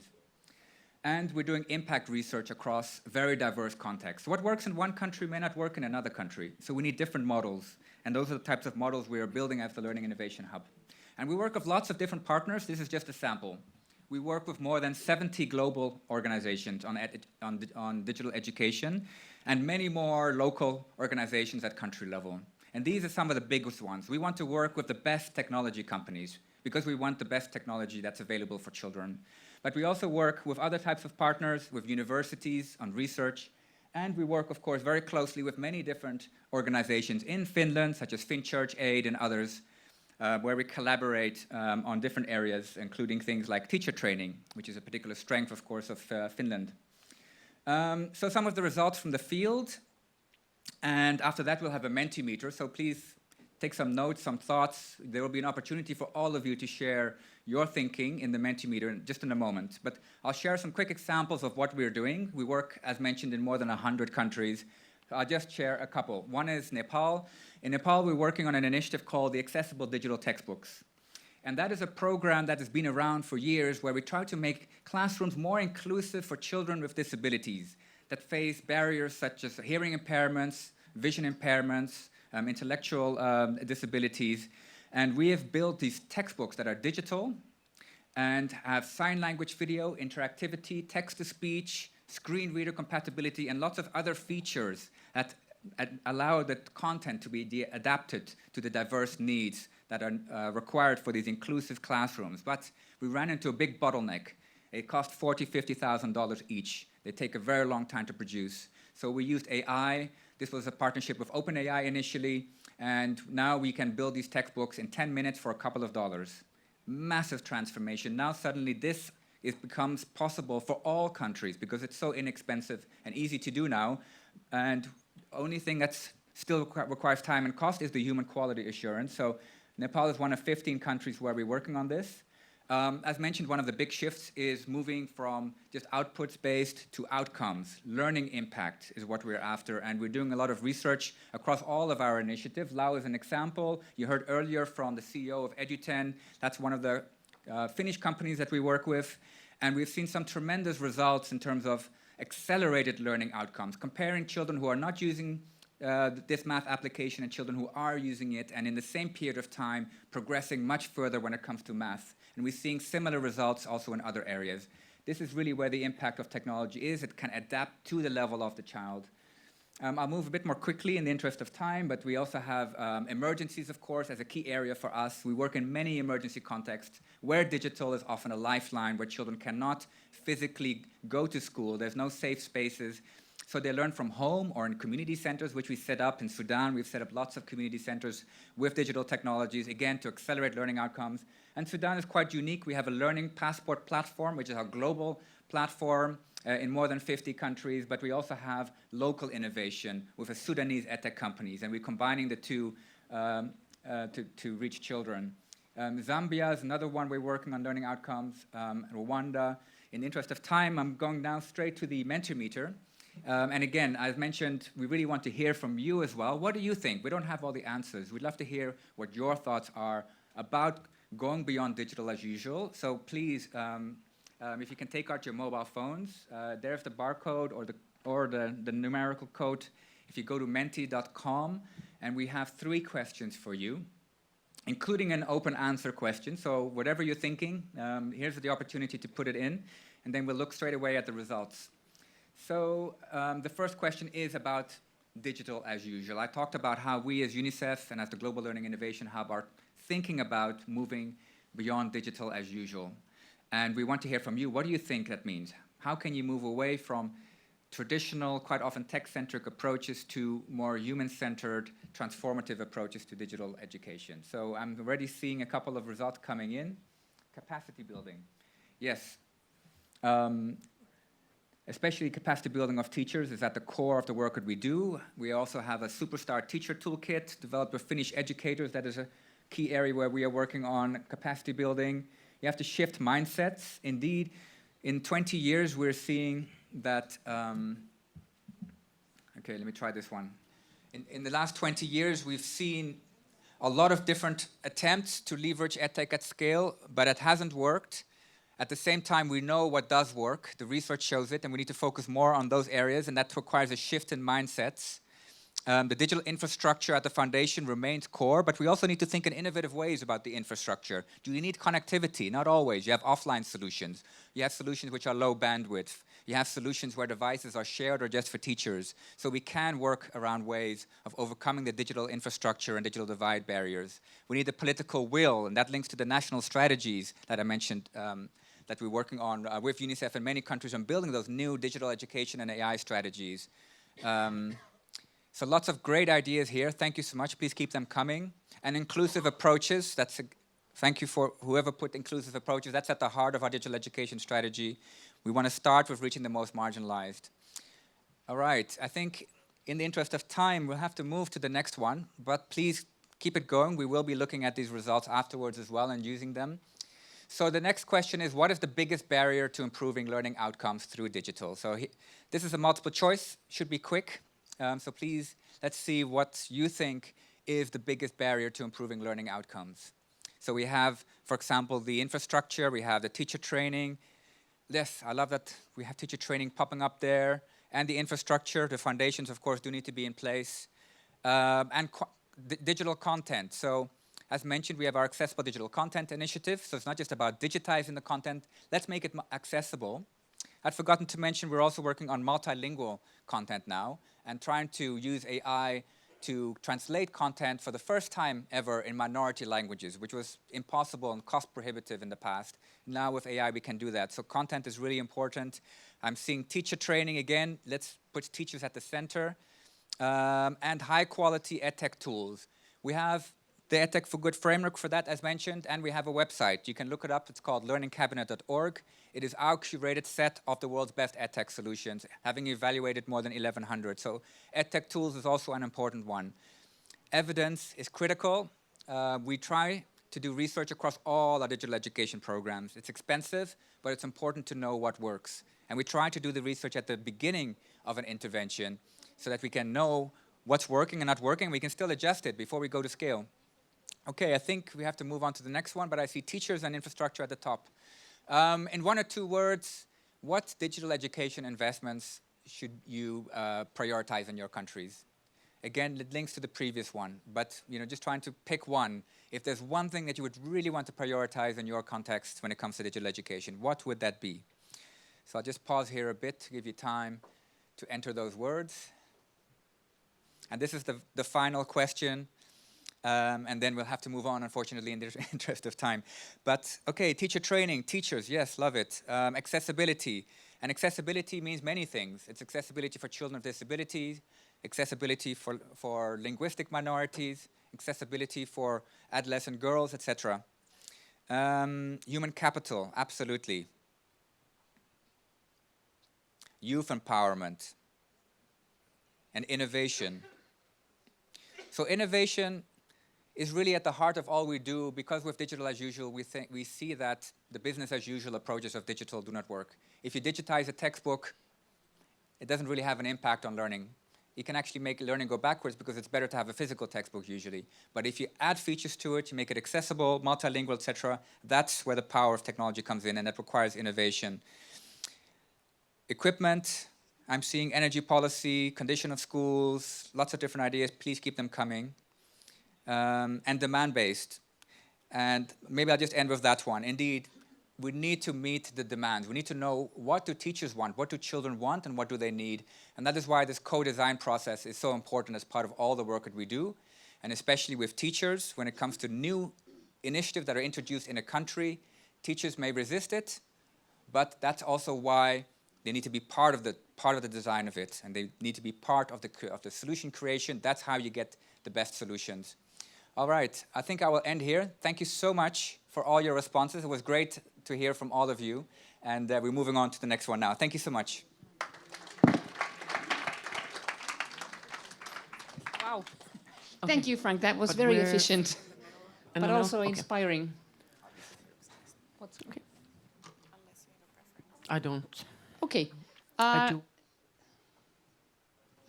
I hear something, but next we will move to a fireside chat on building vibrant youth innovation ecosystems. And it's my pleasure to invite the moderator of this session to the floor. It's Ms. Ragnheidur Elin Arnadottir, who is the director of OECD Development Center. Please, you have the floor, and maybe you will invite your speakers to the floor. Absolutely. Thank you very much, and I have to commend you to begin with for the pronunciation of my name. As you can see, my parents thought that I would never leave Iceland. But for the panel and for the rest of you, please call me Raga. That is my out of Iceland name. Now I'm looking for my panelists. It's such a pleasure to be here, and I look forward to the discussion, and I want to invite my panelists here. First, Prudence Kauma. She is the Permanent Secretary at the Ministry of Finance and National Planning of Zambia.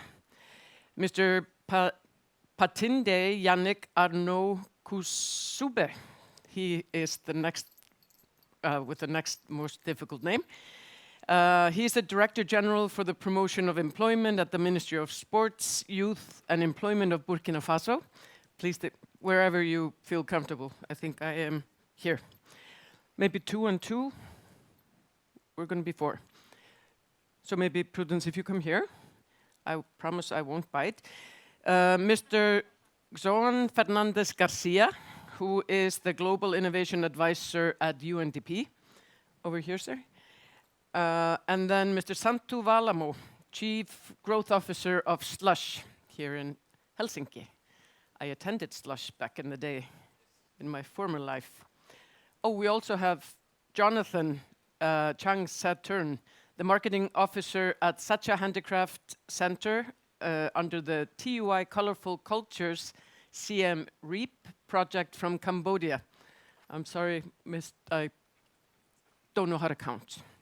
But this is where we are. I'm going to warn you up front. I will be politely assertive in timekeeping because I have been instructed to bring us home on time. We have a hard stop, and I'm pulling the presidential card because the president of Finland is coming here, and we won't let him wait. So, no pressure. But this is where I set out. I have a long introduction that I was given here, but what I'm going to do is refer to what we have been talking about all morning. We've been talking about innovation. We've been talking about the importance of having youth at the table. And to involve them, give them opportunities, and how we, all of the big minds that are here, how we can do this, how we can do it together. And I think that in the interest of time, I think we know the statistics. We have heard them here today. There's a big gap to fill. So with your permission, I just want to dive into the conversation. And I want to make sure that we have time to hear from these experts here, and also an interactive discussion, and still end on time. So, starting with you, Prudence.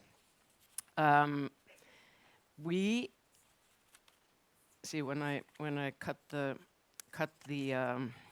script, I need to go to the script. Yes, you are the Permanent Secretary of the Ministry of Finance in Zambia. And from Zambia's perspective, what type of enabling conditions are most important in your mind to accelerate youth entrepreneurship and, most importantly, innovation? Over to you. Thank you so much, Araga, and my fellow panelists. In Zambia, we feel that the right policy and institutional arrangement is critical in ensuring that we actually provide an enabling environment for youth entrepreneurship and innovation. And we've done this by actually revising our national youth policy. So it's youth-centric, gender-centric, and rural-centric. So it has actually put youth at the center, women and rural marginalized groups and persons with disabilities.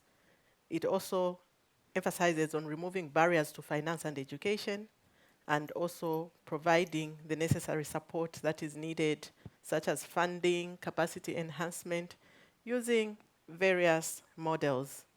We also have actually provided the infrastructure or the space through skills centers in rural areas especially, to provide a platform where youths can actually interact and also innovate. we have also established what are called financing options, which are the skills levy, the innovation fund. So these are financing solutions for the youth to be able to tap into and create solutions for empowerment. We've not ended there. We've also actually gone into partnerships, north-south partnerships. For instance, Zambia has collaborated with the Finnish government and Finnish partners to develop future-oriented education and innovation among the youth. We have actually established a Lusaka/D, which started in 2023 and has continued up to 2026, where we've been having summits for youth, innovative youth who have come and pitched their projects and entrepreneurship ideas, and they've been linked to investors. So these are some of the initiatives or the enabling environments that we have provided. Policy framework, capacity building, innovation hubs, as well as partnership with off-takers. Thank you. Thank you very much. First of all, I think you're very smart in involving and teaming up with the Finns, because as we will undoubtedly hear later here, they are light years ahead of us, the rest of us. So that's a good partner. And also, thank you for sharing your perspective that and remind us how important it is to align innovation to the national development strategies. So that's very interesting. Let me now turn to Patinde Yannick Arnaud Kosube. I hope I pronounced your name right. He is the Director General for the Promotion of Employment from the Ministry of Sports, Youth and Employment in Burkina Faso. And from the perspective of the government in Burkina Faso, how can youth innovation systems, such as entrepreneurships, programs, startups, technology hubs, how can they be better connected to the national employment strategies to generate sustainable and decent jobs for the youth? Over to you, sir.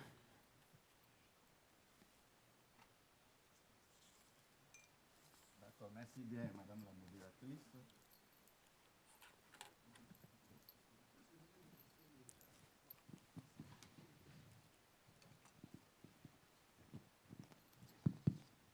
Merci bien, Madame la modératrice. Merci également à l'ensemble des panélistes ici présents. J'aimerais juste rappeler que du point de vue du gouvernement burkinabé, l'intégration des écosystèmes d'innovation pour les jeunes dans les stratégies d'emploi doit dépasser la simple logique de projet ponctuel. Elle doit constituer une approche structurante qui va nous permettre de transformer l'entrepreneuriat innovant en véritable moteur de création d'emplois décents, durables et inclusifs. Dans les PMA en général, ce qu'il faut savoir, c'est que les écosystèmes de start-up performants reposent sur un cadre politique intégré, associant des politiques d'innovation, d'emploi, d'entrepreneuriat et de transformation numérique.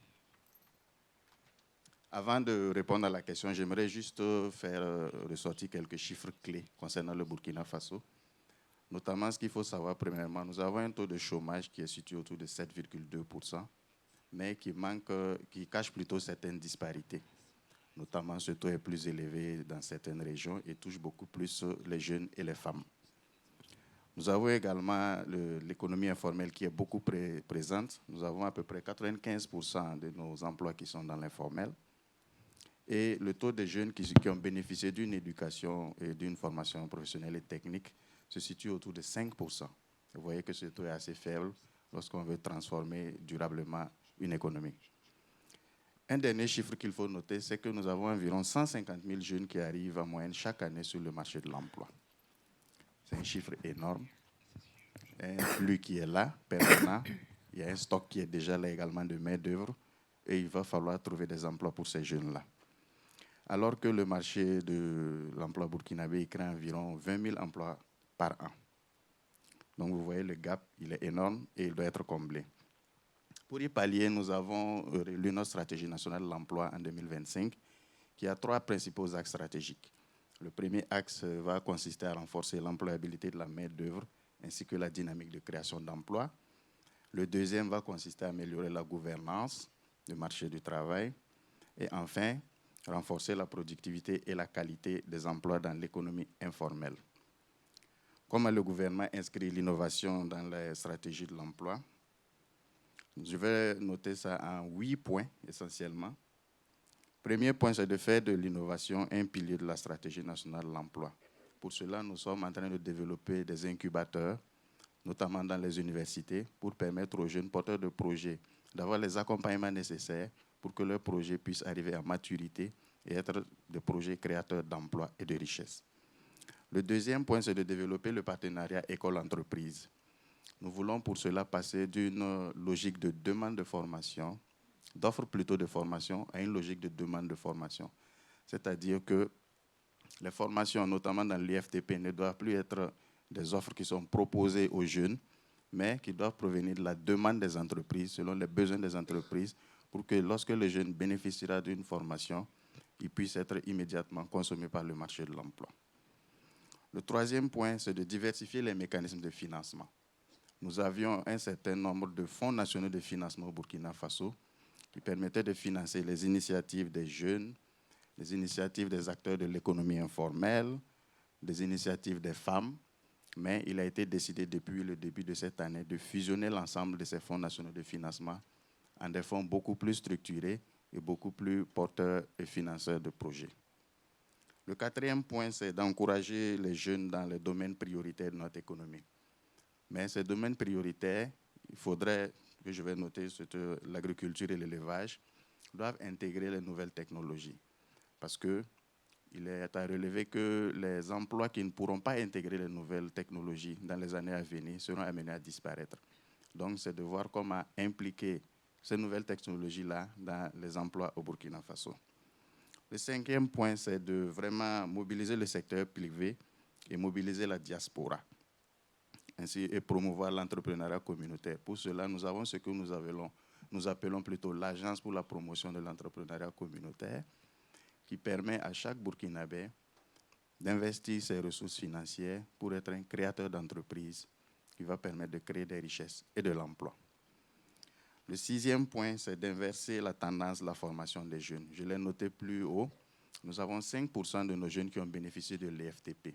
Pour cela, nous comptons inverser cette tendance-là pour qu'en 2050, nous soyons à 70% de nos jeunes qui ont bénéficié de l'enseignement et de la formation technique et professionnelle.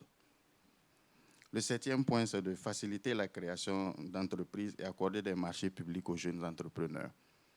À titre illustratif, il y a quelques années, pour un jeune porteur de projet entrepreneur, pour bénéficier d'un marché, il y avait des barrières qui l'empêchaient.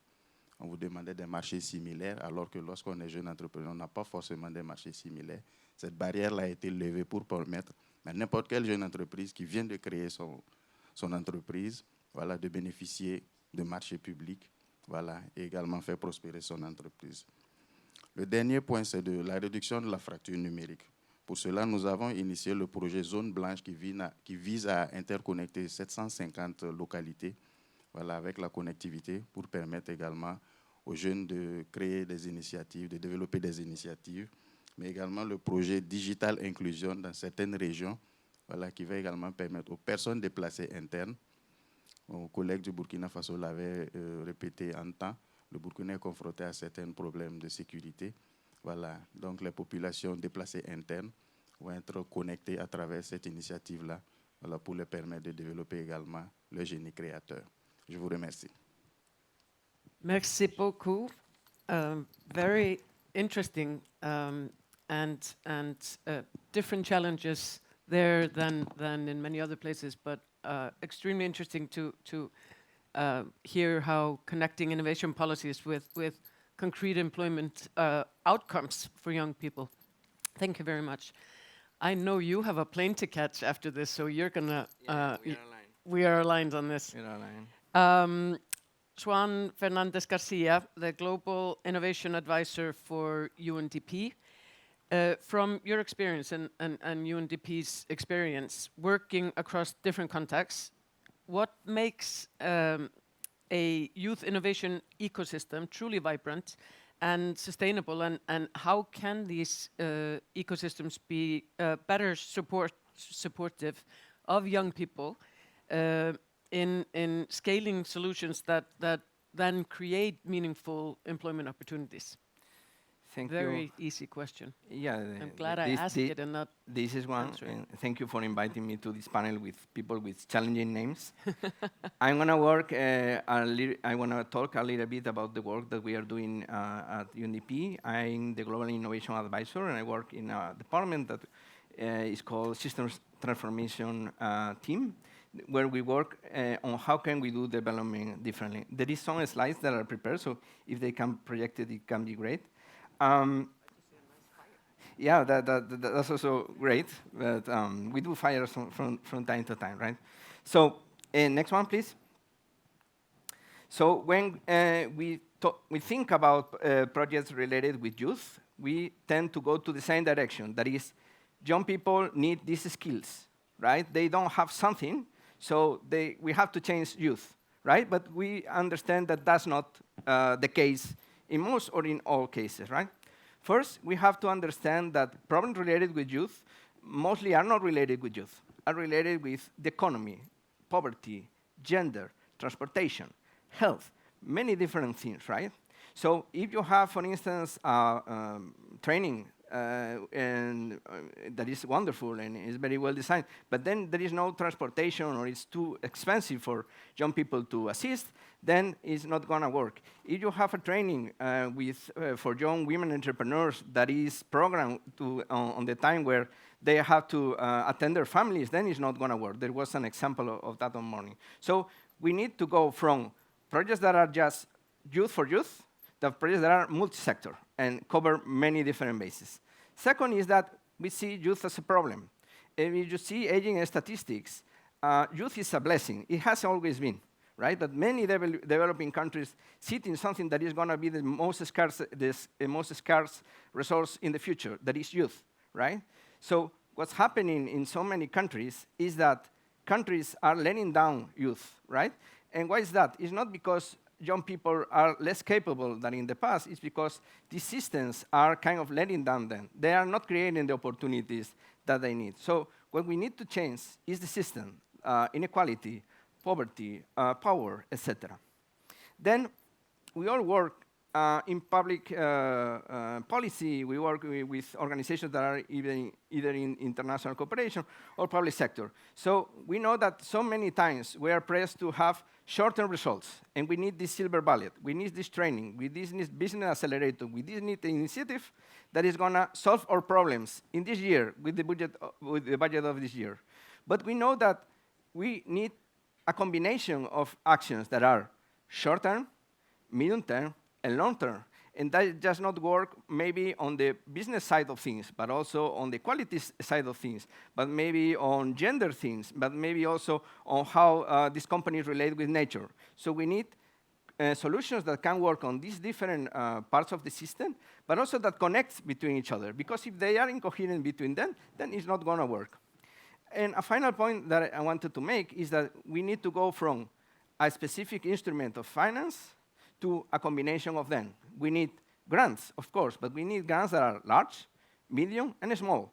We need loans, of course, but we need loans that are large, small, short, white, pink, green, etc. So we need a combination of different instruments that can help us to move the system. Next one. So at UNDP, we have created an instrument that is called Systems Portfolio. A system portfolio is an instrument that allows to connect very different types of initiatives, projects that are not just by UNDP, but also from the government, other UN agencies, etc. And then not just to combine them for coordination, but also to understand what is going on the system. So in the example that I want to bring today to this panel is on Senegal, right? So when you go there, when you analyze these different projects and you see how they relate to each other, you see that there are aspects related with how the culture of informality is changing in Senegal, how green jobs are there, but they are not taking advantage of youth. You can see that there is access to digital, but it's not being used for system change. When you have all the relevant actors in the room, and when your knowledge comes from the field, then the response that you can have is much more sustainable in time, because it's not just about my project, but it's about how can I continue to support my youth in creating new opportunities. But maybe I can give you to the audience a specific example. Next slide. In Senegal, particularly in Dakar, there are many challenges, as in many cities in the world, but one of the worst of them is quality of air that is added to a large youth unemployment rate, right? But you have also the opportunity of work on this field and creating maybe opportunities through green jobs. But this is easier to say than done. On the other hand, you have many people that are working on what is called the gig economy. They are taxi drivers, there are Uber drivers, etc. And normally they are young people that has not access to formal jobs, they don't have superior training, etc. And this is the type of work that they can take. But they don't have capital to buy their own vehicles, they cannot get an independence, they don't have a progression, right? So they work basically for surviving. And then you have these fleet owners, right, that manage a lot of these taxis and transportation services that they would like to electrify their services, and with that, reducing the level of pollution of Dakar and other Senegalese cities, but they don't have the resources. So it seems that everyone in Dakar could go on the same direction of green jobs. But then what it happens, and it happens in all countries, is that you have different organizations, but each of the organizations are trying to maximize their project, to maximize their KPI. So collaboration is sometimes not only difficult, but impossible, because if I want to report to my minister, to my donor, etc., it's very difficult if I don't have an instrument to kind of agglutinate this vision and have a clear direction of how to move forward. Next one. And finally, we can start to see how these solutions can work. So this is a very quick example. Like the government of Senegal has some resources to the risk loans from private sector, financial sector organizations to electrify these taxis. But as the timing of the government or the pace is quite slow, then they decided to, or we are in negotiation of moving that funding to UNDP to articulate this. With that, fleet operators can finance the transformation from combustion vehicles to electric vehicles, and then they can lend these new cars, these new electric vehicles, to this youth that wants to have their own businesses. With that, they can pay it in 3 years. So you get reduction on pollution, you got development of private sector, you got very good use of resources of the very young government of Senegal. All this to say that the problem is not so much that you have this or this other intervention, but the problem is how you align the different actors, and for that, you need to have a system vision. Thank you. Thank you. Thank you very much. There are a couple of sentences from the discussion, this intervention, and also from this morning. First of all, you demonstrated multidimensional problems need multidimensional solutions. So I think that was spot on. But the problem is not the youth. The problem is the system. Yeah. That aligns well with the youth is the backbone that we heard in the previous dialogue. And I think that is one of the key takeaways that I will take from this discussion are those observations, and then it's very logical to. I hope I don't insult you to see a member of the youth, because obviously I'm a little bit older than you. Santu Valamo from Slush, and he has the most cool title that I've seen, the Chief Growth Officer. I think that is a very cool title. Slush has been and become one of the world's leading startup platforms, and as I said before, I'm a huge fan, having attended it in my previous life, work life, that is. But from your experience, what lessons from successful innovations or innovation ecosystems could be especially relevant for young people in the developing innovation ecosystems and startups? It would be great to get your views on that. Yeah, definitely. The big thing is giving youth ownership. So, like, how Slush got its beginning was in 2008. There was 5 people who had seen what San Francisco was back in the day, and there was nothing happening in Finland. They just decided that, hey, Finland would need an event. This was a 250-person gathering, and then now it has turned to the largest gathering of venture capital in the world. It's still run by 25-year-olds, and I think that's the secret sauce, that we have young people who come with a fresh perspective into things and don't, basically, nothing seems impossible. You need to be kind of naive as a person of youth to make a difference. And I think the big thing that these people need is support, and also basically giving them the tools to do this. So funding through grants, whatever else works best. The one thing Slush also did was between 2021 and 2025, we have had Slushed events. And these have been basically us giving the tools that Slush has, and also the brand of Slush, to different ecosystems around the world. We had these over 5 different continents in less developed ecosystems. And this showed that just by giving people there the tools, they can build a 1,000-person event that actually helps the ecosystem grow. And now, this year, we actually haven't had any more of those as we have shifted focus. Still, those ecosystems are thriving, and there are new events happening without even the Slushed logo. So I think a big thing is just inspiration, as well as then the tools that these people need. Thank you very much. That was a fabulous intervention. Ownership, and the comment that it's run by 25-year-olds who still think everything is possible. That's the attitude. That's one of the key takeaways again. Moving now to Cambodia. Jonathan Chang Saturn. I hope I did this okay. If not, I'll invite you to pronounce my name. So perfect. I think you are the marketing officer at Satcha Handicraft Center, Tui Kolbrud. Now I can't just read my own handwriting. Cultures Siem Reap project, which you can tell us more about than I can do with the name. But what can be done, in your experience, to ensure that innovation ecosystems are inclusive, particularly, and we've been talking about gender issues here, for young women, rural youth, and marginalized groups? So you're sort of taken over from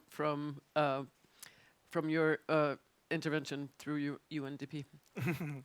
Okay, thank you, Madam Moderator. So just to answer your question, how we can make innovations ecosystem truly inclusive, I think we have to challenge the word innovation. In many LDCs, we have been conditioned that innovation only happens in tech hubs or laboratories, but as such, through the partnership with the Tui Care Foundation, we look at it differently. We find it in rural villages, in hands of wood carvers, weavers, preserving traditional Cambodian craftsmanship. To be genuinely inclusive, an ecosystem must meet people exactly where they are. For young women and rural youth, the barrier isn't just a lack of creative ideas, it's the lack of market, the lack of financial safety net, and the lack of business, what we like to call soft skills, entrepreneurship skills. We don't have to change who the young people are in these rural villages. We just have to change the infrastructure around them. So we have 3 key points. I'll be very brief. Key points of this project. So in our Tui Colorful Culture SIMRIP project, we ensure inclusivity through 3 practical steps. We believe that can be replicated through all LDCs. First, de-risk the innovation process. So most rural youth simply cannot afford to fail. Through the TWE Colorful Cultures project, we eliminate that fear by providing a 3-year incubation program with the Sacha cooperative of commitment of buying all their products. So whatever they make during this commitment, they don't have to worry about income. We purchase it from them directly. This removes the threat of poverty. We give these young artists psychological safety and the mental bandwidth to innovate, to experience with new designs, and to perfect their crafts. Secondly, we call soft skill equity. Having technical crafts is only the half the battle. To build an independent future, you have to know how to run a business. We train our youth in employability, leadership soft skills, and like digital marketing, languages, financial management. So what makes me very proud of our organization that 80% of our staff is under 35 years old. And 90% of our management team are women. Third, we bridge the market gap. You can create the most beautiful and innovative product, but if you have no market to sell it to, you fail. So this is where the partnership with TWE comes in. We link our artisans to this market, this massive engine of tourism value with tour operators, major hotels, international visitors. We create a pipeline for local and rural crafts through a growing bank account. And just off the subject from what I experienced, as you can tell, I really don't have an accent of Cambodian ancestry. I was born in Siem Reap, Cambodia. I moved very, very young to the US and studied there for a very, very long time. I recently just moved back in 2023 and wanting to discover my roots, I can say, and I found Sacha. Sacha kind of changed my perspective of how we can market our traditional know-hows to modern society. So what we really need to close this out is for LDCs is to come to a simple formula. We must provide a safety net to be able to guarantee not fail, soft skills that we can manage, and a market that we can thrive.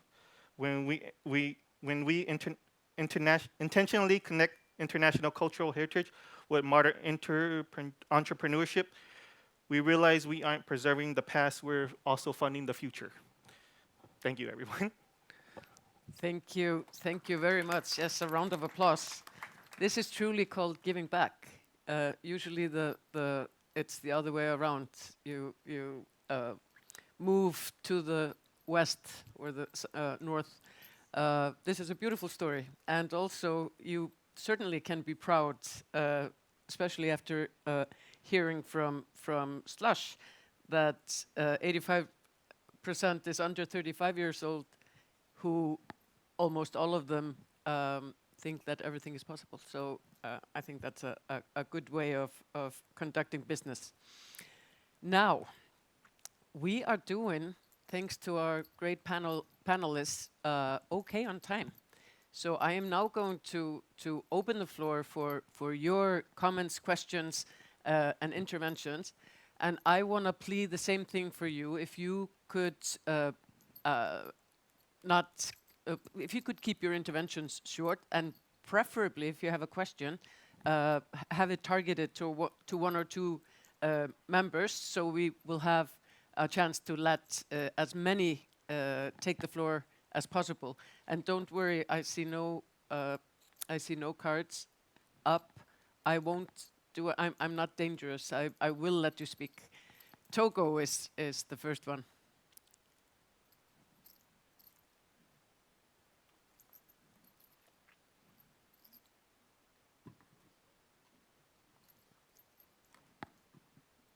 Merci beaucoup pour la présentation. Et je voudrais m'adresser à la dernière présentation. J'ai vu ce qui a été fait au Cambodge dans le cadre de l'innovation technologique. Je voulais savoir quel a été le rôle de l'État dans l'accompagnement de ce système, d'écosystème, pour favoriser l'émergence de l'artisanat. Je vous remercie.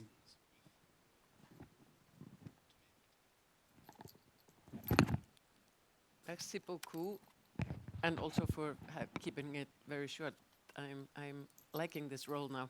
Roland, you have the floor from the organization that is hosting this with the long abbreviation. Thank you very much. I won't repeat the abbreviation. Just a very short, quick question to Santu. You gave a very interesting presentation about slush. Thank you very much for that. Just wondering also, when you say that you have been trying to replicate it elsewhere, whether any of the 44 LDCs that are in the room and beyond have been in that effort. Thank you. I'm going to keep going and gather if there are no other. I see a hand in the back, but I don't see a card. So please introduce yourself. Sorry about that. Kiribati. No, it was over there. Okay, thank you so much for the floor. My name is Benjedid Rashad Sanusi. I am a researcher, and my question is related to tourism, about the last presentation. In Benin, also, since a few years, we have youth who are innovating when it comes to tourism, and they are trying to use the digital technologies. So I want to learn from your example, like how do you include technology and innovation in your system so that it can benefit youth and also to create more opportunities? Thank you. Thank you very much. I didn't get where you were from. Benin. Yeah. Okay, thank you. And now Kiribati. Thank you very much, moderator. The points that I will be raising is not a question, actually it's comments to the discussions just made. And let me start by acknowledging the speakers. Thank you very much for this insightful presentations. And the conversation on moving beyond digital as usual strongly reflects the realities we face in Kiribati. And I want to highlight that many of the challenges and opportunities that you have discussed resonate deeply within our context. As an LDC made up of widely dispersed islands, our biggest challenge is ensuring that digital learning reaches every child, not only those in capital, but also those in our outer islands where connectivity, devices, and trained teachers remain limited. We also heard a powerful reminder from one of the speakers in an earlier session and during this panel, where simply having technology risk reinforcing inequalities unless systems are redesigned to be inclusive, adaptive, and equity-driven. This is especially true for Kiribati. If digital tools are not intentionally designed for our geographic, cultural, and linguistic realities, they can widen the gap between urban and outer island learners. For us, we need coherent policy that embed digital learning into national curricula, sustain investment in connectivity and teacher learning. Importantly, giving youth ownership is not something new for us. In Kiribati, we have long-standing cultural practices where young people take on meaningful responsibilities within their families and communities. This tradition of trust and responsibility shows that youth leadership is already part of our social fabric. Our task now is to translate this traditional foundation into the digital era, ensuring that young people have not only responsibilities, but also the tools, platforms, and opportunities to shape solutions for the future. I thank you. Thank you very much for this interesting intervention. I don't see any other for now, except I see one. What is the, Tuvalu. So we are here going from island to island. And I'm Icelandic, that's an island as well. So. Thank you. Thank you for the opportunity, moderator. I would like to express my sincere thanks to the panels of this session. I just like to add on. I think I heard someone said that transportation is a challenge. But as for us, well, where I come from, transportation is not a challenge. Because in Tuvalu, you can just hop onto one of the motorcycle and you can get there to the education where the system is. Moreover, in regards to handicraft, the last presentation, I'm very interested in the innovation part where you mentioned the technology will integrate it into handicrafts.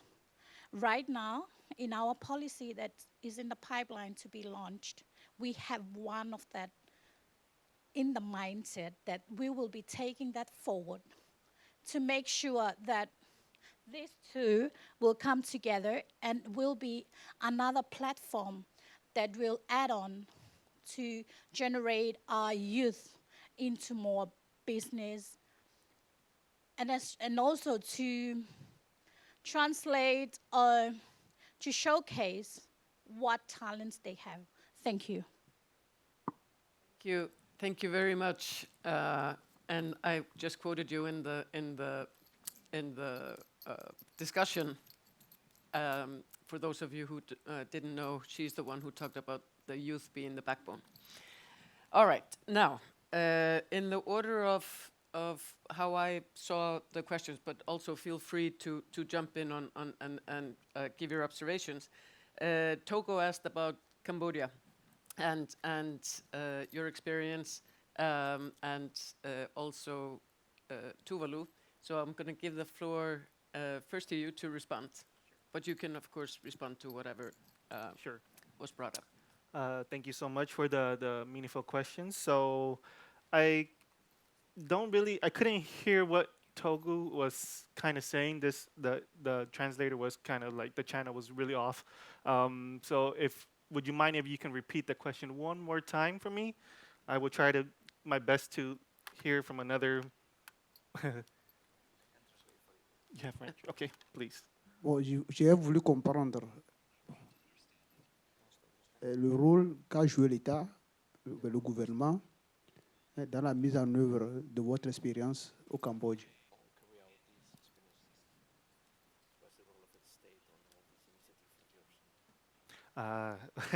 Okay, perfect. So for our handicrafts center, we are mainly a non-NGO. So our government supports on what we're doing by giving our center these projects, these commission-based projects, where artisans are leaving the country. They're doing these beautiful decors all around the world. We had one recently in the World Expo of Osaka in Japan. So our young people are traveling the world doing these events, international events, not just in Cambodia. They're exploring international markets. And I heard from, I believe, also in tourism, how how we are expanding their mind to digital marketing, I believe, marketing, I believe, right? Correct? So that's where my role comes in. So at the same time, I'm a marketing officer. I also jump in as a marketing teacher, and I teach the artisans mainly through social media. Social media is probably one of our key points into teaching the artisans that they can do it. They can do it without any, I could say any. How do you say this?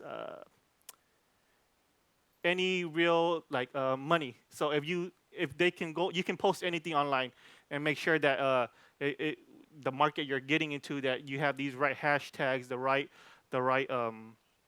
insights of just say Facebook, Instagram, TikTok, YouTube. You post, constantly. You edit. I teach them basically just the basics of social media, and if they want to go into more advanced, of course, we get another teacher to do that. I teach them the basics, and then they learn off of the basics. So as well as AI, I teach them a little bit of AI, how AI can also transform their craftsmanship. So they don't feel like they're being left behind, because AI is, of course, technology is taking off faster than most. Nowadays it's really, really fast. So instead of them falling behind, they can just learn from AI as well. I teach them how to become more into AI.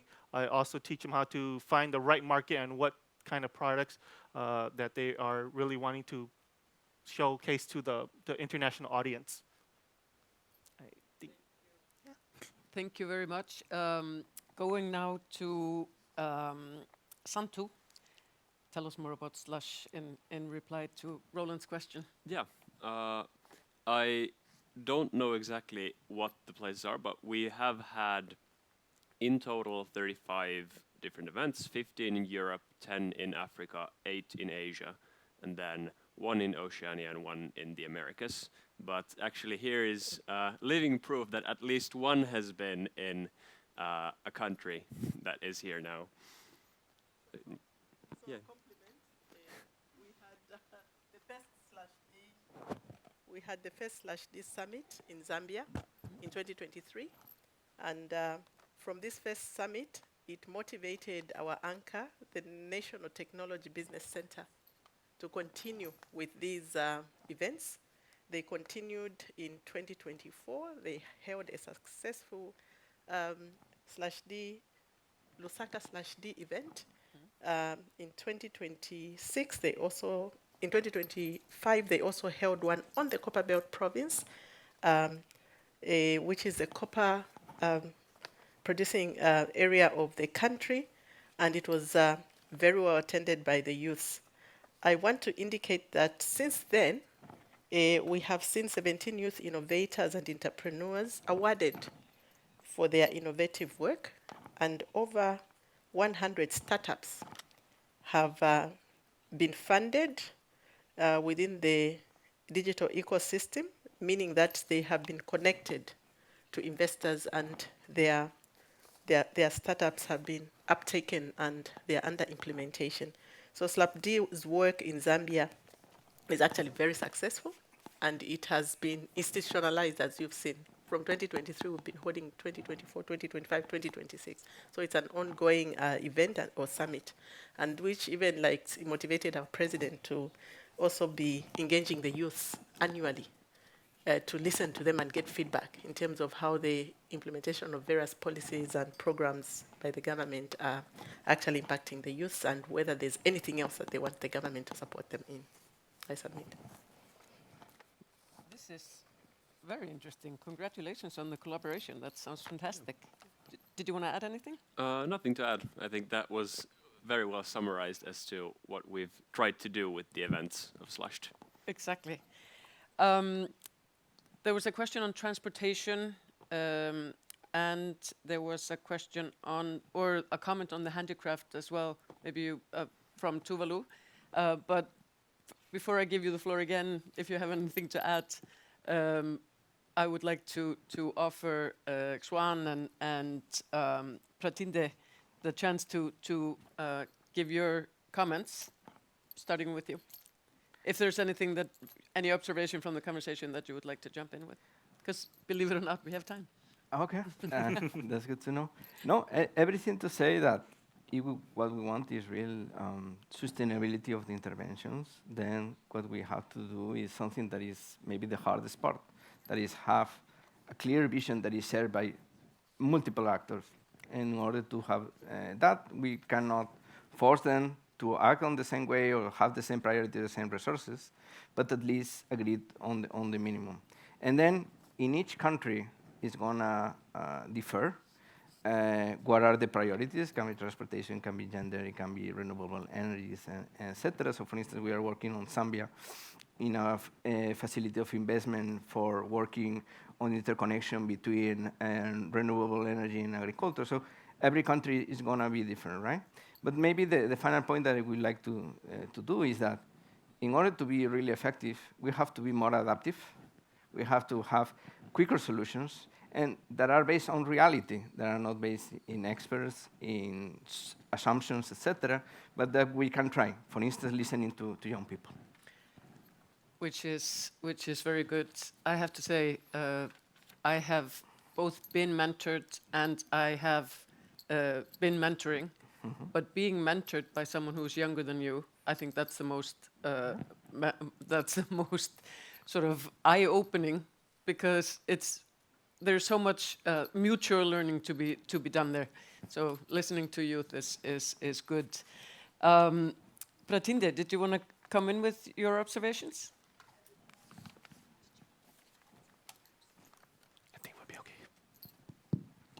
Ok, merci bien. J'aimerais réagir un peu par rapport à la question du Togo sur le rôle de l'État dans l'émergence de l'artisanat. En prenant le cas du Burkina Faso, peut-être ça pourra inspirer également. Donc, pour ce qui concerne le rôle de l'État dans l'émergence de l'artisanat au Burkina, il faut savoir que l'État va intervenir, mais pas avec un bâton, mais plutôt comme accompagnateur et facilitateur, à travers 3 points que je vais noter. Premièrement, c'est des accompagnements pour structurer le secteur de l'artisanat. Pour cela, l'État va faciliter la création de ce qu'on appelle chez nous des villages artisanaux, qui sont des espaces dédiés exclusivement aux artisans, mais également leur structuration en fêtière professionnelle. Donc voici un premier accompagnement qui est offert aux artisans.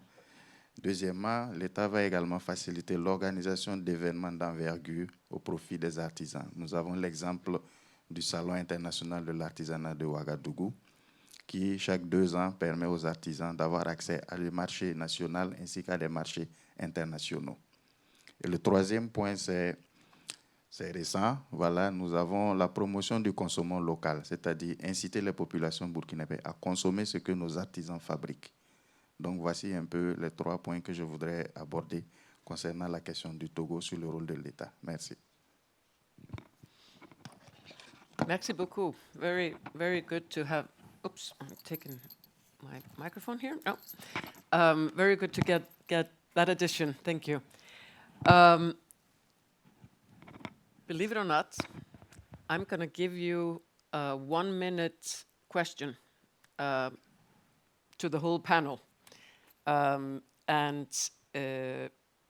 I said, the question is short, the answer will be short. But the question is, if you had to prioritize one key action, and we can, both from your experience and from the conversation here, to move from promising initiatives to lasting impact. We've been talking about it here. It's the long-term, short-term route that we have to take. What would it be? And I'm going to start here on my left with Prudence. Go the same route as before. That would be bringing visibility to young people's innovations by providing a platform at which they can showcase what they are doing, and providing financing for them to be able to generate their innovations and bring them up to scale to showcase to off-takers. Thank you. Very good on answer, content, and time. Thank you. Patinde, what would your answer be?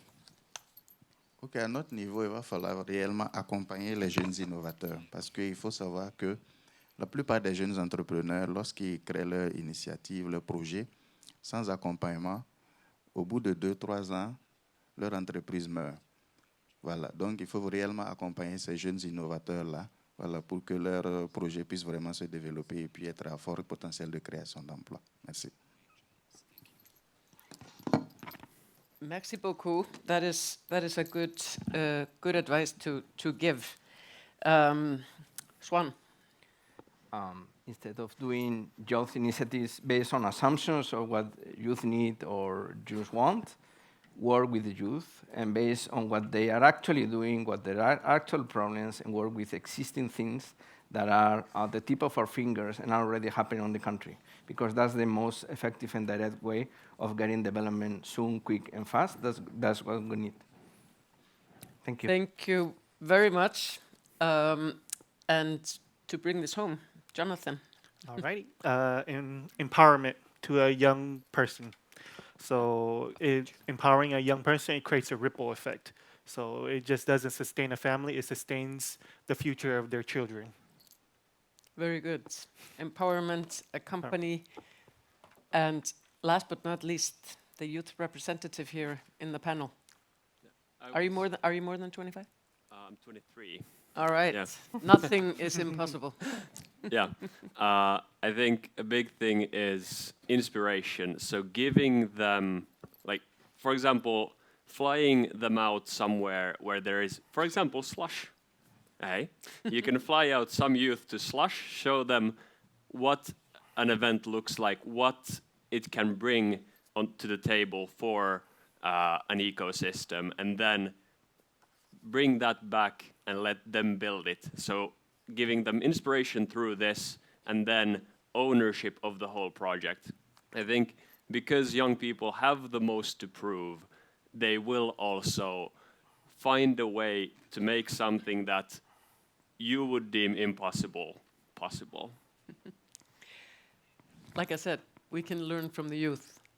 Not everything is impossible, kids. We have to take that from this discussion. But I want to thank all of you, and I apologize for being such a fierce. But I'm looking at the moderator, and we did well. We are on time. We have 4 minutes. Yes. This was what I was gonna ask you to do, to give, and I want to do it again. Give the panel, please. Let me hear you. A round of applause, because you've been fantastic. It's been very inspirational, and this is exactly what the OECD Development Center, where I'm the director, stands for. So I'm very honored to be moderating this discussion, bringing different views to the table so we can all go out inspired, with good ideas, and not afraid of anything.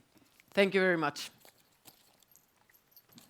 Thank you so much, Ragga. We know each other better now, so I go with Ragga. Oh, absolutely. Thank you, Ragga, and all the panelists. This was a very inspiring and also quite cozy fireside moment. Exactly. So thank you very much.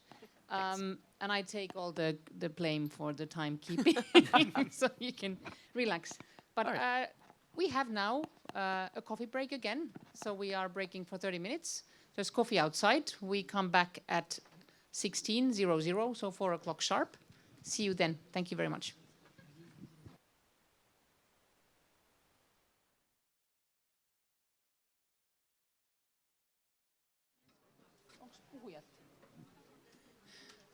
Okay, dear guests, welcome back. I hope you enjoyed the coffee break. And next we will have a Captivate session. As part of the Future Forum, there was a call for papers to solicit new and innovative ideas, offering cutting-edge research as complement to the main thematic and plenary session. And this session will present top 2 researchers selected from the call for papers, and they will present their findings in a TED Talk session, or TED Talk style session. The moderator for this session will be Meeri Koutaniemi, who is a Finnish photographer and journalist whose beautiful pictures you can see in the Canon exhibition in the lobby. We're delighted to have you, Meeri. Please, you have the floor.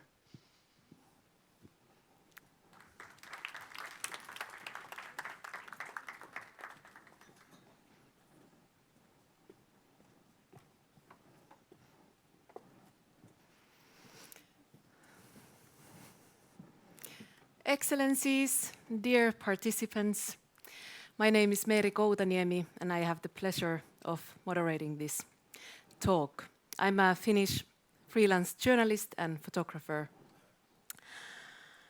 I have the pleasure of welcoming you to this Captivate session, at which we hope that we will captivate your attention in spite of the late hour and the long day we or you have had already. As you may be aware, the Future Forum is a place where we foster dialogue dialogue between LDCs and development partners, dialogue between the diverse range of stakeholders engaged in the Doha Programme of Action, and dialogue between policymakers and academia. As part of the Future Forum, a call for papers was issued to solicit new and innovative ideas offering cutting-edge research as a complement to the main thematic and plenary sessions. The best papers are showcased on the forum website. I invite you to consult them. The 5 of the best researchers from LDCs have been sponsored to attend this forum. And now we have the chance to hear 2 of them, Mr. Yasser Boina and Mr. Negue Alcino Antonio Joao Francisco, who will each have 5 minutes to present their research, followed by 5 minutes of Q&A. So you can prepare your questions already. So we will start. Allow me to invite Mr. Boina to the stage to tell us about his research, where he has undertaken an evaluation of how Senegal's national digital strategy has reshaped labor market dynamics between 2005 and 2023, with a focus of employment rates, youth inclusion, and structural transformation, one of the few studies of its kind. Mr. Boina, please tell us about your research and what are the implications for policymakers and this Future Forum. You have 5 minutes. Thanks. Merci. C'est donc un grand plaisir particulier d'avoir été sélectionné pour prendre part à ce forum. Je tiens tout d'abord et particulièrement à remercier les organisatrices et les organisateurs. Alors, nous sommes tous réunis ici aujourd'hui parce que nous aspirons à changer le monde. Ce qui est donc mieux pour nous parce que le monde et ses habitants ont besoin d'être sauvés. Pauvreté, guerre, changement climatique. Il y a donc par là beaucoup de problèmes à résoudre, un long chemin à parcourir afin de prétendre vivre dans un monde juste et prospère. Pourtant, le développement économique constitue un processus d'essai et d'erreur, d'expérimentation et d'innovation, de réussite et parfois d'échec, mais avec de bonnes institutions et surtout des dotations en ressources financières et un peu d'effort, les revenus peuvent augmenter, la santé peut s'améliorer, le développement humain peut s'épanouir. Toutefois, les choses ne se passent pas comme prévu. Dans ce contexte, comment les gouvernements, les décideurs politiciens, les universitaires peuvent avoir une idée quant à l'évaluation d'une politique, d'une réforme, d'un programme mis en œuvre dans un pays ou une région, si ceci arrive à faire une différence par rapport à la situation initiale. C'est donc au nom de ce contexte que nous avons jugé utile d'évaluer de façon causale l'impact du développement numérique sur le marché du travail au Sénégal. On nous dit tout le temps que la jeunesse africaine constitue le moteur de la croissance économique de la région. Mais à l'heure actuelle, la réalité est alarmante. Pourquoi? Parce que la plupart de cette jeunesse se trouve dans des formes d'emploi précaires, mal rémunérées, ce qui contribue par ricochet à le ramener dans la pauvreté et à la misère. Donc en 2014, le Sénégal a fait un pari audacieux, notamment l'instauration du plan Sénégal émergent. Ce shift de développement économique a permis de mettre au vert un certain nombre d'indicateurs économiques, notamment la croissance économique qui a passé de 6% entre 2014 à 2019. Mais la littérature nous dit que la croissance à elle toute seule ne permet pas de résoudre le problème, car une croissance de 1% est associée d'une augmentation de 0,4% d'emploi. Alors, pourquoi l'importance de cette étude? Parce que la révolution numérique est en marche en Afrique, mais sans preuve rigoureuse, les politiques risquent de produire des modèles inadaptés, pourtant exportés, qui ne reflètent pas à la réalité africaine.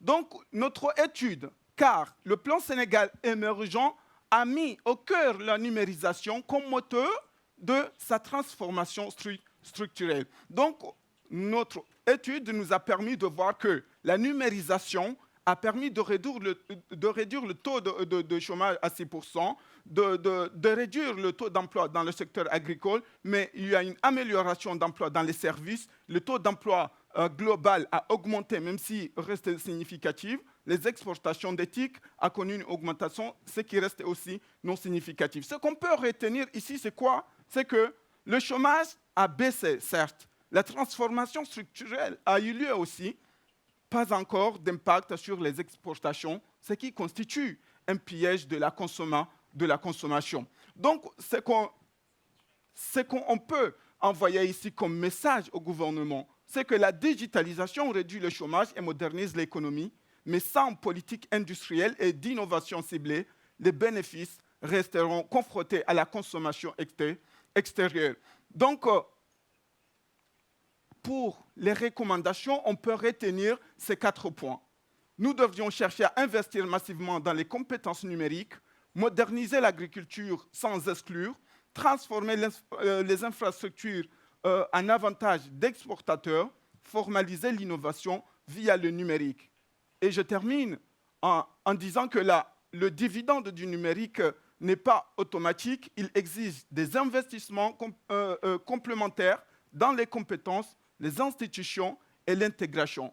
Et comme Esther Duflo, le prix Nobel en évaluation d'impact, le disent, dans un contexte où les ressources financières sont extrêmement serrées en Afrique, les évaluations d'impact deviennent une obligation. Accepter de généraliser les situations qui se passent très bien, dans des pires de cas, abandonner les politiques qui ne fonctionnent pas. Sur ce, je vous remercie.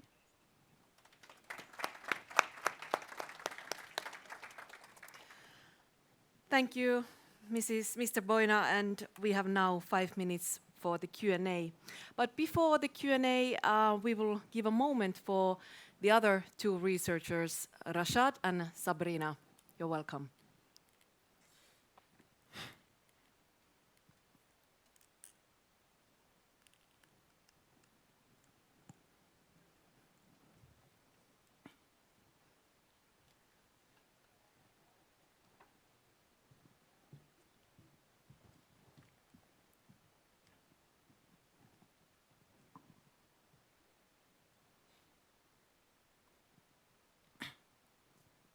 Hi, my name is Sabrina, and I'm a researcher from Nepal. And I undertook research focused on microenterprise development, youth and gender in rural Nepal. And it looked into why our youth and women entrepreneurship programs are hitting a structural wall. On paper, the participation numbers look fantastic, but in reality, local elites act as gatekeepers, and women, among them young women and marginalized young men of different caste and ethnicity, they are trapped in low value and low income micro businesses.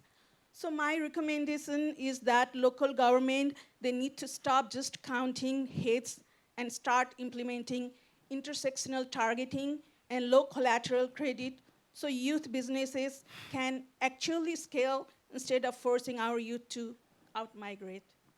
Thank you. OK, thank you for giving me the floor. Je vais y aller en français. Je suis Benjidi Rachad Sanoussi. Je suis aussi doctorant et je viens du Bénin. Donc, ma recherche est focalisée sur l'utilisation des outils numériques et surtout de l'IA dans le tourisme. Donc, dans cette étude, nous avons analysé comment l'innovation peut aider les jeunes à soutenir le secteur touristique au Bénin. Aujourd'hui, depuis plusieurs années, au Bénin, le secteur touristique est devenu vraiment quelque chose de prépondérant et beaucoup d'études ont montré que le Bénin a vraiment un atout touristique.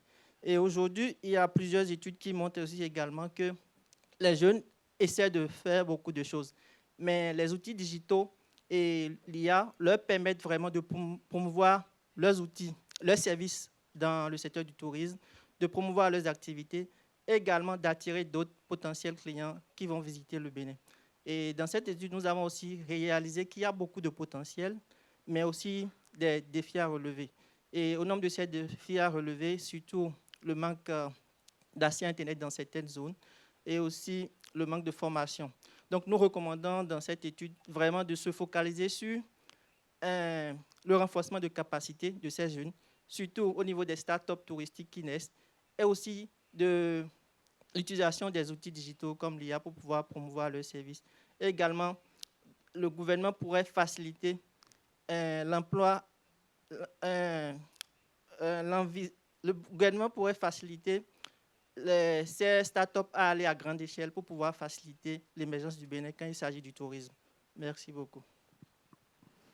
Thank you very much, Rashad and Sabrina. Let's move the Q&A after the speech of Mr. Francisco. So thank you very much, Mr. Boina.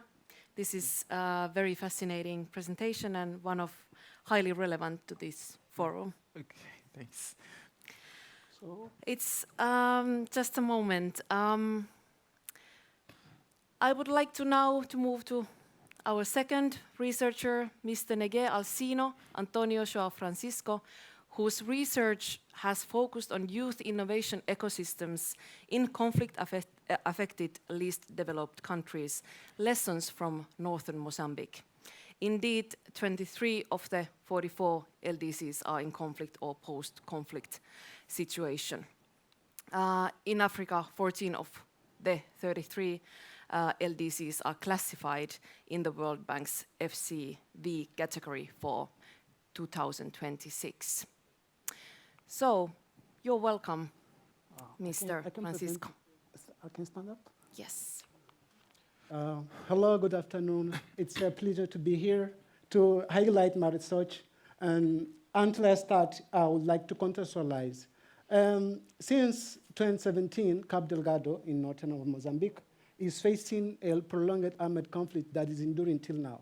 And as a consequence of this kind of crisis, many people have been displaced, family disrupted, and education interrupted. And the most important, the economy activity severely affected.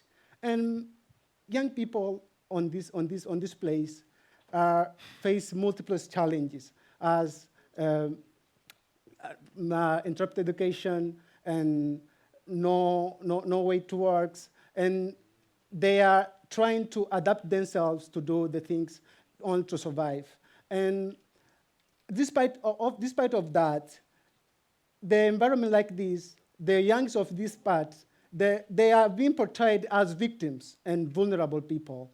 And it's not a problem, but in way of that, it's this gap between reality and the perception of this, it creates many questions. And this question lead me to my main objective, that was to know how young people on this environment of crisis create innovation. And another objective that I was looking for is to know understand how those youngs build community resilience despite, even though in an environment of this kind of situation. And another objective is to identify strategy that can inform the policies. And the last one, ultimately, I want to reframe, I seek to reframe those youngs not as only passive agents or dependents. I want to show that they are innovating and creating many things that maybe they will not portray as the victims. And about that, for achieve all those objectives, it was required to a strong methodological approach. And for that, I was to use a qualitative methodology approach with participatory observation. And these lead me in depth to know how they experience these things. And from those methodology, I found that the most important finding from this research, that was the development ecosystem dynamics that is interconnected in 3 layers. The first layer is they build an informal economic system. The second layer, they are trying to create a social and cultural innovation. And the third layer is the digital social innovation that they are doing. But from those 3 layers, I found main finding that I will read because it's so important to post that. The first, young people are creating survivor-based enterprises, often using small research. They use taxes, they sell on the streets, they are creating jobs. I have found a young man, he's a refugee. What he did, he created a barber shop. This barber shop is a special barber shop. What he do, he called all the refugees, all the young refugees that want to job, he called them to go there and work without any requisite, any certificate, any document. So you must only be a refugee to go there. And I found another woman that was working for another people in the fields.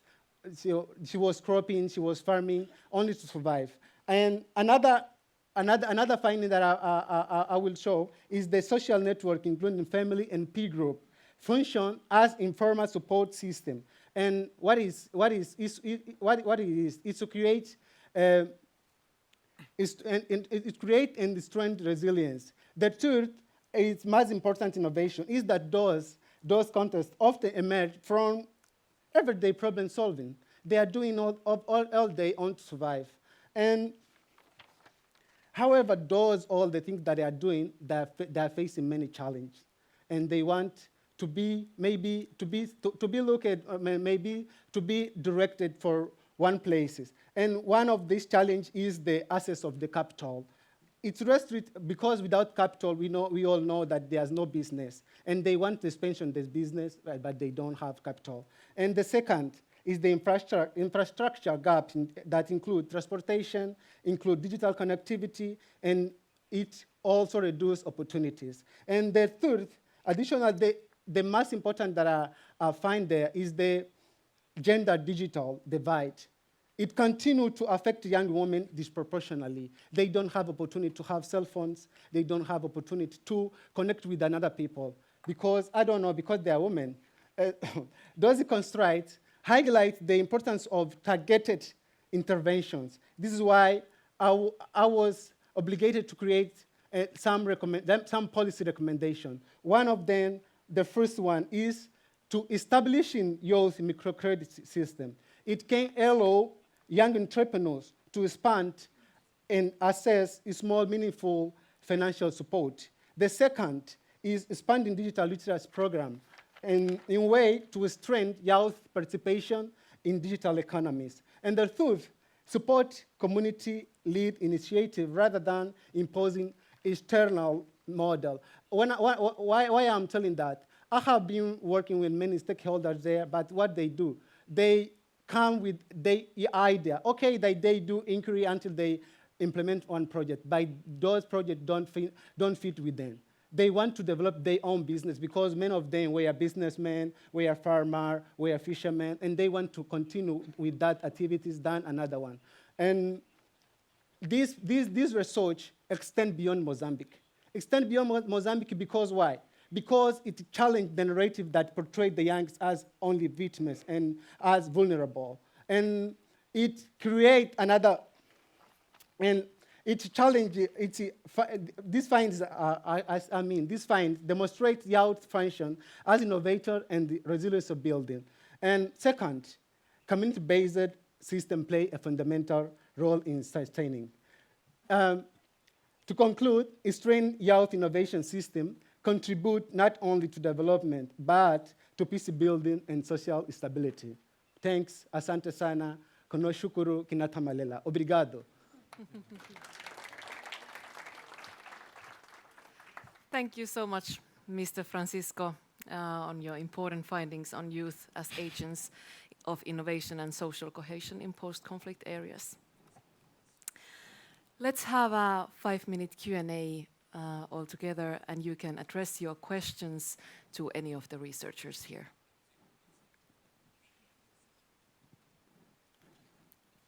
Please, the Democratic Republic of the Congo. Oui, je voudrais d'abord féliciter les jeunes pour les recherches.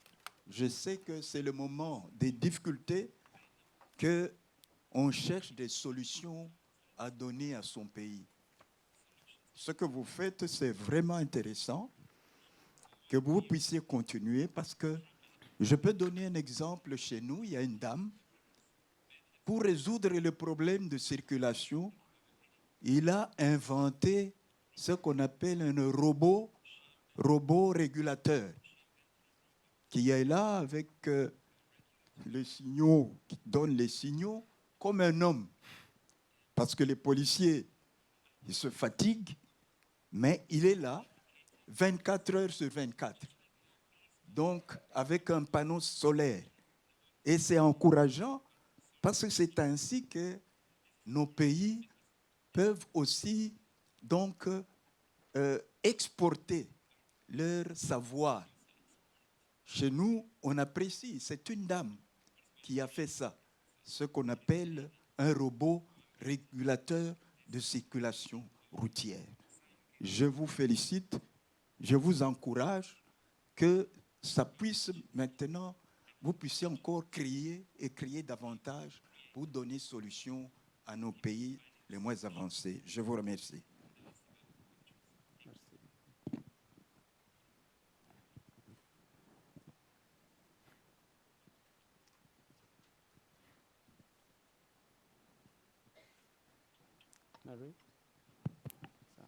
Merci beaucoup. Je suis caché, mais je... Sénégal. Sénégal, c'est ça.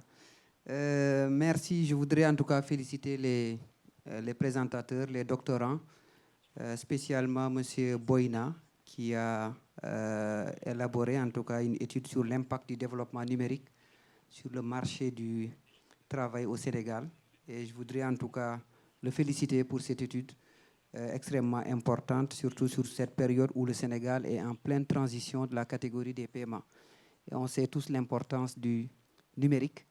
Mon intervention, en tout cas, c'est plutôt pour l'inviter à ce que les résultats de ces recherches, je ne sais pas si c'est un sujet de thèse, dans ce cas-là, ça va être compliqué pour qu'il puisse nous le partager, mais si c'est une étude qui a été réalisée pour contribuer en tout cas à trouver des solutions, je voudrais bien que ça soit en tout cas partagé avec le gouvernement du Sénégal à travers la direction où je suis, qui est en train de coordonner l'élaboration de la stratégie de transition. Cette étude elle est d'autant plus importante qu'il y a le New Deal technologie que j'ai parlé ce matin, peut-être qu'il peut être également mis à jour dans cette étude-là, puisque le New Deal technologie est l'actuelle référence en matière en tout cas de politique numérique, avec l'agenda national de transformation Sénégal 2050, qui est le nouveau référentiel qui a supplanté le plan Sénégal émergent, qui a servi de base de travail également pour l'étude de M. Boina. Et en tout cas souligner que dans la stratégie nationale de transition du Sénégal, qui est en cours de finalisation, justement c'est l'occasion également de féliciter et de remercier le Bureau des paiements qui nous a accompagnés pour en tout cas la réalisation de ce travail-là. L'idée, c'est que, en tout cas, que cette stratégie qui est en cours de finalisation puisse également bénéficier, en tout cas, des inputs du travail de recherche de M. Boina, notamment l'axe 2 de cette stratégie-là qui porte sur le développement industriel et l'innovation technologique. Donc, on voit qu'on est en plein cœur sur, en tout cas, le sujet qui a été réalisé. Je vous remercie. Thank you. Let's take the one from Uganda. Thank you, Chair. Thank you, panelists. I would like to thank the panelists, most especially Mr. Boina, for this wonderful study. Just to share some aspects from Uganda, how digitalization has impacted the services sector.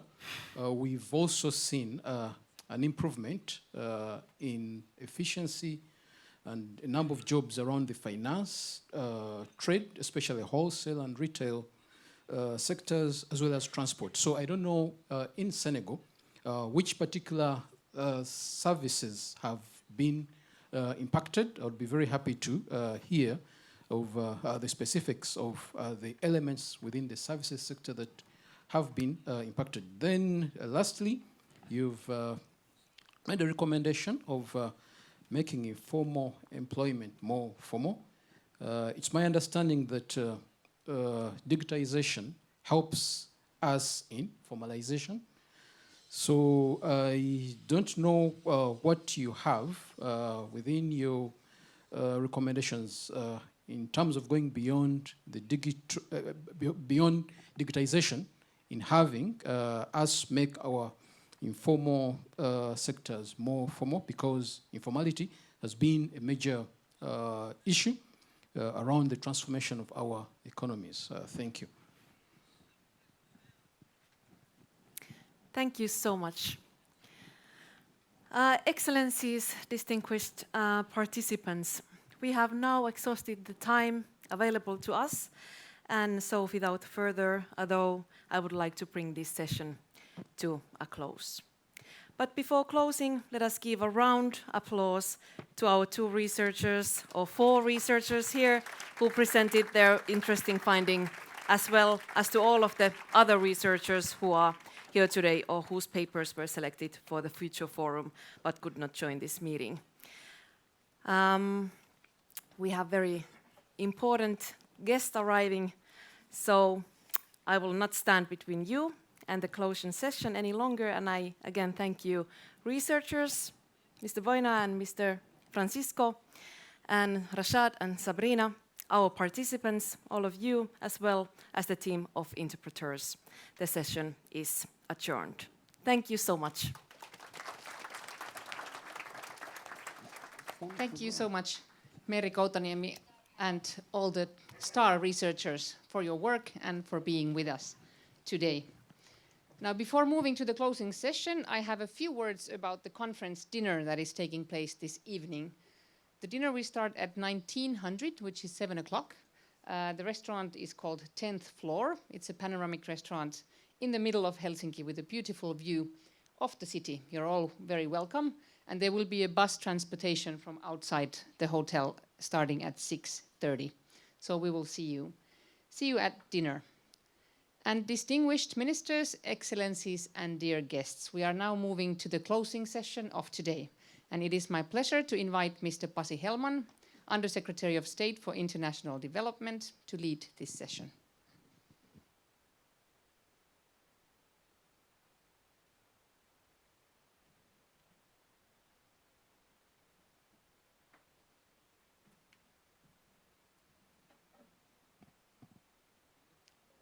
Thank you, Laura Tuulia. Ministers, excellencies, dear guests, it's really great to see a full house at the end of the day. But I guess you know what you are waiting for.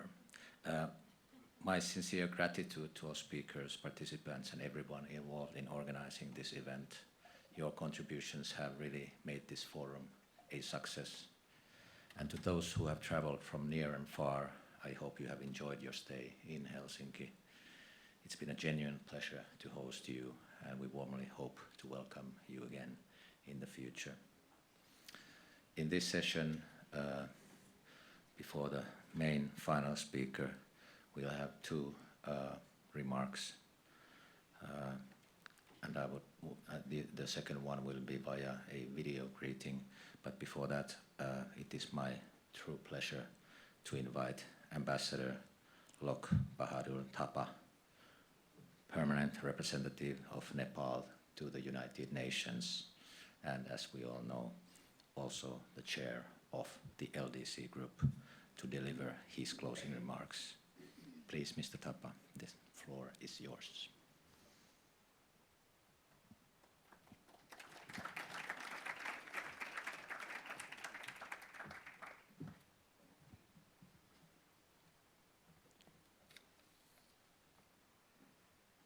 Honorable ministers, excellencies, distinguished delegates, ladies and gentlemen.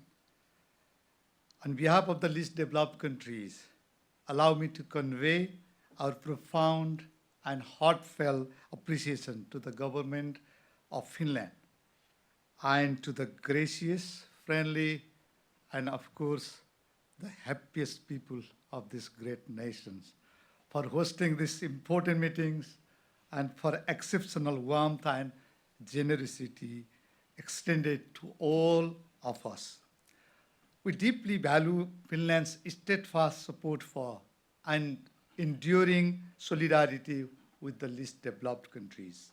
Your principal partnerships has long stood as a beacon of hope and testaments of Finland's unwavering commitment to a stronger multilateralism and a fairer, more just, and more inclusive world. Excellencies, over the past 3 days, the Forum has engaged in rich discussions, forging shared understanding and identifying practical pathways to accelerate the progress for the LDCs. This meeting illuminated both the progress made and the persistent structural constraint in implementing the DPUA and also the Sustainable Development Goals in the entire 44 LDCs. Some important takeaways can be drawn from the discussions in the past 3 days. First, LDC high potential. Almost 2/3 of the population in LDCs under 30.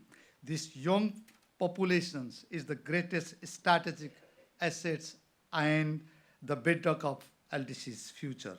For this, it is incumbent upon us to provide them with hope, with optimism, with skills, knowledge, and more importantly, the opportunity. If we fail to provide our young people with education, with opportunity, with employment, and a sense of purpose, this very potential can turn into a source of fragility and instability.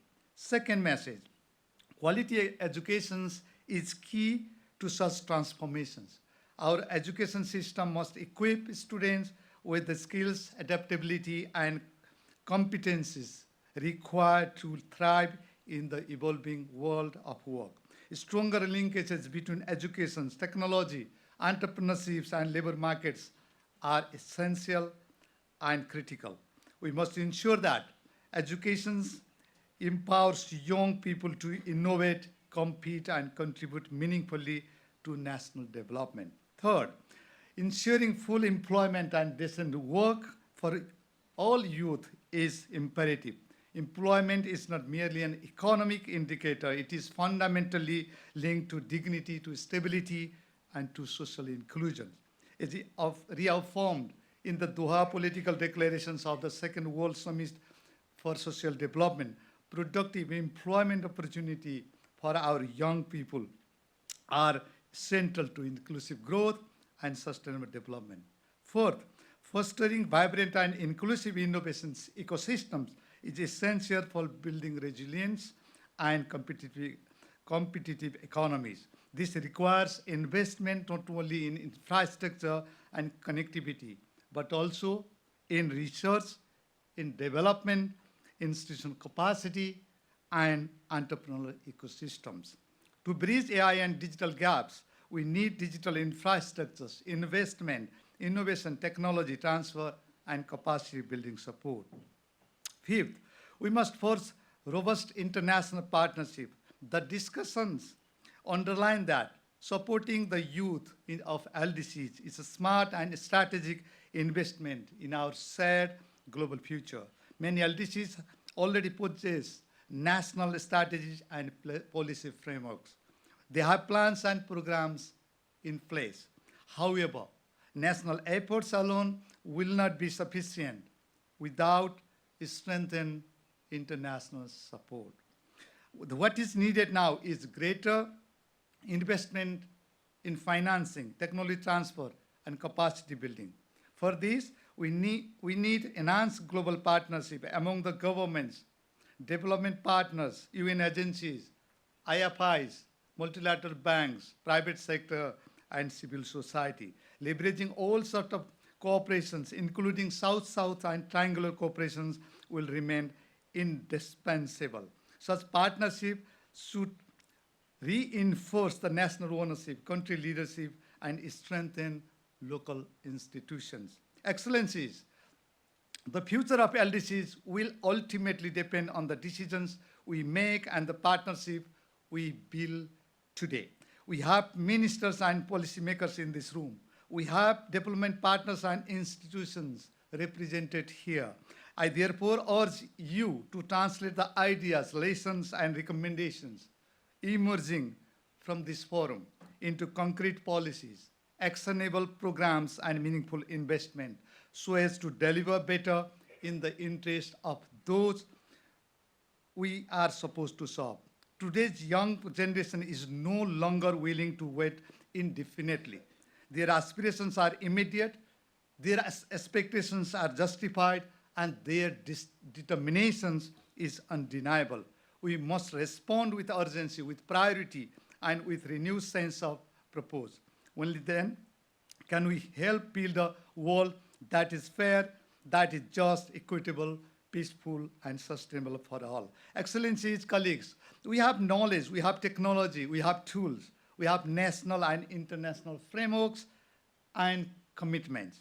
And we have countless examples from our own countries of how education, innovations, and inclusiveness can transform young people into innovators, entrepreneurs, creators, and leaders who drive meaningful change. What we need is strong political will and robust partnerships.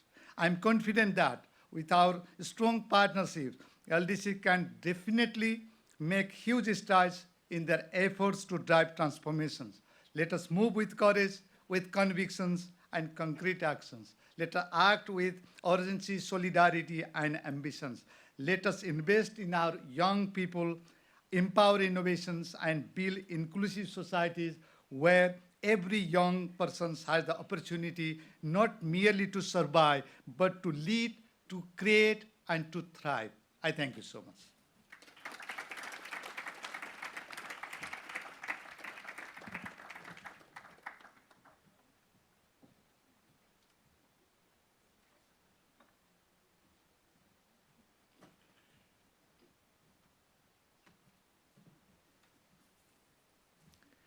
Thank you so much, Ambassador Thapa, for your very important remarks. It is now my great honor to give the floor via a video greeting to Ms. Rabab Fatima, Under-Secretary General and High Representative for the Least Developed Countries, Landlocked Developing Countries, and Small Island Developing States. His Excellency Mr. Alexander Stubb, Honorable President of the Republic of Finland, His Excellency Mr. Lok Bahadur Thapa, Chair of the LDC Group, Honorable Ministers, Excellencies, distinguished colleagues. It is a great honor and privilege to address you at the closing of the Fourth LDC Future Forum. I deeply regret for not being able to join you all in Helsinki this year due to an injury, but I'm delighted to know that it was yet another very successful gathering. My heartiest congratulations to our host and to you all. I wish to begin by expressing my deep appreciation and gratitude to His Excellency President Alexander Stubb for honoring us with his kind presence today. Mr. President, your presence reflects Finland's long-standing commitment to the LDCs and your personal dedication to keeping LDC issues high on the international agenda. I thank you, sir. Finland's leadership in advancing inclusive development, innovation, education, and international cooperation continues to inspire the global community. I extend my heartfelt thanks to Minister Elina Veltonen, Minister Ville Tavio, Minister Anders Edelkreuts, and colleagues from the Ministry of Foreign Affairs and all our Finnish partners for their outstanding efforts in making this forum another remarkable success. My sincere appreciation to all ministers, permanent representatives, and all other participants for enriching this forum with their valuable contributions. My special thanks to our youth representatives for their active participation.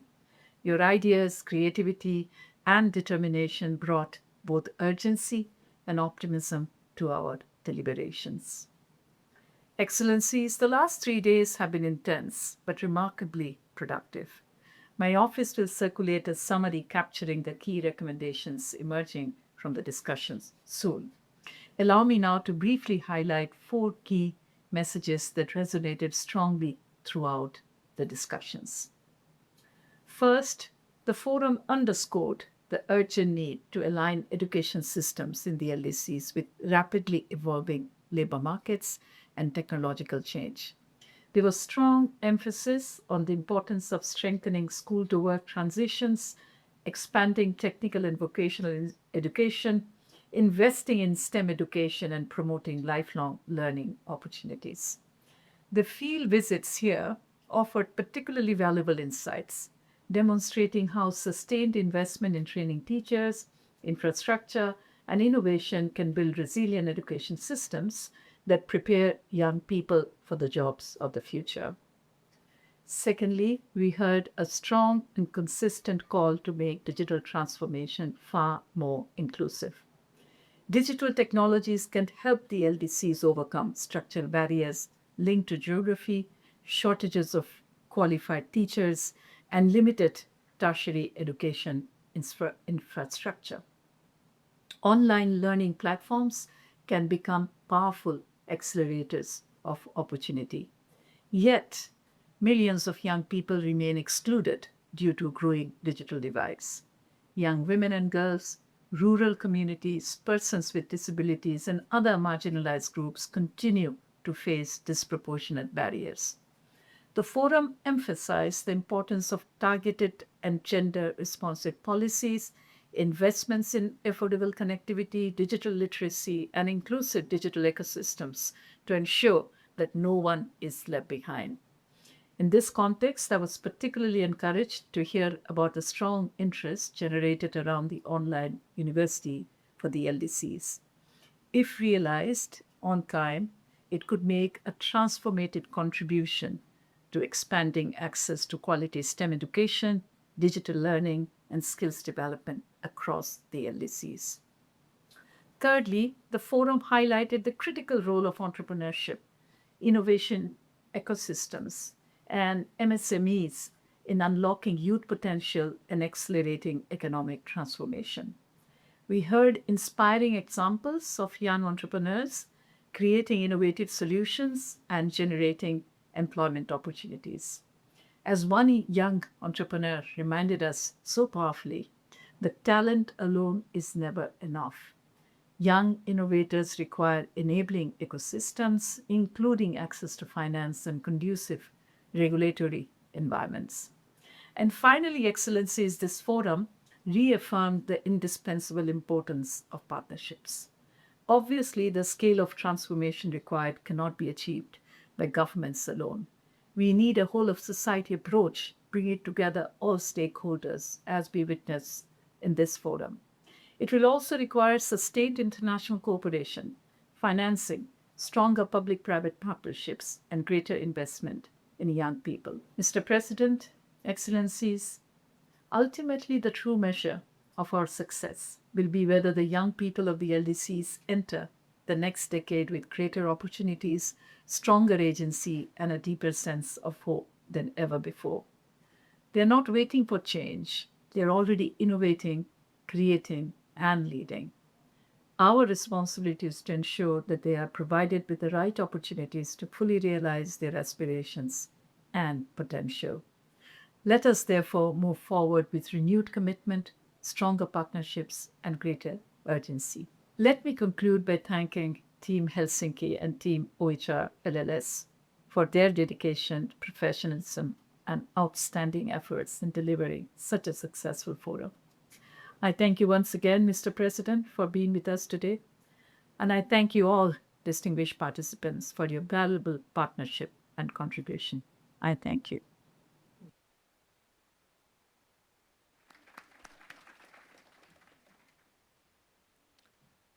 Sincere thank you to Undersecretary General Ms. Rabab Fatima for her very important remarks and also for her very nice, kind words to the organizing team, not only here in Helsinki, but also coming from other places. Excellencies, ladies and gentlemen, this meeting has focused on education and on why it is such a crucial foundation for broader development and sustainable economic growth. Young people are at the very heart of this effort.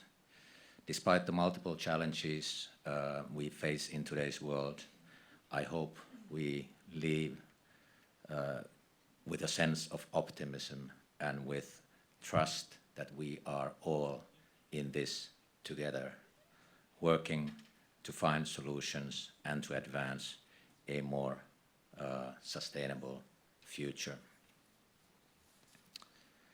We have talked a lot about education and innovation, and I think our site visits also, in addition to the program, seminar program, our site visits have confirmed that education must be directly linked to jobs, entrepreneurship, and to real skills demand. Inclusive from the start, flexible, and adaptive. Youth population needs skills which make it possible for them to not just find jobs, but to create jobs. And I think we heard very inspiring stories about that too. Also, initiatives like the UNICEF Learning and Innovation Hubs in Helsinki can support adapting solutions to different contexts. We learned that school meals offering holistic support for learners can deliver learning and other positive development outcomes. But Excellencies, ladies and gentlemen, I will stop here because we have saved the best for the last.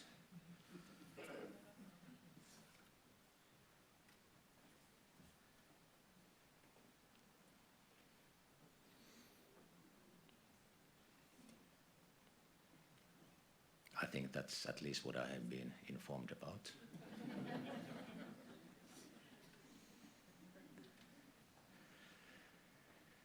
Excellencies, ladies and gentlemen, it is now my great honor to invite the President of the Republic of Finland, Mr. Alexander Stubb, to deliver his closing remarks.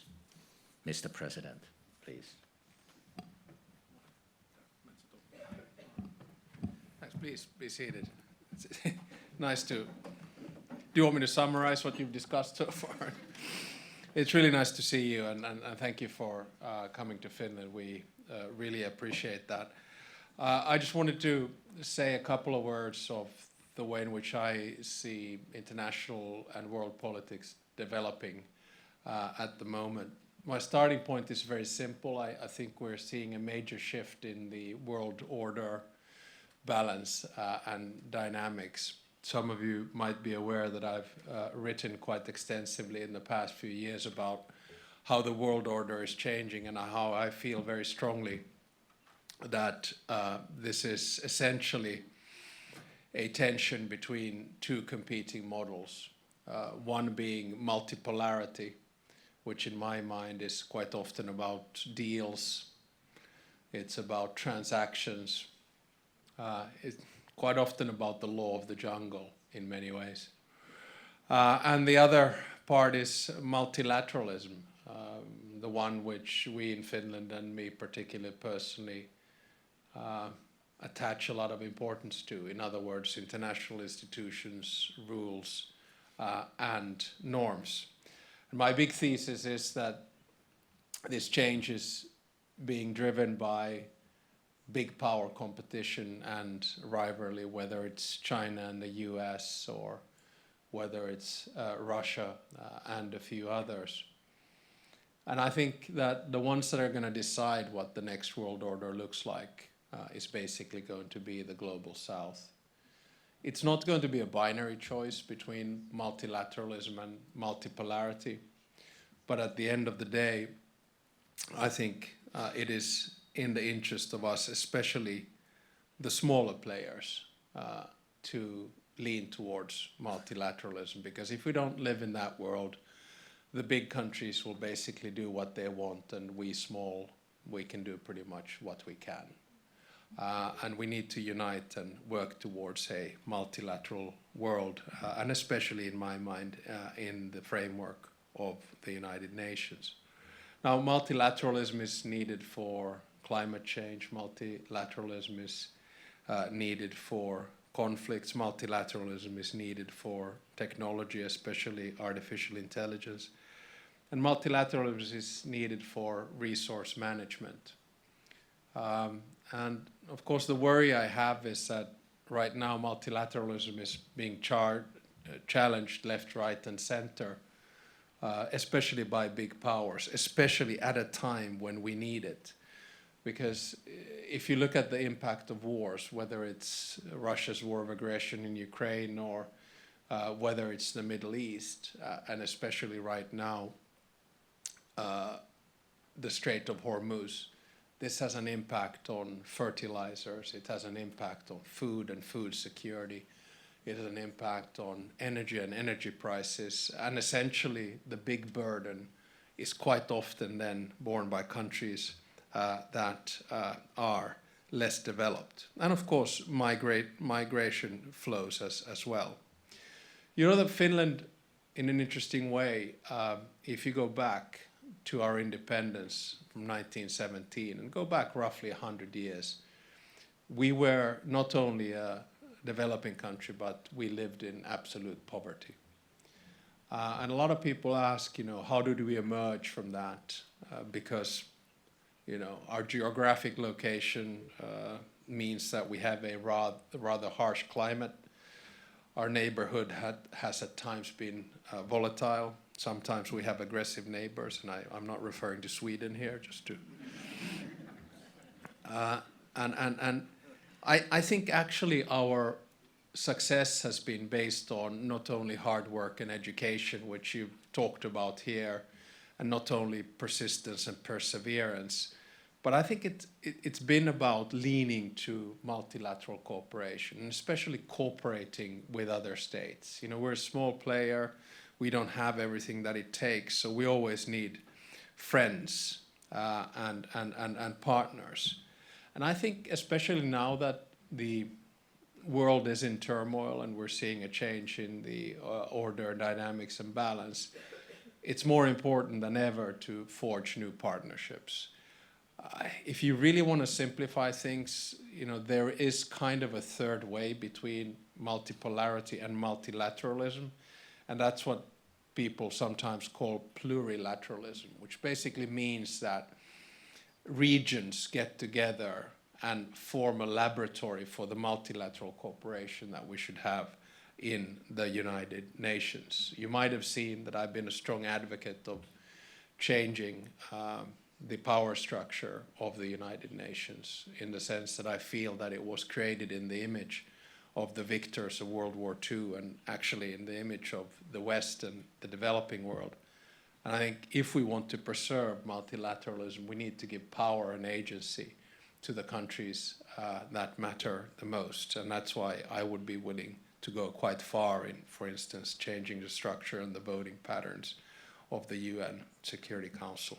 In Finland, we call this values-based realism, which basically means that we stay true to our own values, which we fully understand are not the same everywhere. But at the same time, we're realistic that we're not going to solve the world's problems, climate change, technology, scarce resources, energy, or conflicts, just with countries who think exactly like we do.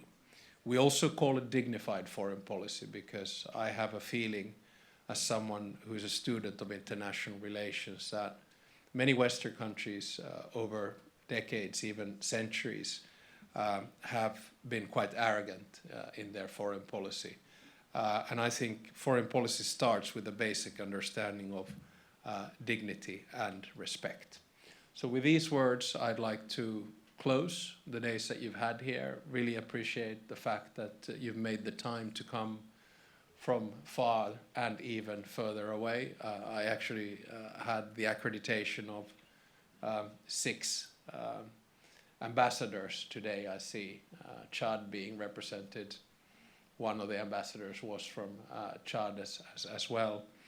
I hope that you've had and will continue to have fruitful days here, and I wish you all the best in the future. Thank you very much.